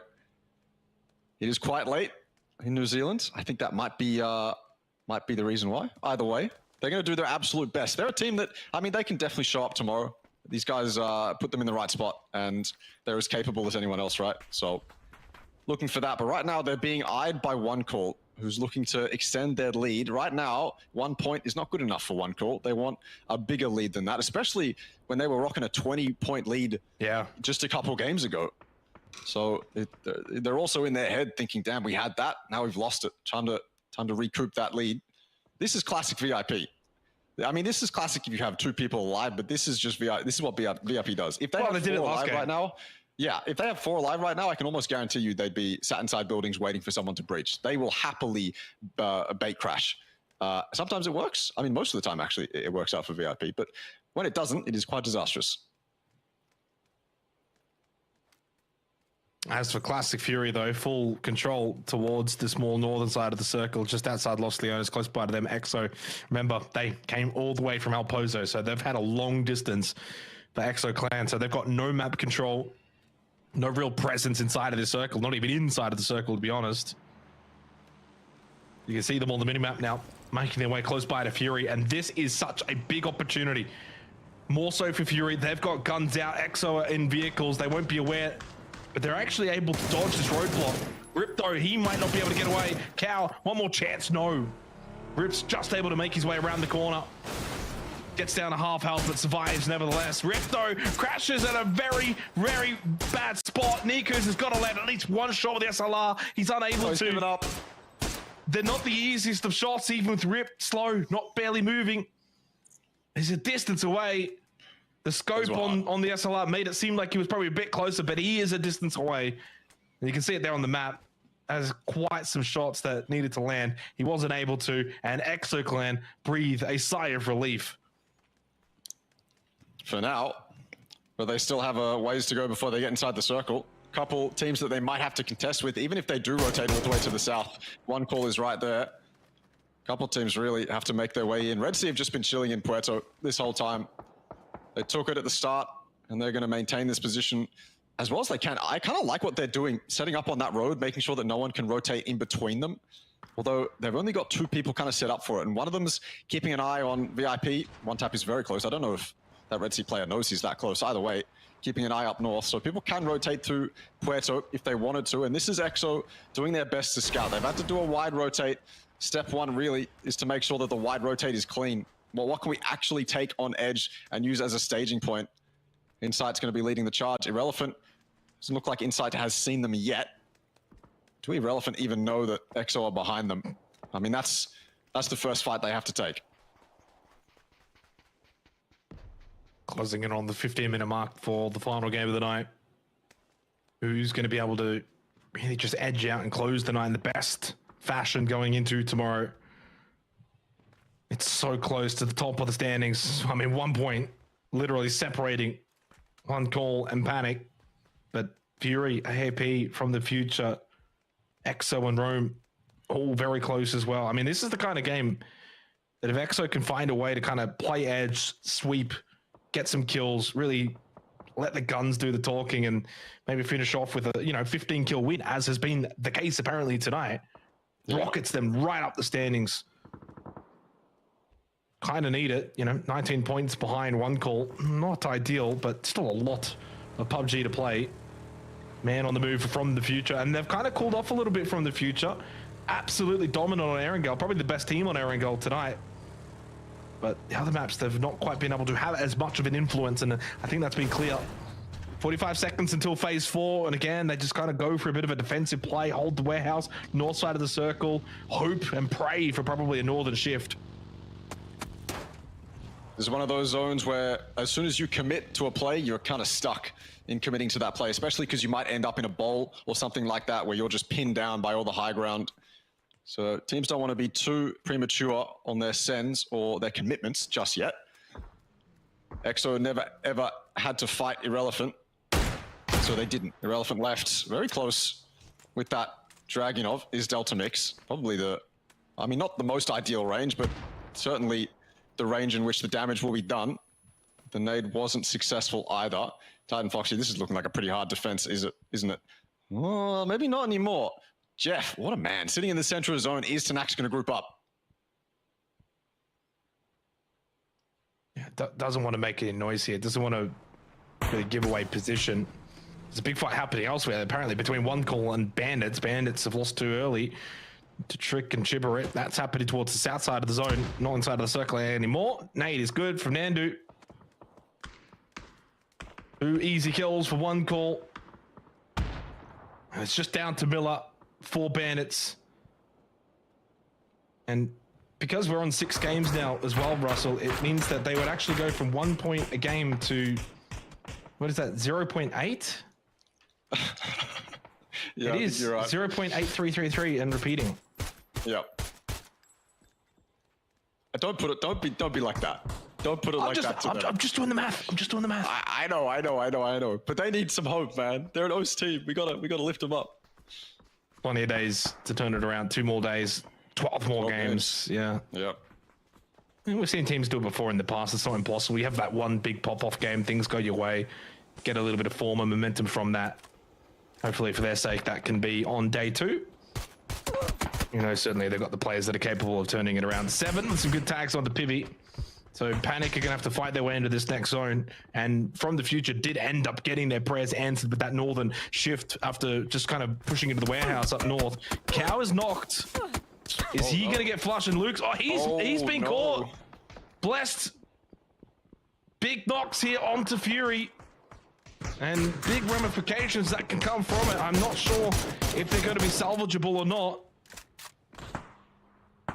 The man in the shack has done so much damage to Fury. Niku's now making his way up there.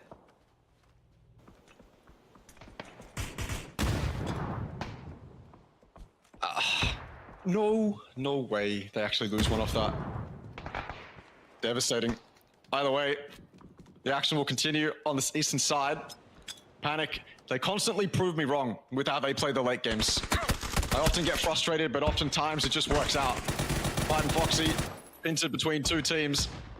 Panic being one of them, and they'll happily take those couple kills. FTF will finish them off. And now Panic have a little bit more time and space to work with. FTF actually knocked. This could be Panic's signal to go, although I don't know if that's the most ideal fight for them to take right now. That is a big threat. They do steal the kill away. They know that team is weak now. Did they get the reses? They did get Luke.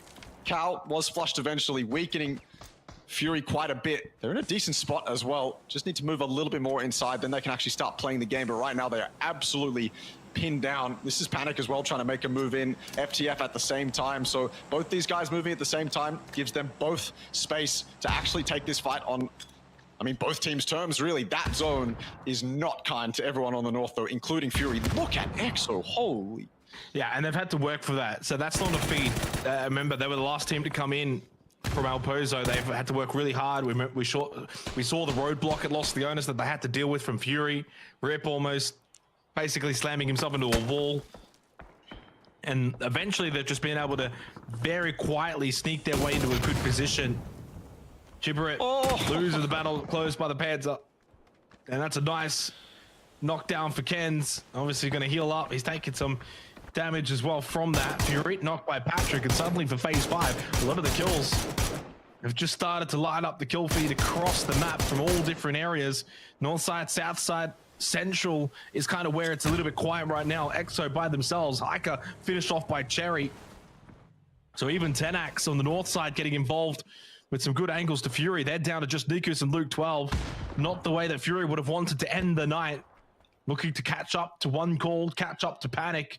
Well, those two have been able to get some kills and actually continue to bridge the gap. And the likes of AAP are not too far away from actually overtaking Fury. Irrelevant, 8th place at the moment, and just kind of away from that top 7, the proverbial top 7 that we labeled before coming into this game. You know, they're 14 points behind, down a player, but as the 8th place team, still able to make an impact and can have an impact on this lobby. That's why I said they look like a threat. They're not just a throwaway O's team. They seem to know how to play it quite well, at least survive, and surviving's half the battle in a game like PUBG. Put yourself in a good spot. This is a zone where all the fighting happens on the edge, and we're seeing it, but eventually, as it gets smaller and smaller, all these teams are going to be forced to fight no matter what. The center is usually quite open, as evident by EXO's very wide split, but it's getting to that point where EXO is going to be pressured. They're going to be pushed upon. They're going to need to make choices. Right now, one call, they're stuck on edge. Right now, they're in, but they have a very important choice to make about how they cross that road, how they actually make that push to the rest of the circle. AAP still surviving on this at least inside here. Yeah, they lost Algin bots, but look at the info None has. Look at how much space is in front of them they can take that they now know is totally free. They can kind of sit here with 4 piggies and just rain hellfire onto one call. Stop a very prime competitor from doing anything in this game. I'm just interested to see whether EXO fall apart with the amount of control they have or whether they're actually able to hold it. Yeah, can they consolidate the advantage that they've got right now? That's the biggest thing. So it's been a game where they've had to really work the map quite extensively. They've not really been in a position where they can kind of roam, get kills. Miramar doesn't always play out that way for you. They've been able to kind of sneak into that central position, and you can see how open it is for them. I imagine this will center up. It does. It typically does around this portion of the game. Phase 6 and 7 doesn't really go for those super crazy hard shifts unless it comes down to sort of the terrain and the buildings, and obviously of which there is no buildings in play here. Trick knocked by Fleaways, so 4 piggies able to continue to pepper towards one call. You said whether or not AAP can get involved in that. They're kind of turning their attention a little bit maybe towards Panic. Same with Tenax. So Panic again finding themselves in a position where they're having to fight numerous different parties. We saw it back on ArkAngel at the start of the day, and for a team that's in second place by just 1 point, they've done a tremendous job tonight considering they've been in a lot of fights. Yeah, they absolutely have been phenomenal. I mean, silently consistent, right? Almost like Roman Kill. And we saw those guys play very similar in game 1. It's been that way the entire night up until Panic got that dominant win. Here's Roman Kill again, made their way across the road. Now they have to defend from the likes of Irrelephant. Coming from the north, I said they were a threat, and down goes Ken, stolen away. This is Irrelephant, making that push. Need to get this trade out, doesn't even matter. Doughty doesn't put up a fight, neither does Juan. One call helps from the background. Irrelephant claim all that space for themselves. Fantastically played so far from them. And this is Panic, 4 kills to Dusky as well. Tenax, they've survived decently enough. I think Panic did exactly what they needed to do. They made that step out of their little hole on that eastern edge, or that north edge, sorry, and now they have so much space, and now they're actually able to play the game, take fights. It's fights on multiple angles. I was going to say, it's fights on multiple angles, but dealt with by Suspect with 3. Yeah, AAP felt like they could get themselves in behind Panic and get up close to start that fight, maybe hoping that Tenax were going to be able to fight them from the other side. Panic have done really well, so Tenax were not really in a position to push up close there. They dealt with then AAP turning around, really executed perfectly by Panic again in these fights where there's a lot happening, many different angles. They've just been able to hold their ground really nice, really stalwart defensive positioning, not giving anything away. Akita with the triple. No, it's a double. It's a flush, and then also the knock into the flush, and there goes 4 piggies in 8th place. They'll at least take an extra placement point with them to the grave. And you can see, I mean, that leaderboard speaks volumes. 5 of the top 6 still alive. Irrelephant in 8th, and obviously Tenax in 13th, which is surprising to me because I think they've been largely okay tonight. To be fair, only a couple of points from skyrocketing up into basically the top 10. So probably the leaderboard lying a little bit in terms of their positioning. And it's just down to Luke. It's been one of those scrappy games for Fury. Can they just, edge out a couple of points, do a lot more of their better work tomorrow?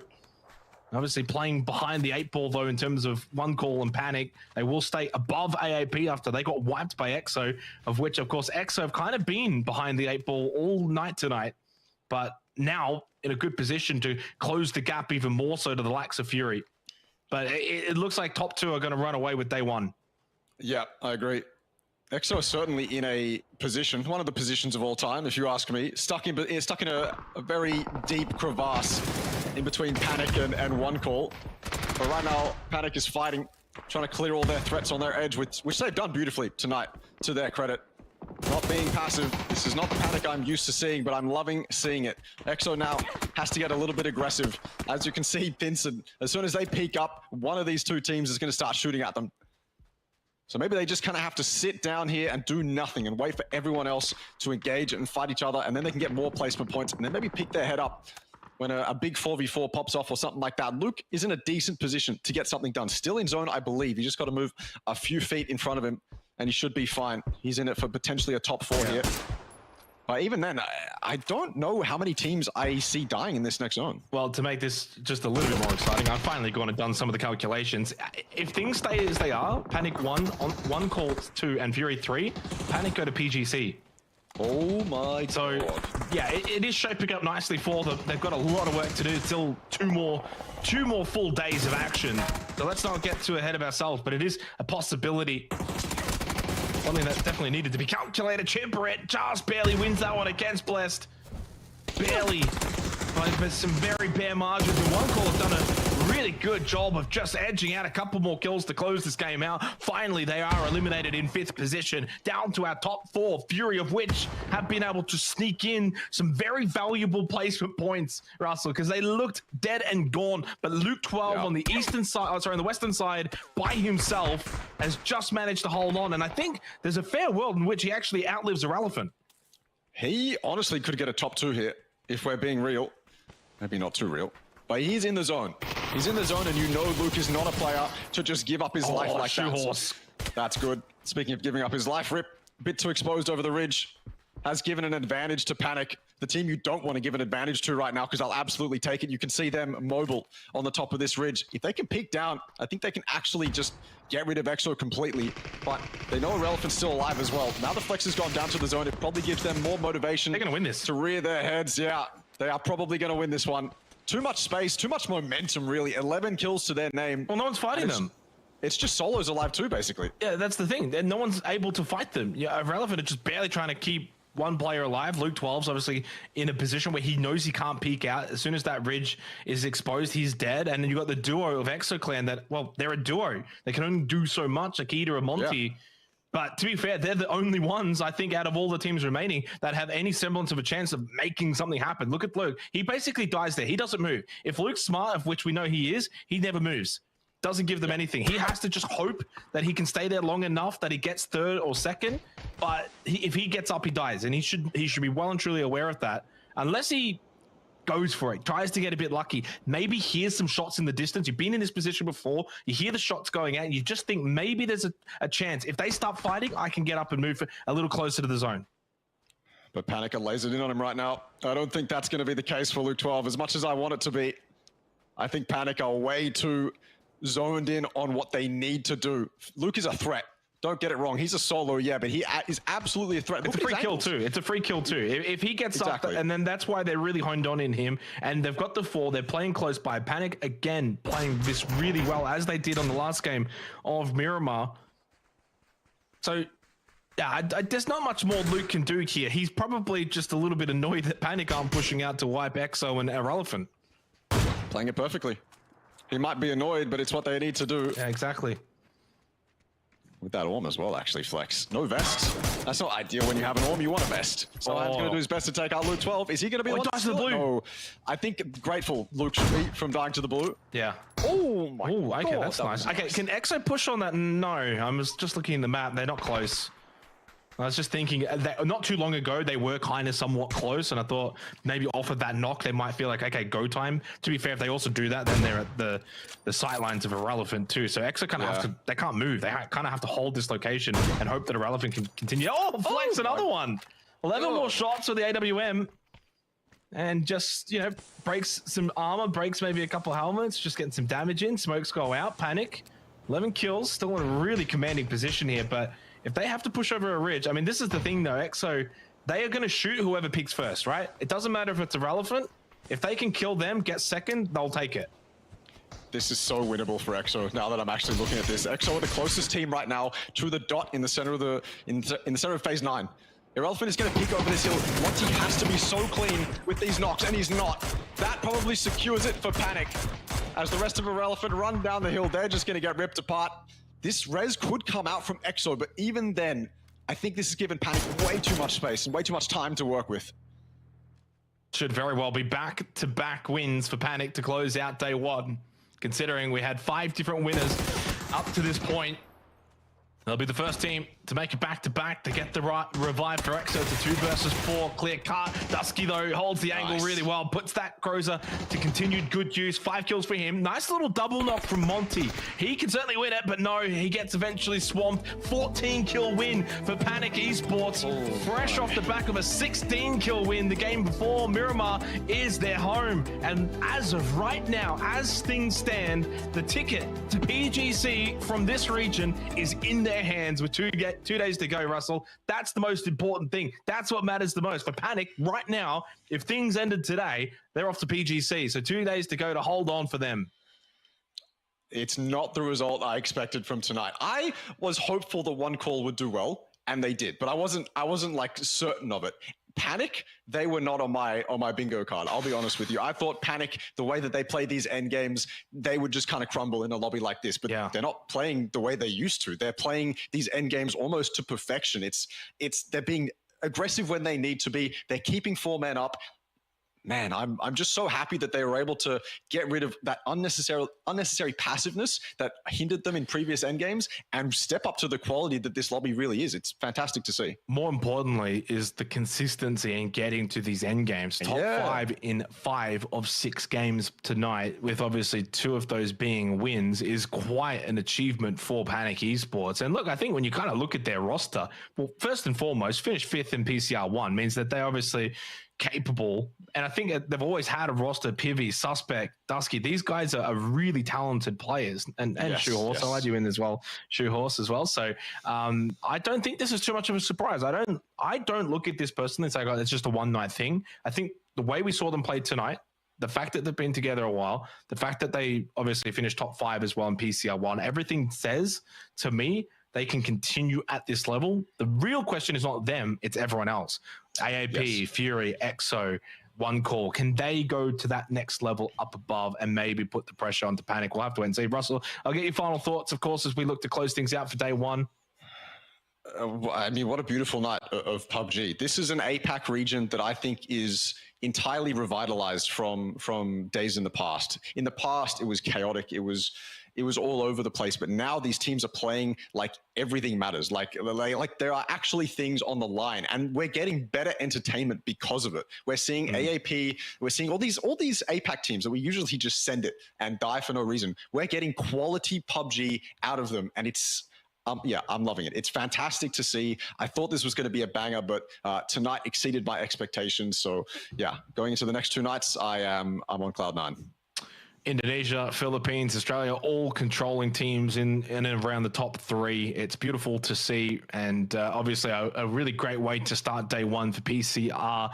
I guess congratulations to Panic in day 1, but guess what? You don't get anything after finishing in first after day 1. They need to continue. We'll see whether or not they can. We'll see whether or not AAP, can they bounce back? It's been a bit of an up and down kind of night for them. Fury, a bit shaky. EXO Clan, I think they've got another level they can go to. One Call were great tonight, not too far behind, but for Panic, they are the leaders at the conclusion of day 1. We will return tomorrow for PCR 2 day number 2. We hope to see you there. We started off with an absolute banger, had probably the most competitive lobby in years. Good nade like this before. Hold it. Off emergency parachute. That should be good enough. The spray coming out. That's 1. That's 2 there. Oh my. And no trades to come through. The Groza. It's sharp. It's 3 for B2. So slightly doesn't let a single shot here. Onto Axel driving by, but he hits the flick headshot with a mini. That's a little bit better for Irrelephant. Great spotted. Top floor. They've seen him. He gets the knock on the Savvy. Does he get a second? He does! On to the Bam Bam!